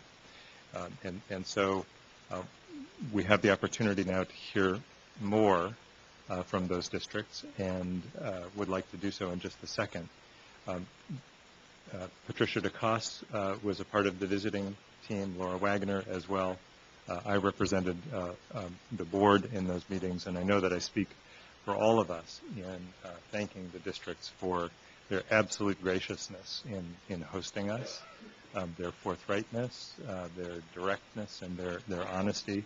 I believe that we got an awful lot of really important information during those visits, and I think one of our opportunities today is for you to get a little bit more of a flavor from them about those visits. So without further ado, I think it would be terrific if we could hear from Arvin, McFarland, Greenfield, and Alisol in that order, and we'll do the same thing that we've done in the item just passed, that following each of the districts' talk with us, we'll move to public comment. We'll then move to continued discussion in the board and establish a recommendation and take a vote on that recommendation. Would it be helpful as we go through these for me to give you the recommendation from the department and from the liaisons as we go forward? So as Arvin, come on up, please. So as you're coming up, so our recommendations. I just want to make sure that I'm reading this correctly.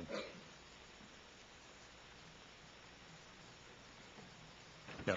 So this is Arvin, and Arvin currently has been assigned corrective action 6. That's correct. And our recommendation is that we stay the course with corrective action 6, and that the district continue to work with its state provider to make progress on student achievement. Sorry, we're going Arvin first. This is Arvin Union School District, and I'm Jarrell Kavanaugh, the superintendent. Marilyn Thompson, assistant superintendent. Kathy Carrick, our date lead. I do want to thank you, and as I address President Mitchell and the board and state superintendent, that you gave your group an opportunity. Laura Wagner joined them. The opportunity to come to Arvin. It was a exciting event for us. It gave us an opportunity to have all of our principals, our coordinators, our district leadership team there, which was a big group, and it was gave us a lot of pride to have an opportunity to speak directly with the state group to explain what we have been doing, what we're continuing to do, and our hopes for continued improvement. We appreciate the fact that the recommendation is what we had hoped. We have felt we have developed a lot of a very bright future and continued achievement for our students. And at this point, we would entertain any questions that you might have, but we feel that we are on the right path and have been. I would just add that as the date provider, we, the Kern County Superintendent of Schools Office, is ready and able to continue to provide support to the district. There will be some leadership changes coming up, and we feel that we can be some consistency and continuity during that period as well. And I'm correct that you've been engaged as the search? Our office has been engaged as the search organization, yes. Thank you. So, members, the concern that took us to Arvin was a concern, I think, specifically in this list that I mentioned earlier, was a question about the assessment picture and the use of interim assessments. And we had a fabulous conversation about the use of data in the district, and it was very, very informative and very helpful. Well, congratulations. That, we found that you are really on the right track, so we're just going to continue to just pick up the speed. So the question is now, do they have to come back again, or this is for time certain? This is going to be forever? So what's the next step?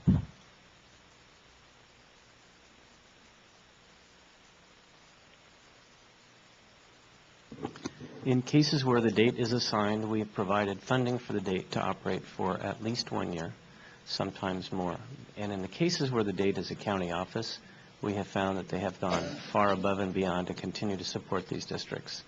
So the purpose is to build the capacity of the district, to strengthen its leadership team, so that the date can withdraw and the district can stand on its own and continue to improve. So in the meantime, they will continue to submit interim benchmarks, right?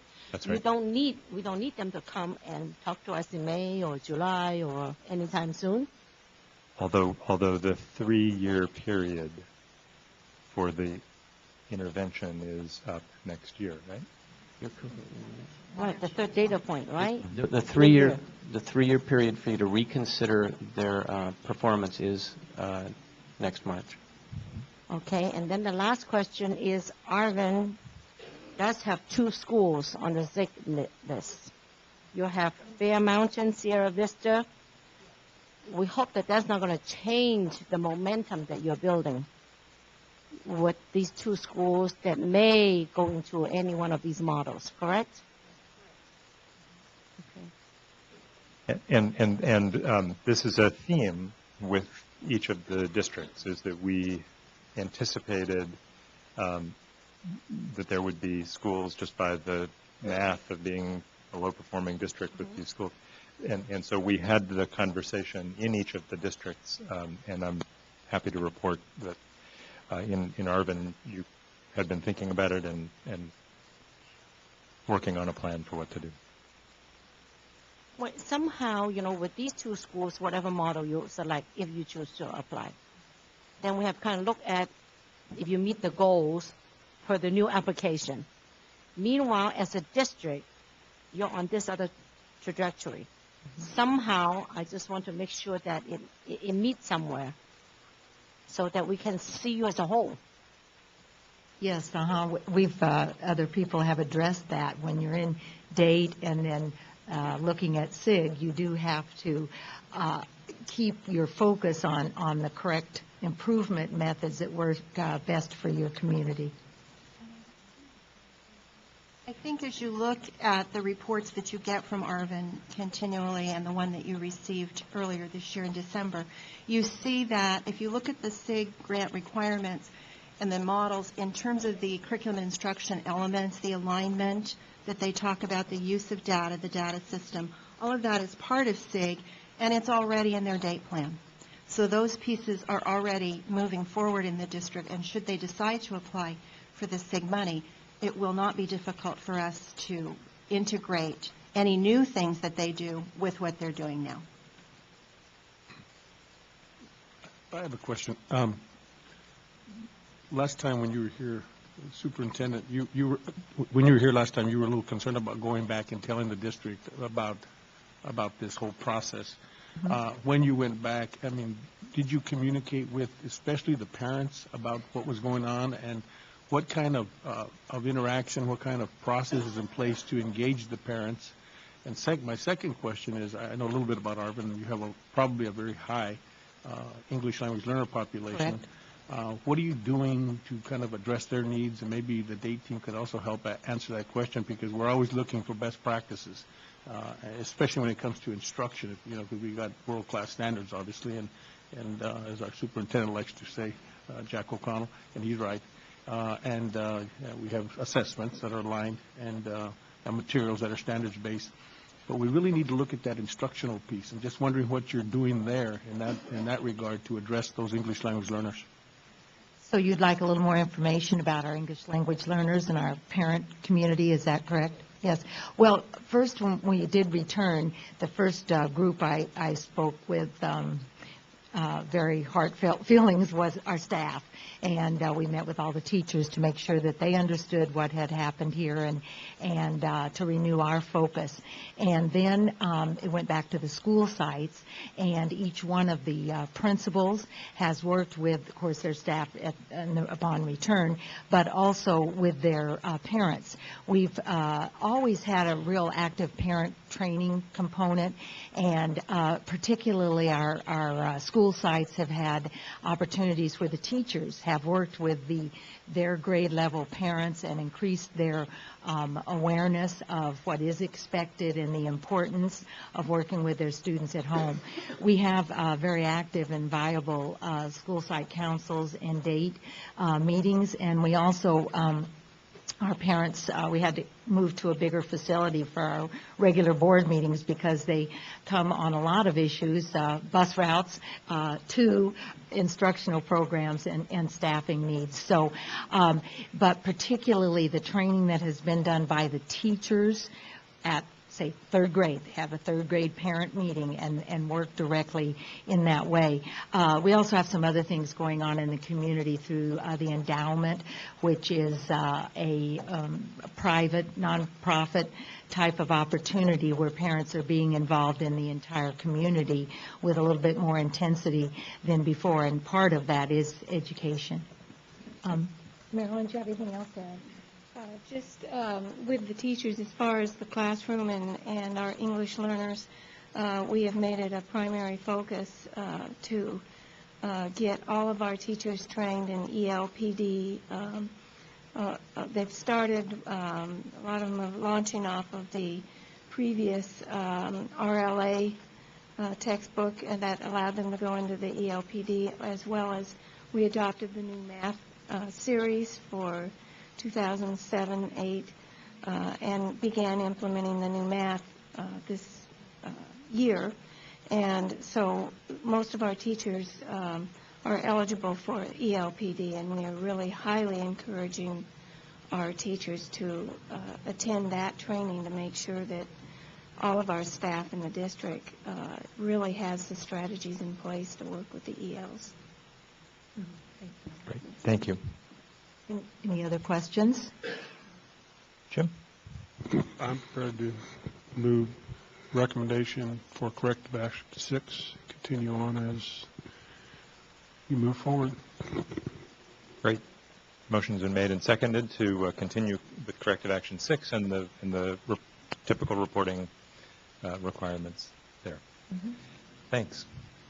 Thank you very much. Is there And I guess we'll get over the nightmares eventually. I hope you don't have my voice ringing in your head any longer.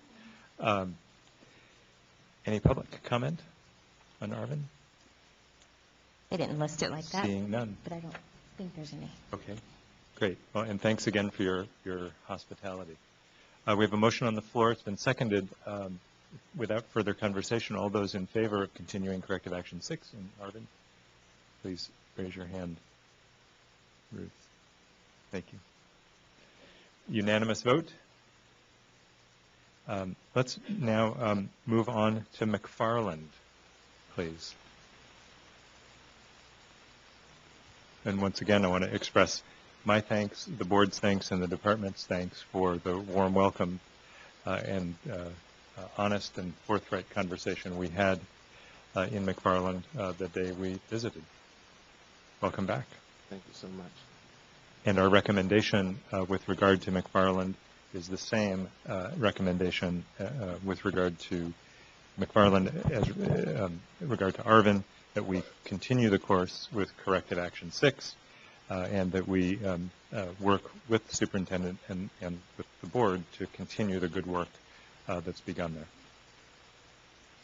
Thank you, President Mitchell, Superintendent O'Connell, and board members.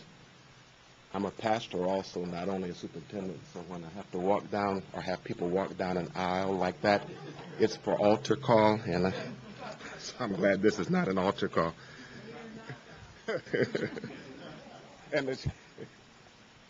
And speaking of waking up last night, I think I woke up at 1:30 this morning. I'm wearing the Sheraton, so I went to the gym and worked out for a few hours. So I think it got me prepared for this meeting. I think I'll sleep well tonight. But I represent McFarland, and it's a privilege for me to be the superintendent of McFarland Unified.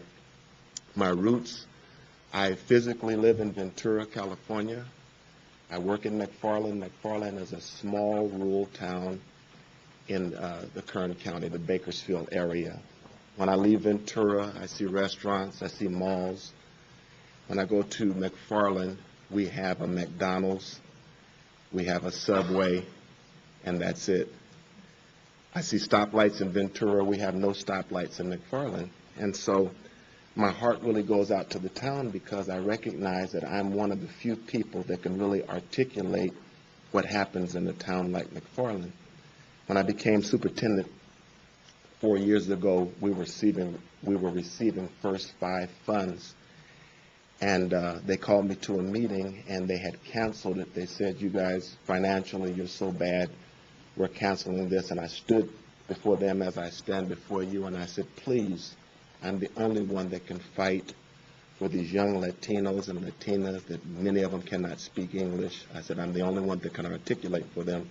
I said, if you allow us a chance, we will correct the things that need to be corrected. And I could say that this past year, we were granted a 3-year, $600,000 grant by Kern, the first 5. And same thing that we say in terms of our school district. We're working hard. I inherited a lot of things. When I came to McFarland, we were considered the wild, wild west. I've dealt with the wild and the wild, but I still have the west to contend with. So we're working on that, and that is the student achievement. We've been working on attendance. We've been working on implementing the curricular things, and we're working very hard. You will find me as a superintendent in the classroom pretty much on a daily basis, in there, knowing what's going on and working hard. And we finally got the message across that student achievement is very important. And for McFarland, with a 40% unemployment rate, if they don't get a quality education, they don't really have a second chance. And so we're working on giving them a second chance. So when Mr. Mitchell came and when Laura Wagner came down, I think we were able to have a great conversation about trying to move that district in a positive direction. And so with your recommendation, Mr. Mitchell, I believe that we will rise to the occasion, and I can assure you that the next time you see us, I really believe that we're going to be able to pull ourselves out of this. Have any Believe that questions too. from the Thank board? you. Questions or comments, board members? Excellent. Thank you so much, and like in church, now you have to go and turn around and walk back after you've met with the pastor, so thank you so much. I'll see you later.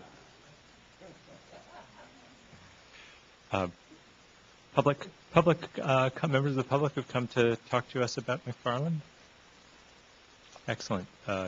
Hearing none, do I have a motion? Motion by Ms. Bloom to extend, or to stay the course with corrective action 6. Second by Mr. Williams. All those in favor, please signify by raising your hand. Thank you. A unanimous vote. I'd like to now turn to Monterey County and to Greenfield Union Elementary School District. And Greenfield, again, was a district about whom we had some concerns. We went to Greenfield and worked hard to identify ways we could be supportive of the turnaround efforts there. And we were greeted with, again, great candor, great honesty. I really appreciate your help in shining a light on the issues that you're facing and helping us identify a recommended course of action. And in this case, the course of action that we're recommending is corrective action 3, which is the assignment of a trustee. And if we choose to take this action, further recommendation is that we begin immediately with the department to work with the community, with the professional educators in the community, with community leaders and representatives, and critically with parents, to identify the appropriate scope of work for a trustee, to develop a pool of candidates for trusteeship, and milestones and timelines for exit. And so that is our recommendation. Welcome back. Thank you. And I do want to thank you for the visit to our school district. I am Elvira Garza, Superintendent of Greenfield Union School District. And with me is my leadership team that wanted to accompany me because they felt we wanted to demonstrate our commitment to the students and the community of Greenfield, that we are on the right path to making the improvement we need to make, and that you reconsider some of the suggestions I'm going to make before you take final action on your recommendation. And so I'll introduce them. They'll introduce themselves. Hello, I'm Tina Martinez. I'm the Curriculum and Instruction Director. I'm Melody Kennedy, Assistant Superintendent of Business. My name is Karen Anderson. I'm Special Services Consultant for Greenfield Union. I'm Stella McNish. I'm the HR Manager. Thank you. And what I wanted to say to you is that I have been there 2.5 years, and we did inherit a whole system of a system that wasn't working. And we are requesting that you allow us a 3-year period that I feel we're entitled to in this intervention program.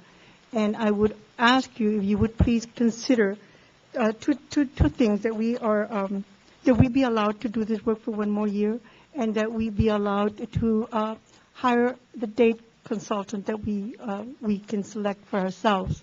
When you appointed us, when we were here in 2 years ago, we had already been working with a date consultant, and because we were appointed one, that allows the continuity of the work that we were doing with the consultant we had at that time.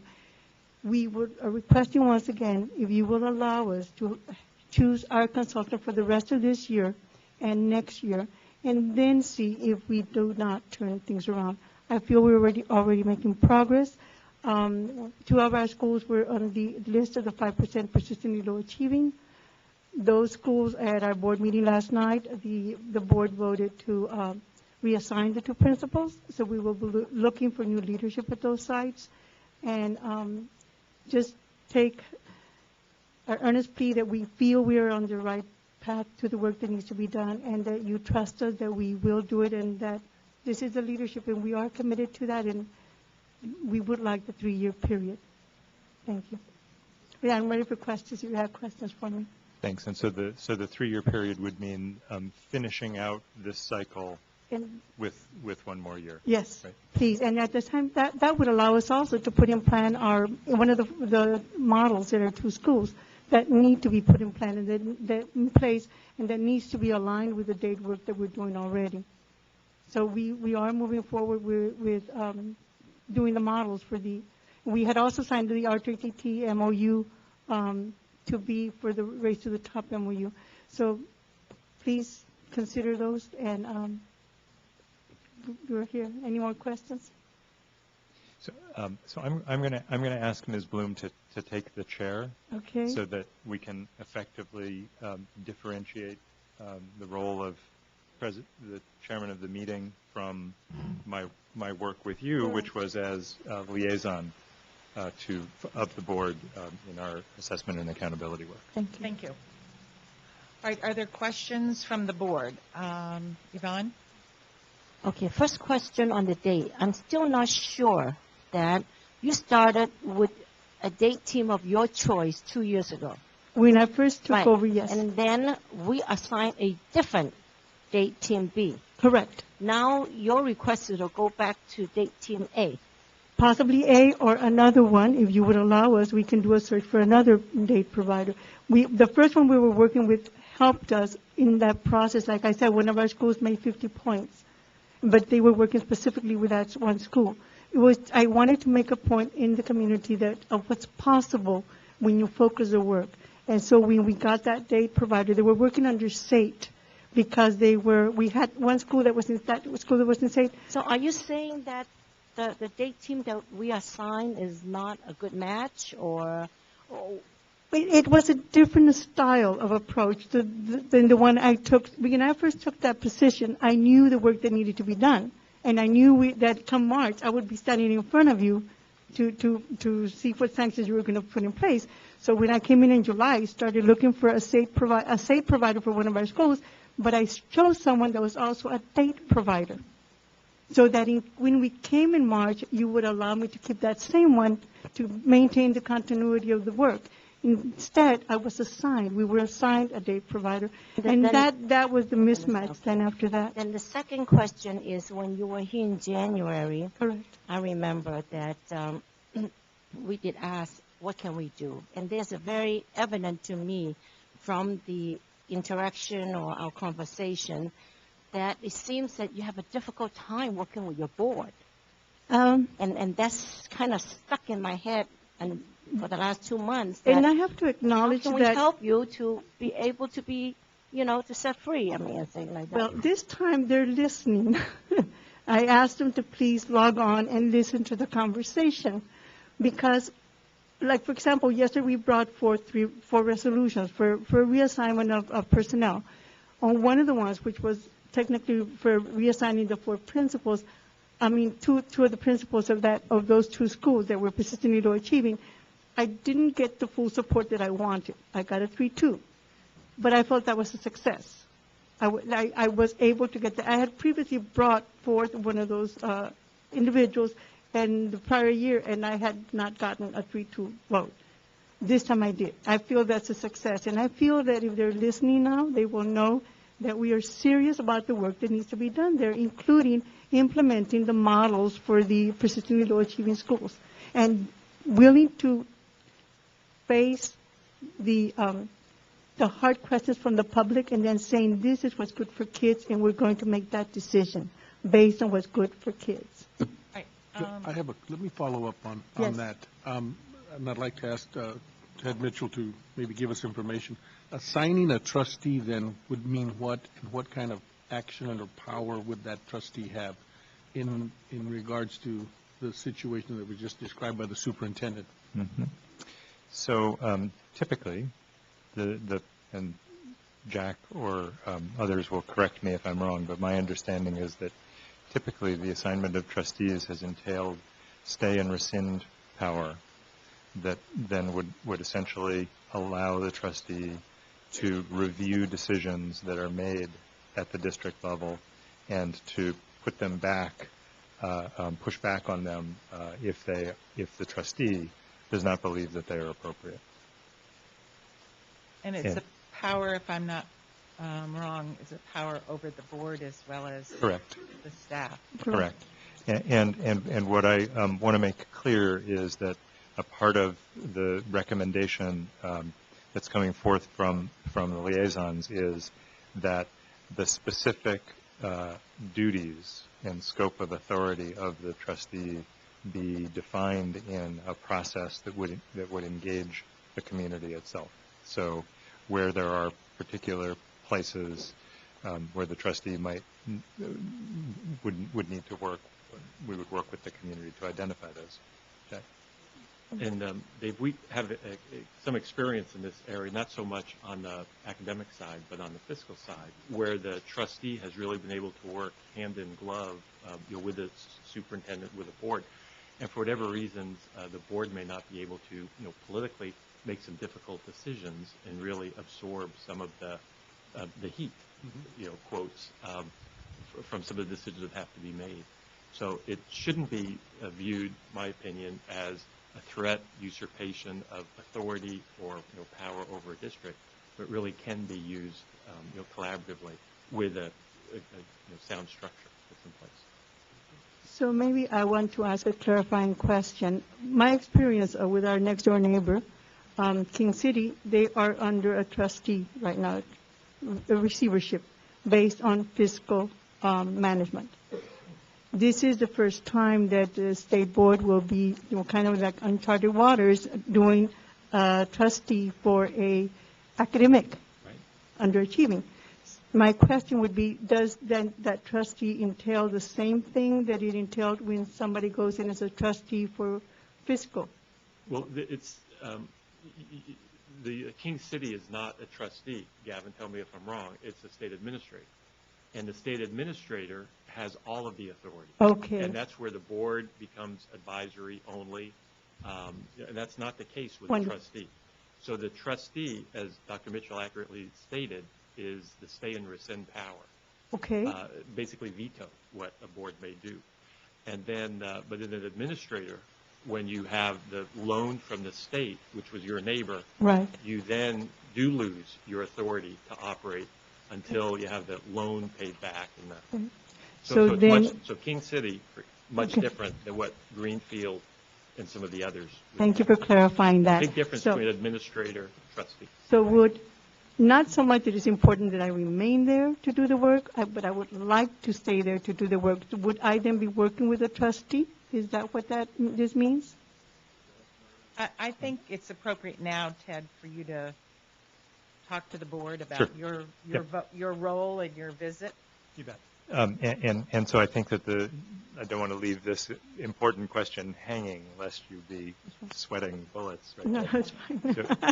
No, I am fine with whatever response you give me. So I think that and I am not the expert, but I think that the scenario is that a trustee with the powers that we've defined, but we want to go back and say that we want to spend the next several months defining the powers of the trustee. But as defined, the default definition of stay and rescind is that any administrator's continued employment with the district continues to be a matter between the board and that administrator. Wonderful. With the single provision that the trustee could then say no and veto a board's decision in that regard. We can live with that. Is that clear? Okay. Absolutely, yes. So let me members, with complete respect to the district's leadership and to Dr. Garza in particular, let me tell you the basis for the recommendation that we're making. And I think that we've nosed it out even in the first couple of questions. It's my belief, and again, this is not to impugn motive in the district, because everyone is working, I believe, to their best lights to advance the lives of the kids that they're working for. But I think that the team believed that the conflict and the amount of time and energy that was spent negotiating the adult interactions, Right. if I can put it that way, between the board and the senior team was doing two things. It was diverting the senior team from the kind of data-driven, laser-focused attention to a consistent set of academic programs that, when implemented with fidelity, we all think would improve student achievement. So there was a distractor element to that, just having to manage the adult relationships. Second, and perhaps even more deleterious, was, I would say, an over-engagement in micromanaging, so that those decisions themselves oftentimes went into conflict with each other or didn't support each other. To your question earlier, Yvonne, about how are you going to do SIG and DATE, Greenfield is a district that has SIG'd and dated and IIUSP'd and HP'd, and so there is almost a sense that there is a residual of each of those still working in some little corner, and that these adult issues prevented the attention on complete implementation of a coherent program. And also there was some retention of some sort of preferential preferences about some pieces of either old programs or new programs that kind of got stuck on, that confused the staff at all levels of the organization. And so the recommendation is I want to make it clear that the recommendation is an endorsement of the positive work that's going on, but it also does admit that there needs to be a sort of a single point that is not assailable in community politics, to be able to hold these things together long enough so that the glue starts to dry, so that the programs start to hold together, and that a culture is created around those programs. So I hope you don't disagree with that characterization. I agree, that including the distractors, there's also obstructionists, and so we have work to do, yes. Right. So Laura or Patricia, do you have, I want to make sure that if I have misspoken, you will correct me, or... They were the other visitors along with you. Yeah, Patricia and Laura were the others. Okay. Thanks. Okay. Did you have an opportunity to interact with the board while you were there? Yes. Yes. I set up 4 different groups to talk to. One group was the board, and then another group was representatives from the 2 unions that we have. The other group were the principals. The other group were the cabinet level administrators that I have. And I did not sit in any of those meetings. And for a reason, I wanted them to be able to speak freely as to what was, and so I wouldn't be a variable in the conversation. And then the last hour was for me. So yes, they did, and I think that they did gather very accurate information as a reflection of our district. What is where does the trustee come from? So that's a non-trivial question. We actually have a list. I mean, there is no minor league system. There are not 50 trustees in the basement of this place, waiting to be tapped. Is there a basement?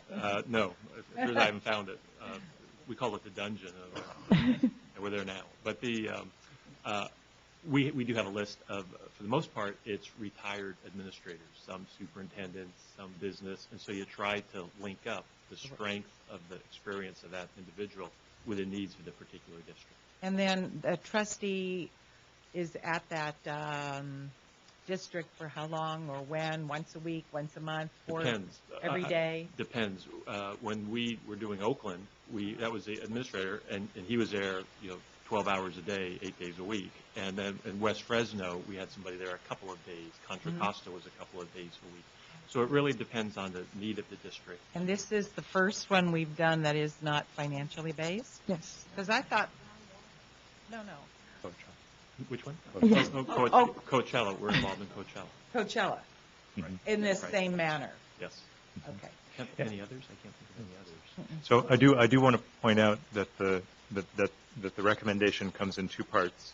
It has a trustee recommendation, a corrective action 3. Yes. And then it has an implementation recommendation, which seeks to answer those questions with the community. So this is another one of those instances where we will have, there will be if we move in this direction, there is likely to be a PR issue that says state takeover. And what I want to be sure we're doing and saying is that we will work with the community to create the kind of trusteeship that, once again, will help the district, for lack of a better word, fix itself and really develop systems, processes, governance structures, and a culture that will advance student achievement. And we have to be very careful and really work with the district. I think the key words, the collaborative, because the neighboring district has had major financial problems, and the state takeover, that's always very difficult for communities. This is not state takeover, by any stretch. It's designed to be more collaborative and to work to help provide, that buffer and that assistance through the stay and rescind power. So our public comments to this, and we should really work on frame that response to define that, much different from King City. Yeah. But similar to what we are doing with Round Valley, although that trustee has been somebody who's interacted with Round Valley over a period of time. Yep. The gentleman that was here earlier. So we're going to work between now and May to identify the appropriate scope of work and authority for the trustee, to identify a pool and hopefully a trustee, and third, to this other point, develop milestones and a timeline whereby we know when trusteeship is no longer necessary. And so I think that those three parts are really quite critical to what we do then. And so we will, if you go in this direction, we will be back in May with answers to these questions that we can then kick around about whether it is an appropriate scope of work and authority, the right individual, and whether we have the right milestones for exit. Yvonne? Two questions. First one, I'm still not clear about the timeline, okay? When are we going to do this? So, the superintendent, Dr. Garza, asked for 1 year before we do that, so I need to hear that recommendation when. Second is that I'm glad we talk about the communication, because in my mind, most likely at this moment in time, unless the community is watching TV or somebody is telling them, is that the community does not know about what's coming. You haven't read the papers. I don't know. 2 days, right? I've been sending out Okay. I've been sending out newsletters, so they know. Because you have the board that is elected, correct? The board is elected, and so that means electoral. So during our visit, your visit, there's no panel community in the discussion. The 4 groups are no panel community or advisory or anything like that. So I'm just wondering, again, how you frame this so that it will not be a shock to the electoral who elected the board members. Jim? I hear you, Lauren, and I think the outline that I've heard makes me feel very comfortable if that's exactly what we're going to do over the next few months. And so I appreciate kind of the thoughtful approach that Ted's laid out. There has to be a starting point. We have to make a decision that we're going to go that direction.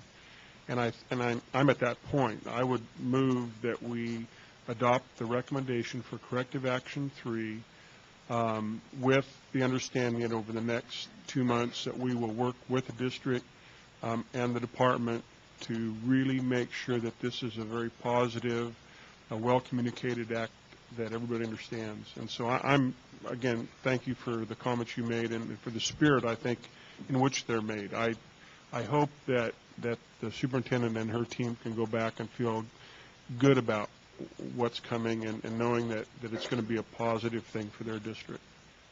And just to clarify, when I did say the timeline, it was because I had a misunderstanding of what the trustee role would be. Now that I understand what it is, we can definitely work with that, and that is what we need. We need that kind of a situation that where we're making decisions that perhaps are not in the best interest of the children. Then we have somebody who can say, wait, stop and reflect on your decision. Is this really what's best for the community? And I did have. But the other thing with that was my CBO wanted to make one statement. Go ahead. We don't have financial problems. Yay! No, we got a second interim yesterday with positive certification. So we're doing well there. All right. There was a motion by Mr. Ashwandan. Is there a second? I'll second that. Second by Mr. Lopez. Further discussion? Any public comment? Okay, I guess there is.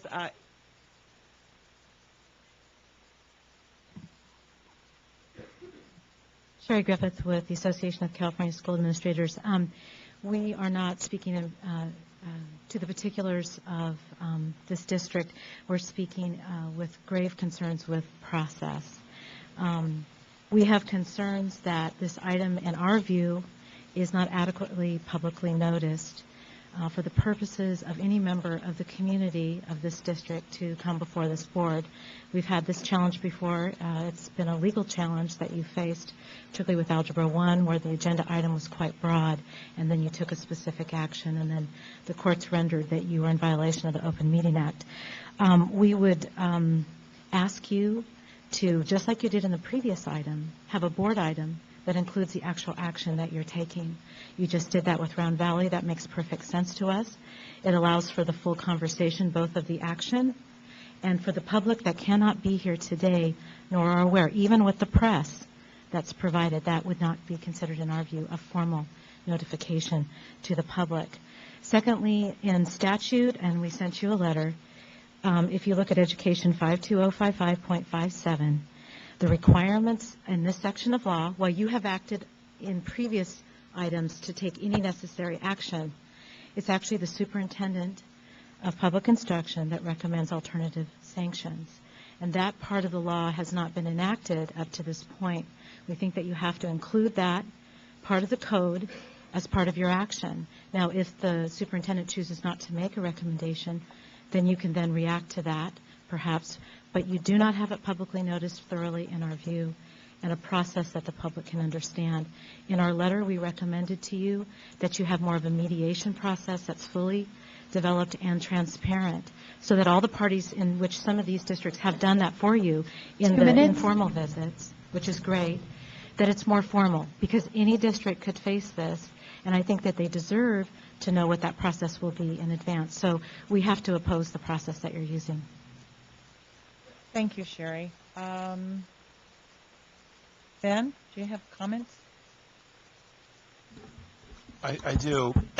As to the first comment regarding the public notice, we believe that the notice was adequate in this case, particularly given the steps that are outlined in the recommendations and the fact there'll be a second opportunity for public comment at the meeting in May. So I don't see any problem on that front. As to the second point regarding the authority under the Education Code, I again disagree with Ms. Griffith's legal analysis. If it was a legal analysis, I think the board has the authority as the state education agency under NCLB to take action and to take the action that's being recommended today. Thank you. We have a motion and a second. Board discussion. All right, then, can I get this back to you? Okay, then, Hearing no further discussion, I'd like to take a vote. All those in favor of Mr. Ashwandan's, I'm having mind blank here, motion, thank you. Raise your hand. Opposed? Motion has been passed. We wish you, the board itself, because this is a big decision on our part, we wish you, we look forward to seeing you again, and if you do bring members from your community, we look forward to meeting with them.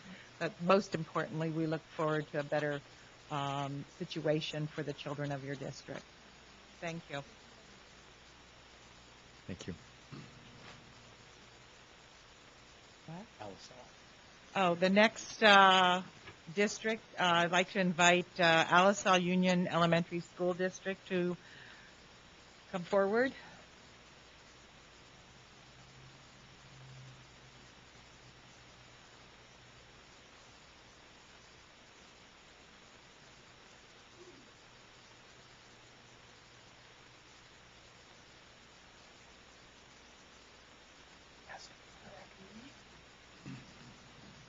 Hello, welcome. Your microphone should be on, right in front of you there. No? There. So Good afternoon. Before you start, I wonder if it would be appropriate for me to make our recommendations so that Yes, then please. we know what we're talking about. Okay. So our visit, again, our visit to Alisal was we were hosted very graciously, treated very graciously and well. We had a chance to meet with principals and the cabinet and board members.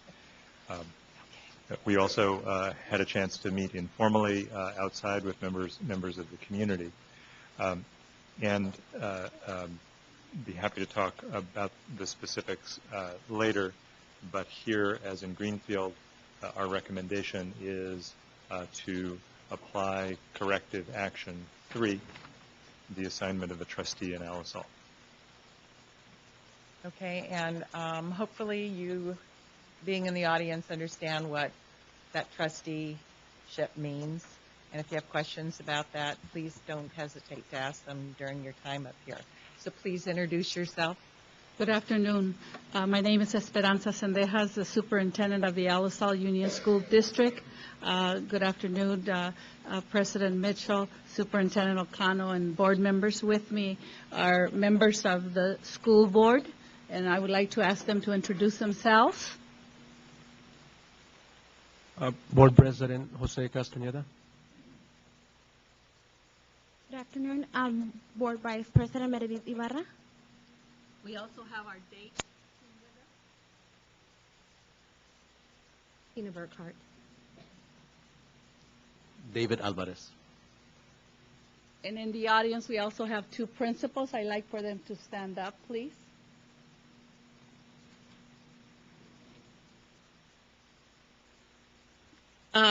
I welcome the recommendation from the State Board of Education, and as the superintendent will make sure we execute the recommendation to the fullest, and we will be extremely cooperative. We'll put all our energy and dedication to make sure that your recommendation is applied for the best interest of students.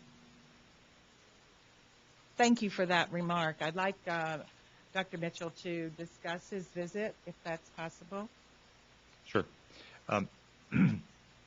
So I think I'd like to say that there's much in common between Greenfield and Alisal in terms of a history of leadership turnover and transition, an inconsistency in the application, in the fidelity of implementation of curricular programs, inconsistent application of data programs to improve instruction and to guide accountability.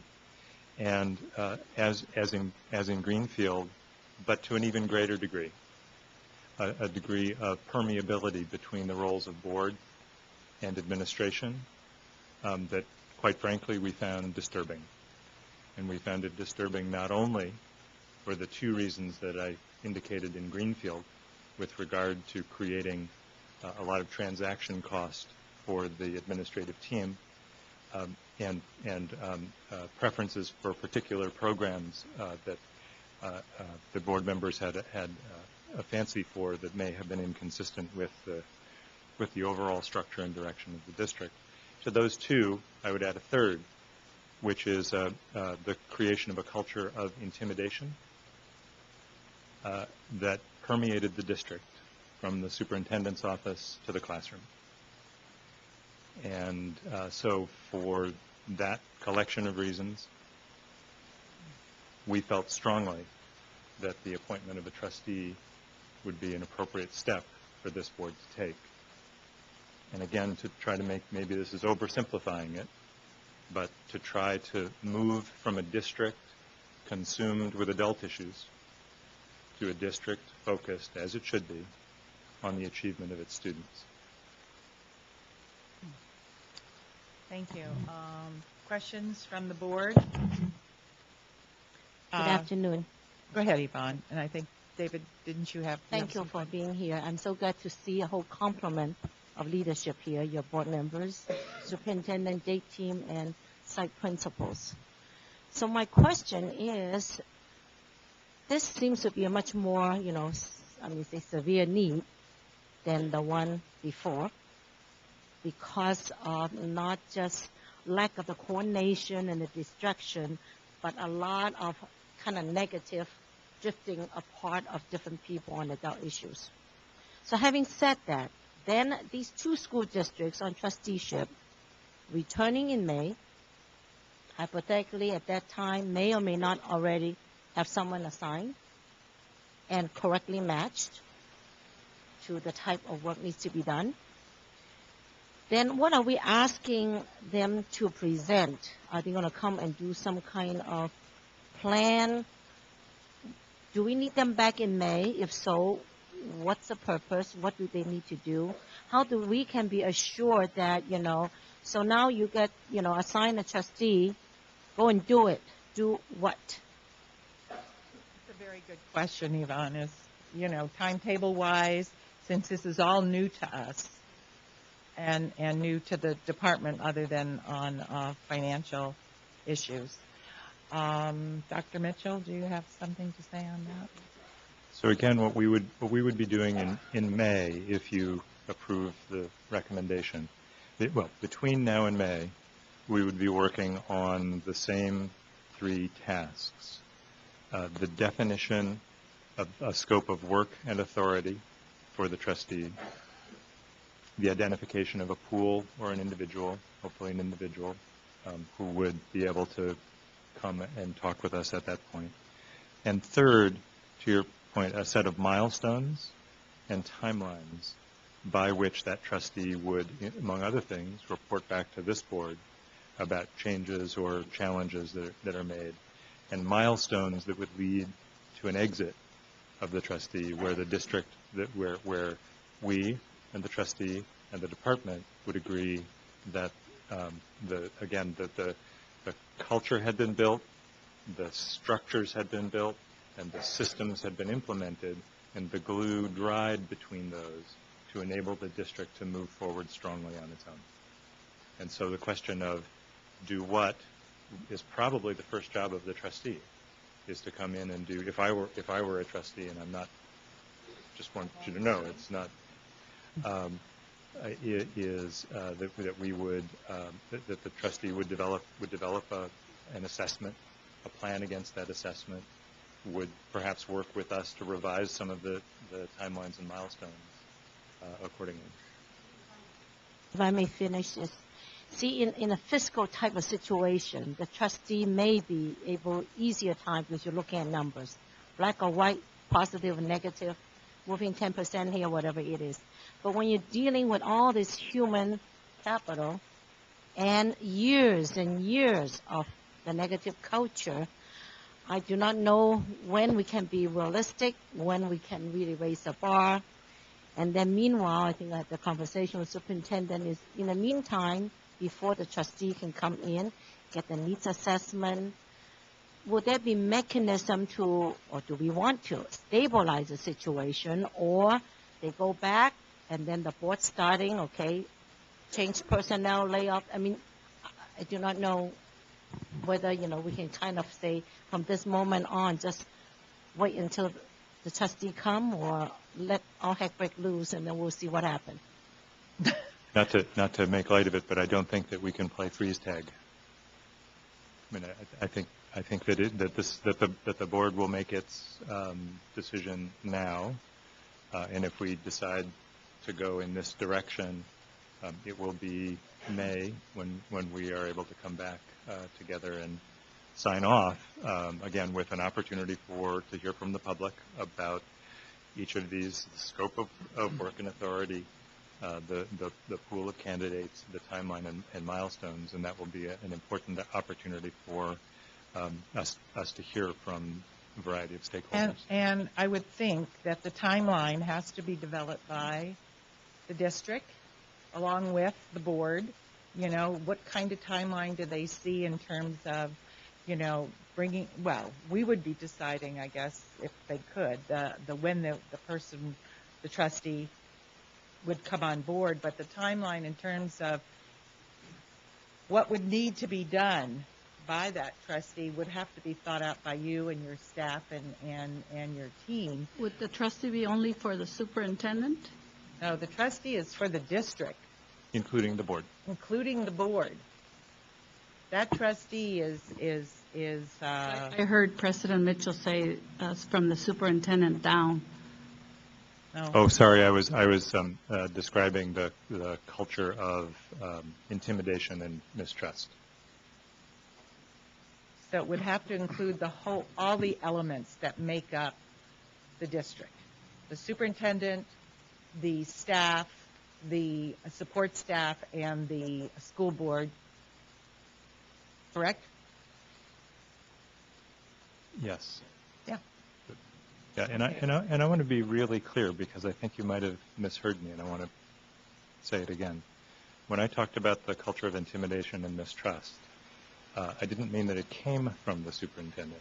I said that I believe that it came from the board, and everyone from the superintendent on down is subject to that.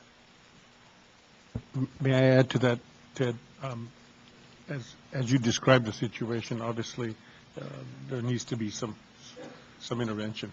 I'd like to comment on Dr. Sendejas because I do know her. I know the district, and I know her passion for children and the community. And I think that with the assistance from this trustee, I think the district can move forward and allow you to do what you do best. You work well with your staff and the community. I wish you well. Thank you for that clarification. And Dr. Mitchell? So Yvonne, I heard you, and I need to ask a question because I heard the concern. And board members, we always get lots of information, and rumor is always a bad thing. But I know that there was a board meeting in the district last night. Yes, there was. And the information that we received that may be erroneous, and I'd love to give you the opportunity to clarify it, for me at least, is that the board took summary action to recommend that all the principals not be rehired. Yes, the board asked me to step out of closed session, and they took action to release, non-reelect, or give notice to 11 principals. Thank you. I'd love to hear more about that. Thank you, Mr. Mitchell, and thank you for your presence in coming to our district. And in sincerity, I think you were very respectful to all of us, including our entire community as well, along with Mrs. Wagner and also Mrs. DeCos. The board did give preliminary notices. This is just for looking at all options out on the table due to sanctions, and because of 2 out of the 11 schools falling on the bottom 5 percentile in the state, we looked at giving preliminary notices, not to just certain schools, but to all schools, to treat them equally. because 10 out of the 11 schools happen to be under program improvement. And this is nothing new to this district. So we are looking now at creating a process from the time that we spoke, I believe it was February 19th, and to yesterday, 19 days later, we've taken not only that action, but several actions, such as adopting under the Education Code 11503, a partnership with our parents, and that is to develop parental involvement programs as well, because it was just not the climate of fear that was created, it was also for the parents, community, students, and so forth. And one thing, so I can clarify to the rest of us, the board members and everyone here in presence, is that we have gone through a recall that was successful. Another board member resigned for no reason or unexplained reasons on that to the county superintendent's office. Another board member was pretty much ousted through the election process. Out of 2 other candidates, came pretty much on the bottom 3. Right now, myself, including another board member, are pretty much the only veteran board members, and because of our stalemate on what has happened in the past, and for us trying to move forward from what has happened in the past, we have 2 new board members that are really caught in the middle of this process. There were 4 board members out of a 5-member governance team. You can only imagine how that can be. So I am in agreement, and I believe you are a fair person, along with this board as well, that a trustee would be better serving all our needs due to different agendas that are being displayed out there. Another thing is that to answer Board Member Chan's question, we would definitely like to be part of a revisit here again in May to give you a development plan, calendar, and so forth that we feel that is owed not only to the State Board of Education, but to everyone else out there as well. That would allow us to define, to measure, analyze, and improve, and to see how we can better control this as well, so it doesn't reoccur. 30 years ago, this very same school district went through something very similar to this as well. Even landed the superintendent's office in prison for some misspending of funds and so forth. So this community in East Salinas is plagued by so many other factors that the last thing it needs is a letdown by its educational institutions as well. So I see this as a open door, as a partnership. I don't take any personal or offense to this. I have never been in a leadership position throughout my 7 years as a board member until now. I have been there for 3 months roughly. This is the first time I have ever led, and it's a difficult task. It's challenging to get everybody out to look at the same picture, which is the children overall. But it has been happening successfully, believe it or not, with unanimous votes, or sometimes 3-1 votes. You can't get them all unanimous, but at the same time, we have been able to have effective board meetings at the same time with a 4-member board. So definitely, we acknowledge that there is urgency to come into our district. If anything, I think that visit that Mr. Mitchell came in presence with, along with the 2 other staff members, was very effective, and it was very helpful to us as well. And that was only a scratch of the surface of what exists.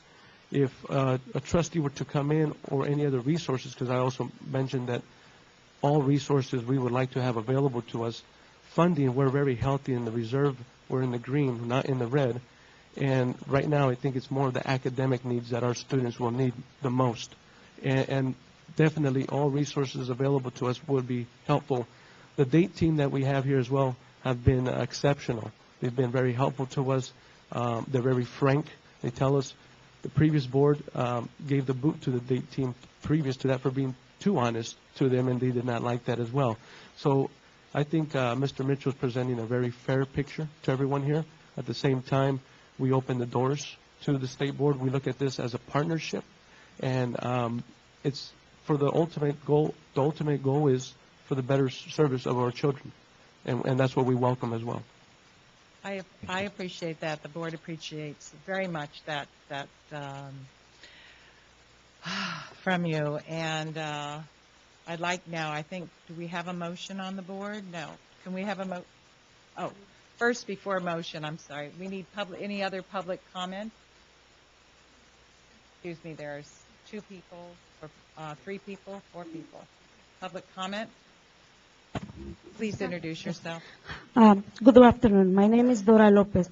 I represented May First Alliance, a partner group with the children in the Alisal District Union District. May First Alliance does not believe in an API or an AYP scores as an indication of how well or how poorly a district or a single school is doing. On the opposite, we strongly believe that every child is important to us. When more than half of our districts, 7,000 students, are in some respect denied of a quality education, we are, in a sense, robbing them of a bright future. In this case, an overwhelming majority of these students are our English learning students. We say every child counts. Every child is entitled to an excellent education. In our request to address this issue, we have run into not parent, but staff and faculty opposition after recalling one board member, not re-electing another, and accepting the resignation of the third one. We now have a new board. Most importantly, some principals like Mr. Hernandez from Bardeen have submitted innovation plans on how to achieve educational excellence for every child. We now ask for more time before sanctions are implemented to show that it 2 minutes. can be done. Thank you so much for taking care of my consideration. Thank you very much.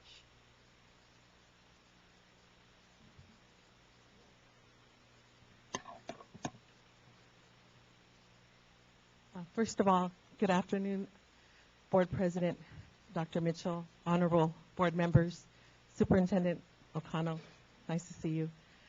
I appreciate the courage, I really do, and I hope and I pray that no retaliation is given towards me. Nothing worse can be what I've already received, is being placed on the list, not just yesterday, 5 weeks ago. I was notified by my supervisor with no reason that I am on the notice of non-reelect, on the list, excuse me. I know I only have 2 minutes, but I thank you. I thank you so much for coming to visit our district. Our kids need you. We need a trustee that can be partial and that is knowledgeable. And now I understand there's also a possibility of a state administrator. We're in need of everything. My name is Trini Rodriguez. I failed to mention that. I was born in Salinas and raised.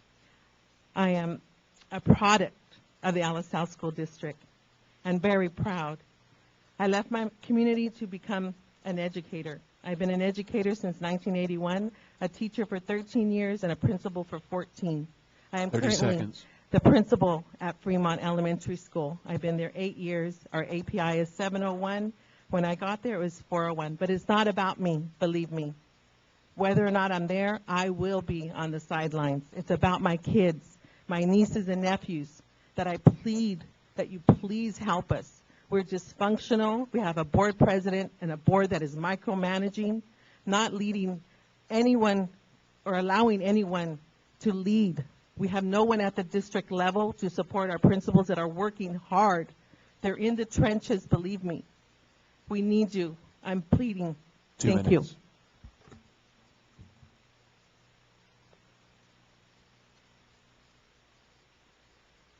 Good afternoon. My name is Terry Saylor Chartier. I'm a 4th grade teacher at Fremont Elementary School in the Alisal School District. This is a 911 call for the Alisal Union School District. We have a small group of radicalized board members and parents who in the last year have been disruptive and have impeded our school board meetings to such an extent that no business has been conducted Or if it has been, it's been delayed to such a point that it's affected the education of our students. I want to thank you for your recommendation, and we support it 100%. Our school board doesn't follow their own rules of operation. They're inconsistent in how they choose to run our meetings, and they show favoritism for a select group. This select group, who calls themselves the First of May Alliance, pits parents against parents and are hostile toward anyone that disagrees with their stand or their position. They hold a monopoly over our board meetings. They sign up to speak regarding a particular agenda item, and once they have the floor, and they begin their slanderous messages. They're not on topic, and yet they're not interrupted by our president. And in fact, if an audience member does call for staying on topic or ask the president to have them stay on topic, that audience member is threatened with a police citation. This group of parents and board members has resorted to name-calling and falsely accusing anyone in their way. They even go as far as publishing ridiculously edited video clips on YouTube with rude text. They've created within our district a hostile work environment, and our parents are silenced. This dysfunctional condition of our board in no way reflects the dedicated teachers, students, and concerned, conscientious parents in our district. It's just the small number of board members and parents who have created their own little fiefdom, and their power has gone to their heads. Our board meetings are not the least bit productive, and it's imperative we get your help. Thank you very much. Thank you.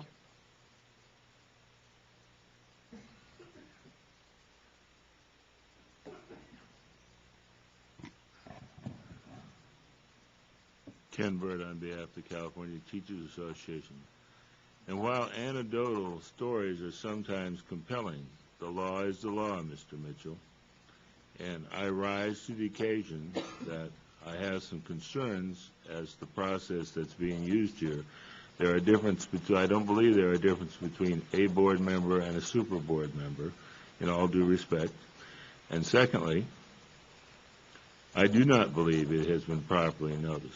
I join AXA in this call, and I say respectfully to my legal colleague that while his argument on the surface may have some merit, what we're doing here is a fait accompli. I mean, the public is right to have a notice under Bagley-Keene, and they have a right to respond in a timely manner. Once something is a fait accompli, they can talk to all they want. And so I respectfully ask under Bagley-Keene that you rescind those actions. Now, somebody can explain to you what that's all about, but I believe you're in violation, and we have a complicated situation here, but you're not proceeding correctly, in my view. Thank you, Mr. Burt.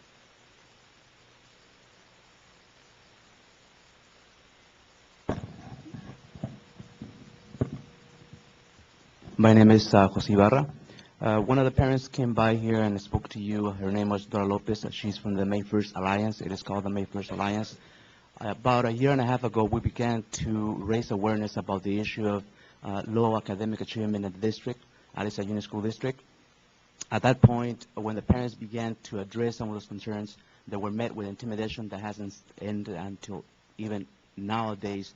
Our houses have been egg, they're being followed, and this is going on, especially coming from this district staff and faculty. It was just a disgrace to have someone from my own district come here and speak so badly about these parents who have been called ignorant, who because of the accident they are mistreated, belittled, and when we talk about those meetings, you're welcome to check the videos. We have whole videos of those meetings. We are recording every single meeting, and it was due to the fact that one of the parents was attacked by someone who was very close to the administration. There are the instances where we have submitted those complaints have been recorded and have been submitted to the courts, so you're welcome to see that evidence, but don't allow yourselves to have someone come and influence you about something that is definitely not what is going on. Why is it that there is a 911 call at this point? A year and a half ago, we asked for that help from the state. We asked for that help from the board. We were not listened.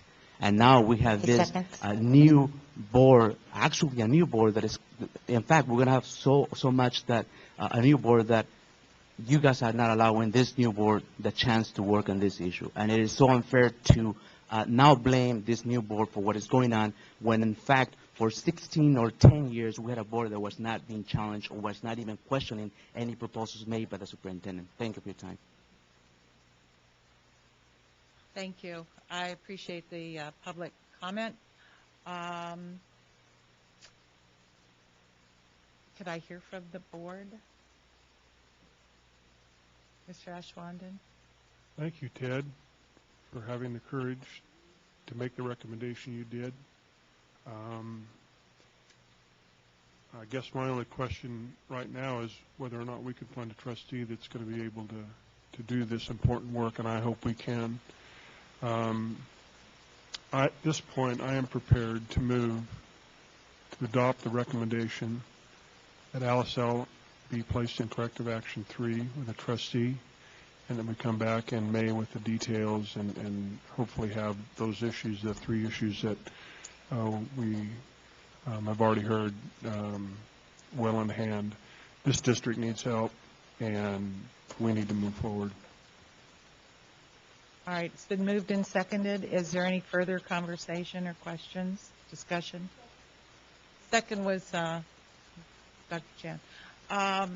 All those in favor? Opposed? Unanimous? Thank you very much. Good luck. We'll see you in May.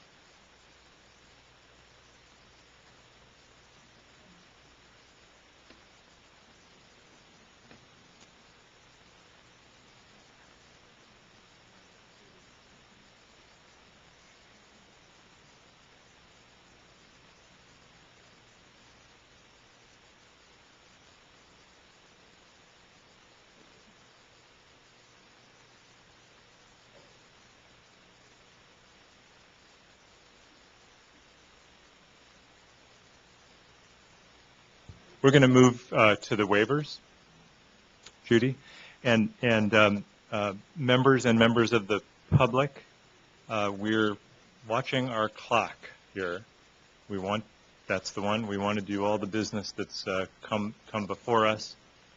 Let's try to keep our comments crisp and our questions crisper. I noticed that we don't have a quorum right now. Okay, so let's all rise and hit the restroom and come back, and that's it for the rest of the day. So no. So we're taking a bathroom break. Just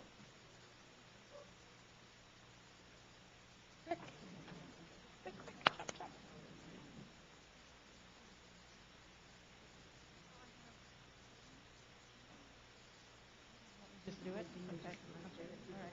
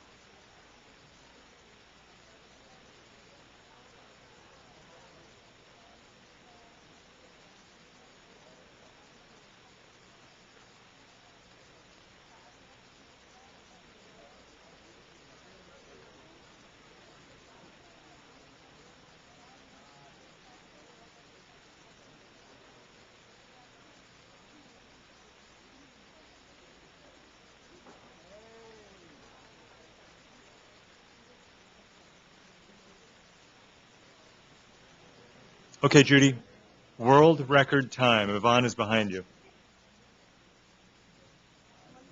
All right, 1, 2, 3, 4, 5, 6. Got it. Okay. We have only the action waivers to be discussed. The first one is WC5. And actually, this is one I would kind of believe should have been left on consent. So the situation here is it's a QIA waiver. The district had asked for 23-to-1 ratio for the 2010-11 school year in grade 6 and 8. The department is not recommending that. We are recommending only 19-to-1 ratio, and we are doing the 25 cap, which you've been consistently doing right along. So the department recommends approval of WC5. So this is consistent. And streamlined waiver policy. Streamlined waiver policy and consistent with prior board action. Yes. Motion's been made by Ms. Bloom and seconded by Ms. Lee. Little again ahead of ourselves. Any public comment on? No, I don't have anybody. This item, Judy? Great. Then all those in favor, please signify by raising your hand. Very good. 6-0. Okay, now we go to the regular action items, W1 and W2, and I'd like to kind of take them together if I could, because I think I can explain them quicker that way. So, W1 and W2. 1 and 2 together. For Fenton. Great. So Los Angeles Unified is submitting a waiver for Fenton Primary Center, a charter school. And the charter school was existing all the way from K, I think it's 6 or something like that. And they were growing so much they wanted to split off the K1 and form another school, second charter school, and eventually try and eliminate a year-round schedule that they've been on. So that was done last year in the 8-9 school year. The one thing they forgot to do was they probably didn't remember that they were operating under a waiver to do their 163 days and year-round schedule for the old school. So when they created a new school, they needed to have asked for a waiver to continue to do that. So W1 is basically the waiver to cover them for last year, the fact that they just didn't think to do the waiver request to continue to do 163 days, but they have way more than the maximum number of minutes, about 24,000 more than the number of minutes for kindergarten, and a high number more over than first grade. So they are well and above what was provided last year. It just has to be approved for 163 days and multi-track for them to be able to be paid for that. So that's last year. That's W1. Working forward, we worked with the superintendent and had her bring her calendar up to 170 days. Currently, the statute, there was a law passed that allowed some flexibility of 5 days, and charters were supposed to be able to be allowed to go from 175 down to 170. That's why I had her target that. The statute needs cleanup, so the law is not clear enough for me not to have to do a waiver, but I'm bringing this waiver to basically make operational what the law is allowing, which is to go 170 for this charter school, K1, and to do the multi-track. This waiver is only going to be good for 2 years less 1 day, in the hopes that she will be even able to move off multi-track entirely, or the whole thing will be over at that point, or she'll have to do a new waiver. So again, this is the department's recommending approval. If you have more questions, I can answer. Just comment. I move to accept the staff recommendations for waiver 1 and 2 for Fenton Primary Center for the following reasons. First of all, I certainly know that they are year-round school conversion. They've been year-round ever since. They're right next door to my school. And second is that they already added enough minutes, way, way, way above what we required, and immediate at days from 163 to 170 this year. But more importantly, third one is they have been receiving students from nearby PI schools because Fenton is a high-performing school, serving 100% free and reduced lunch. Then the last one here, this whole circumstance, understand that you said, well, they forgot. The school did not forget, Los Angeles Unified forgot.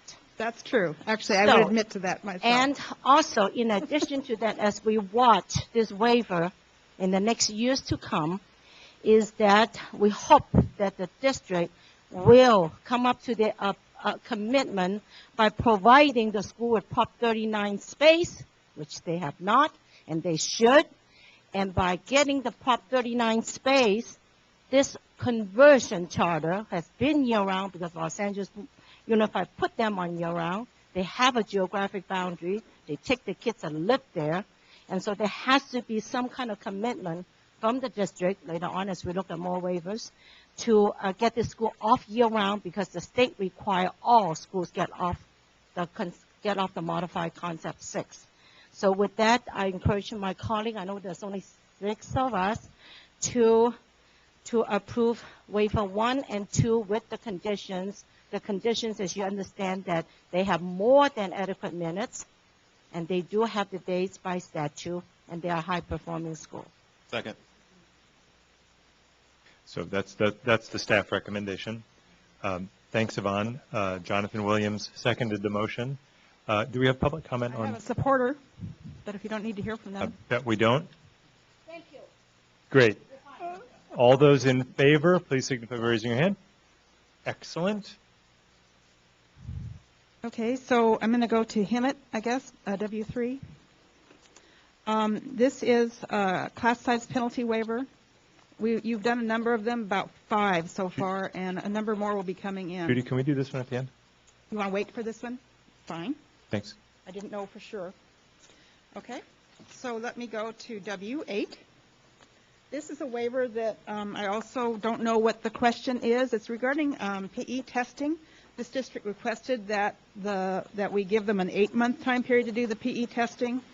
We thought that was too much. The current statute is 4 months, so we went with 6 as our recommendation of approval. If there's any questions.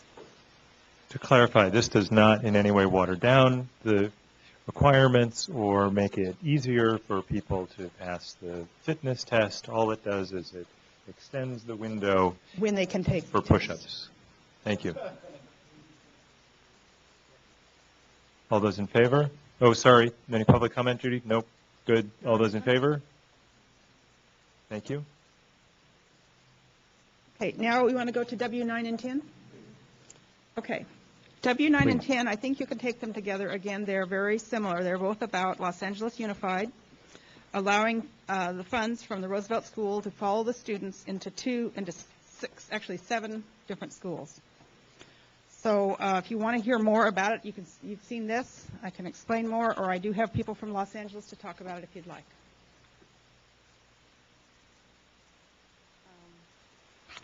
Okay, let's roll. Similar to last time, I understand the QEIA program is there to help kids, not a CBS code, not a structure of a building, and therefore the funding should follow the kids. These are high poverty schools, they're so the lowest. So I really oppose to the denial is I feel strongly that as kids move to a new campus just because they have a new roof on their heads after they waited 40 long years to get off multi-track, to be overcrowded, they are not less needy. Second is we are already approved LOC last year because it's just divided up into different campuses or smaller learning communities. The difference is LOC has a charter status. Roosevelt does not, but we should not allow charter status to have any more preference because it should be treated equally. Third is that we do have student ID and tracking system, CalPAD. Los Angeles Unified has its own. So being able to track and have the funds follow the kids really should not be a difficulty. Then I understand there is a timeline issue that we worry, department worry about the timeline. However, we just pushed a very quick timeline on SIG. We said we can do it, so there's no difference. And then the last thing that really struck me, which I did ask last time, Fred is still here. Fred, are you there? Last time I said, well, the money not used, what happened? And I was told that, well, go to other schools, go to help kids. It's going to go to growth when we know there's decline in enrollment in LA. But now, very clearly, it's stated that it will go back to general funds. So when it go back to general funds, it can go back to the prison. So, therefore, no, this money should stay with the kids. So with that, I strongly ask my colleagues not to approve the denial. And after that, I would like to move for approval.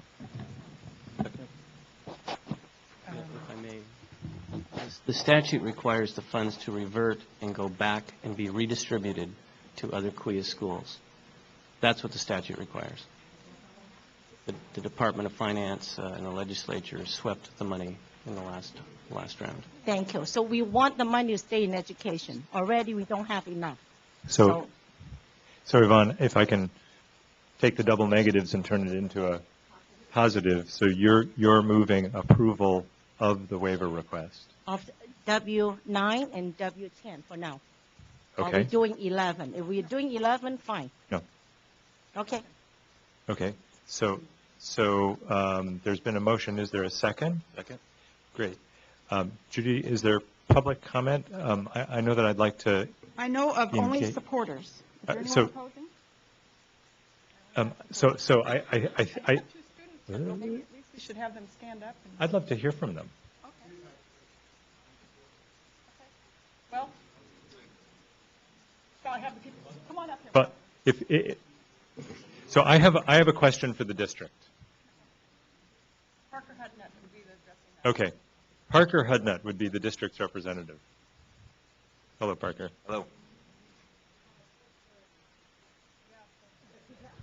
I will give a very, very speedy answer. So as we've been talking about this, I just want to check my understanding, and if it's correct, I'd like to ask Yvonne to add it to her motion. That it's my understanding that the district is willing to stipulate to some conditions with regard to the CUIA money. And they are, one, to keep all of the QEIA targets in place for the new schools. That is correct. Right? Second, to track performance using the current overall API as the base. That is correct. And to stick with the approved CUIA timeline. That is also correct. I'm 3 for 3. So would you be willing to add those to your motion? Yes, I would. And I actually have a fourth one.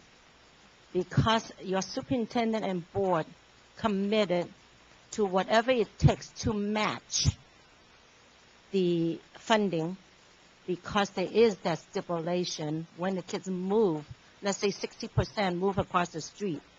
But the class size, you don't say this 60% has this class size, the 30% don't.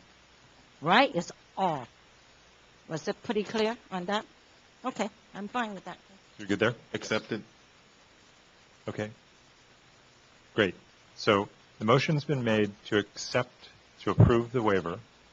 We've now listed 4 conditions that will include in the motion that are agreeable by the district. And if there are a couple members of the public who would like to say something, and Parker, I don't mean to limit your comments to that's correct, that's correct. Love to have a that's correct. student come up here. Great. That's okay with you. That would be great. We would love it too. Good afternoon. Good afternoon. My name is Norma Briseño, and I'm the editor-in-chief for the Rough Rider, which is Roosevelt's monthly publication. And I prepared something, but since you favor overturning and accepting the waiver, well, I really don't have to say it. But I just want to thank you for approving the waiver, because the QEIA it reduces class size, and as a student, I feel that it's vital that class size is small, because we need that. We don't get motivation from our parents or from our community, and oftentimes we seek that motivation in teachers. And when class size is small, teachers are able to provide us with personal attention. And the QEIA it aims and the partnership through small schools, they create smaller class sizes. And just this year alone, as a senior, I have seen my AP classes and regular classes dramatically reduce in size. So while 5 or 6 students may not be a huge number, it definitely makes a difference in receiving that attention. So thank you. Thanks. And we're going to get a good story in the Rough Rider. Is that's Mitchell with 2 L's, just like. Good afternoon, Board Mitchell, and I support the waiver completely.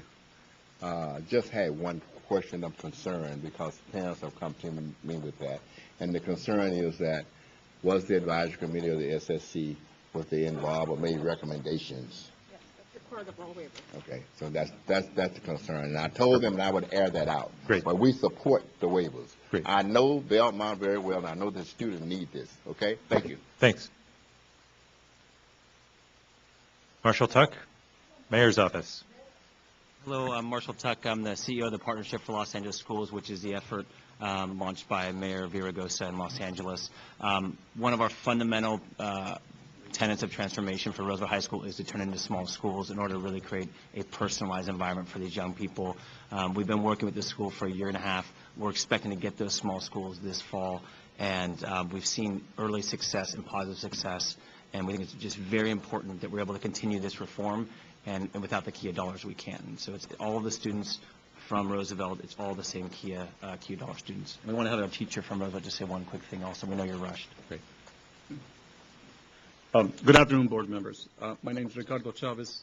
I am a teacher in the UTLA chapter chair at Roosevelt. I've been teaching there for 17 years. I'll skip 3 paragraphs. 230 teachers, the staff, and the parents are counting on the continued KIA funding to implement our major reform that is going on. We're counting on this for the continued support for the needs of our students. Today we use KIA to fund the funds to reduce class size, support student achievement, intervention, and counseling. 44 teachers and 8 counselors specifically at Roosevelt are funded by KIA, and each of them is critical to continued growth and achievement by our students. We have ended almost 18 years of year-round calendars which were not conducive to most of our students. This year, we changed to a traditional school calendar and created 7 subdivisions, which we call design teams. I have noticed the change. Our students have noticed the change. Our parents have noticed the change. Every month of this new school year, teachers, parents, and students who participate in the committee are discussing and creating the reform that we want to see at our school.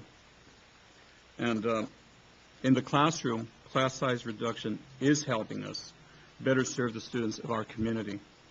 In my classroom, going from the average of 40 students to 32 students does make a big difference. In 13 years, Roosevelt will celebrate 100 years of service. Thanks. We really have to. Thank you. Just hold you to. Thanks. Thank you for your support. Which is going to evaporate in 6 minutes.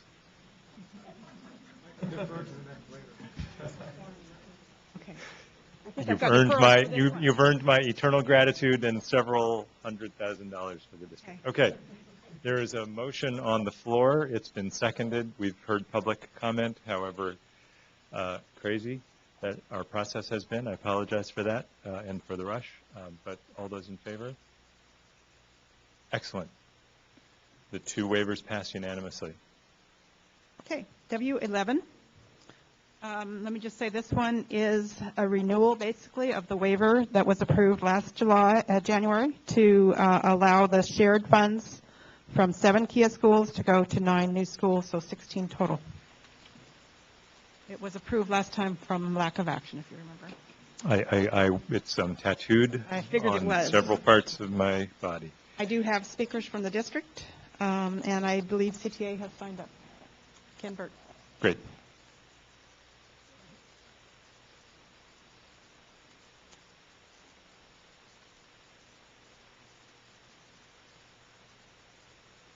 Ken Burt on behalf of the California Teachers Association. These waivers have been extremely painful because on one hand, when the law was set up, it was pretty clear what the context was. However, waivers are for extraordinary circumstances. We are opposed to this particular waiver. We support staff's recommendation on this one. Some of your conditions that you raised help ameliorate some of that, but for the record, we are opposed. Thank you. Parker and... Greg, you're up. Come on. Hi, Greg Solkovitz, Secondary Vice President for UTI, and as with last year, I'm in the unusual position of here supporting a position of the LAUSD.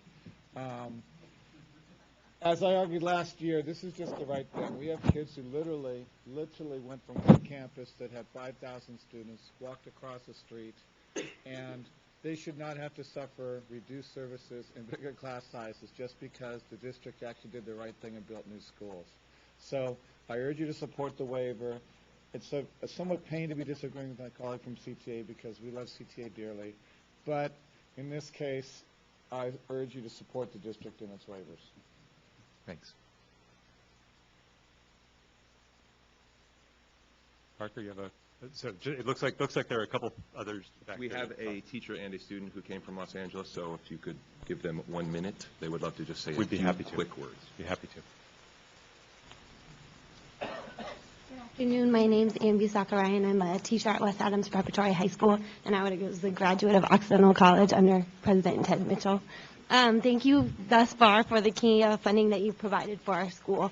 I'm the lead teacher of a small school, and our small school, because of the KIA funding, has had a wonderful counselor that works closely with our students. As a result of that, we've had that counselor meet with all of the families as well as the students to create individualized graduation plans. As a result of that, 90% of the students in our small school will be on track to graduate this year. Thank you.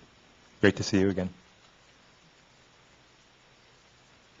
Hello, good afternoon, State Board members. My name is Jonathan Ikpazu. I'm a senior at West Adams Prep. I've noticed personally at my school the correlation between class size and academic performance. I will be attending college on a full-ride scholarship this fall, and I attribute much of my success to the great education I got at West Adams. This year I'm in an English class with only 20 students, and last year my math class had fewer than 15 seats. And the personalized attention that I got in these classes really made a difference, and I confidently believe that maintaining the QIA funding at West Adams will enable all students to reach their academic potential. Thank you. Thanks. Where are you going next year? Caltech. Fantastic.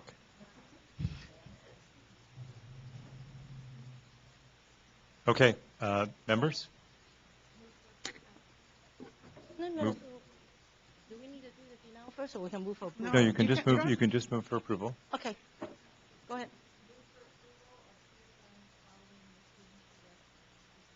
And Charlene second. It's 9 Just schools. you could just staff. so you could just approve the waiver request. Right. With, don't worry. With conditions. Don't with worry. Conditions. With conditions. Conditions. With the same conditions. conditions. And I'm looking at Parker, and we're good? Okay. So with the same conditions as that applied. Charlene has seconded. Great. Motion's been made and seconded.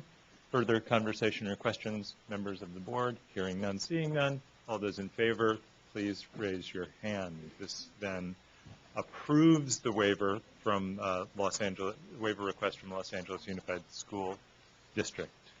Okay, the next waiver is W18. It is about educational interpreters. I have Nancy Sager here from the staff and also Mel Surden, who's the principal of special education.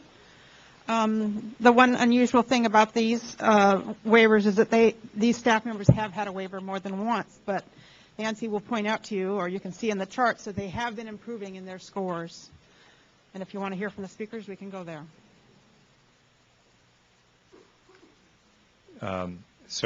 Members, do you feel comfortable with the material, or would you like to hear? No, I think we move have approval done of the this waiver. interpreters. Okay. Mr. Ashwandan moves approval. Second. Motion's been made and seconded. Question is whether members of the public would like to engage the board, or whether you would like to roll with the vote. No, we can wait till the next one, which is I'd like to speak to. Very good. Thank you. All right. All those in favor, please raise your hand. Unanimous. Thank you. The next one is W19, and it is one where we are recommending denial. The particular person's score in March of 2006 was expressive 2.7, and she did pass the receptive portions. But in May of 2009, her score was at 2.4. Hi, Mel Surden. I'm principal for Special Education, Desert Sands Unified School District. The reason I'd like to speak on behalf of this particular applicant, I provided you with two statements, one from a interpreter that she hired specifically to be a tutor, and the other is from Mr. Dennis Davino, who's the head of the Cypress College program. What they're both basically saying is that Ms. Tingle is capable, she's just suffering from the typical anxiety people do when they're faced with a test circumstance. She's working on that specifically. She's very dedicated. She's worked very hard. She just took the test again last week. It takes about 30 days to get the results. She's also signed up for the next test that's given. She realizes that if she doesn't complete it by this year, we're not going to be back here in September. But we're at this point in the year. She's worked very diligently. She's a valuable school employee, as all of our interpreters are. And I think that the statement explains that it's not her level of competency, it's just she has to learn how to take the test and be successful. So that's why I'm here on her behalf. And she's a valuable employee to our district. Thank you. Thank you. Ruth? I did read that letter from the Cypress College. Cypress College, and I do believe that since we're now in March and she's taken it, I'd like to delay any action on this. Can we do that until next meeting? Because then you'll have the results from the next test. Can we do that? Next month or early the month after. Can we delay action? No, I'm sorry, late this month or early next month. Okay. Yes. Can we delay that until then? The district withdraws it, that's fine. Yeah, we can. Can she serve in the interim, though? Yeah, the reality. She is serving. This is last year's waiver. Which runs through, This June. okay, Oh. okay. So is that a motion to I guess table the item? my intent was if we're just going to finish out the school year, she knows that she's done this summer anyway if she doesn't pass, I would move to approve the waiver. She's going to serve until at least May. Yeah, So school's over June 11th. And- yeah, I move to approve the waiver. Motion's been made and seconded to approve the waiver. To be clear, the waiver goes through the end of the school year.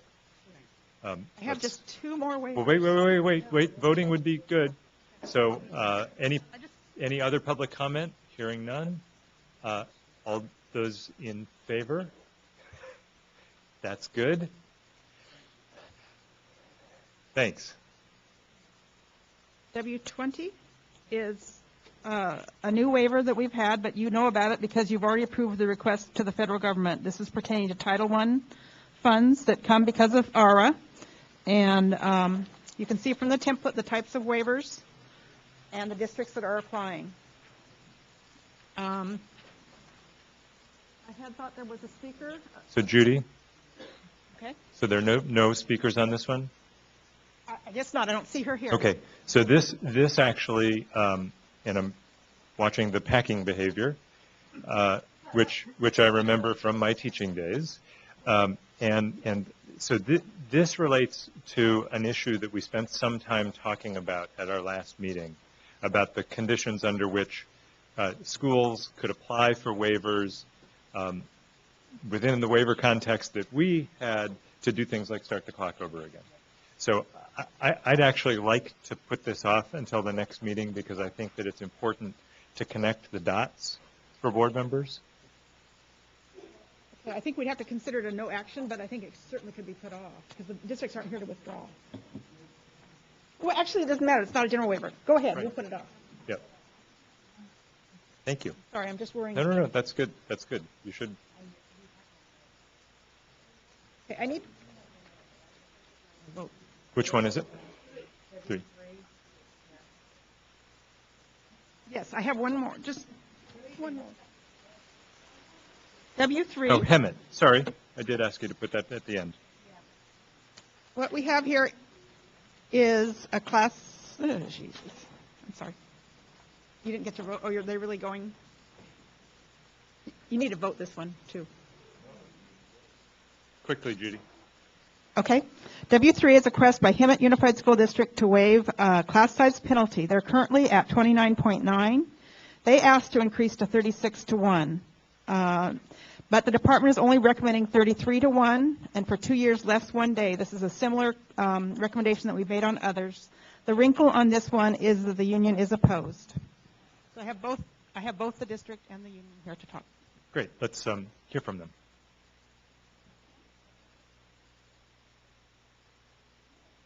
Ken, come on up.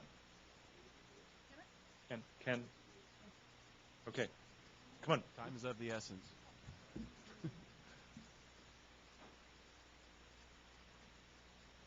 Good afternoon, Board. I am very pleased to be here. My name is Vince Christakos. I am the Assistant Superintendent for Business for the Hemet Unified School District. And I'd like to just talk a little bit about why the district feels they need this waiver, and we're asking for 36-1 versus the 33-1 that the administration is recommending.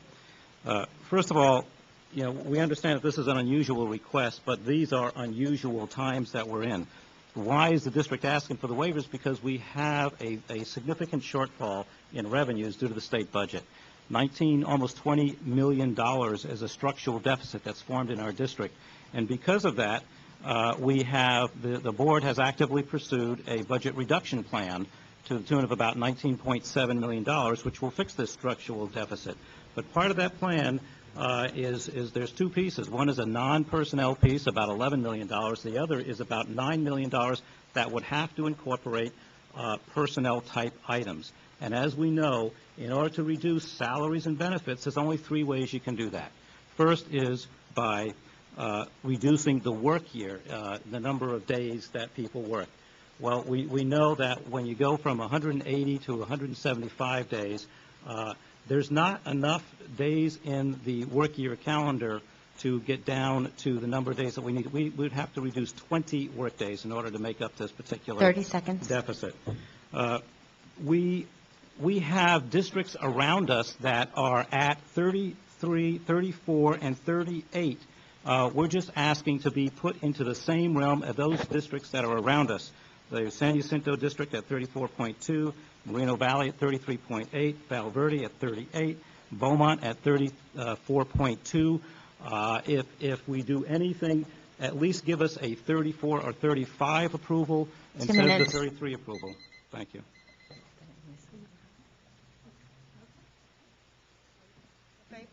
Yes.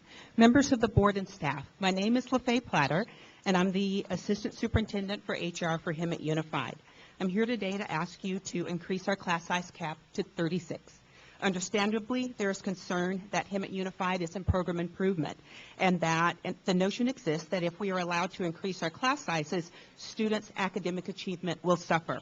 However, I'd like to offer some information that is contradictory to that thought, which I hope you will consider.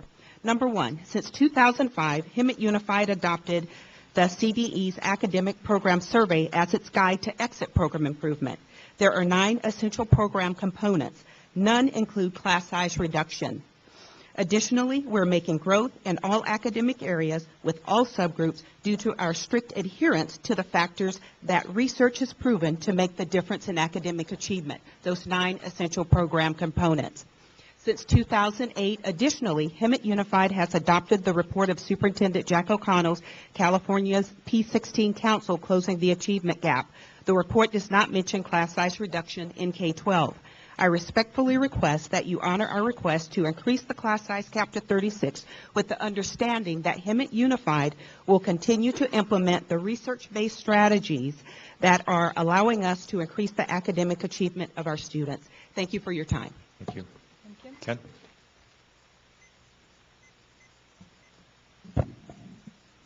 Postpone. This is a bad situation. I don't have time to lay it out. Just postpone. This gentleman said there are 3 ways to reduce salaries and benefits. Actually, there's only one way: negotiate. This district's in impasse. They're going to have mediation in April. They need to go back and try to resolve their problems. Secondly, we have a whole series of these coming up next month. It ought to be here because there are a whole bunch of policy questions. One is, what effect does it have on curriculum? This hasn't been analyzed to that effect. They just went down to finance and says, well, why do they want it? Well, because we want the money. Well, wonderful. I want the money. It shouldn't be on that basis. So there's no harm to them. Put it over a month. Put it over the next month. They're not prejudiced. It's for next year. Judy, what's the consequence of putting it over? Is the district willing to put it over? No. Judy, different question. What if this board decides fail to act? Not to act? It would come back in May. Excellent. Is there a... We've lost a quorum. We cannot act. You have to act then. You will have to act in May, but you can not act this month. We have lost a quorum, and so the board can't act on this item.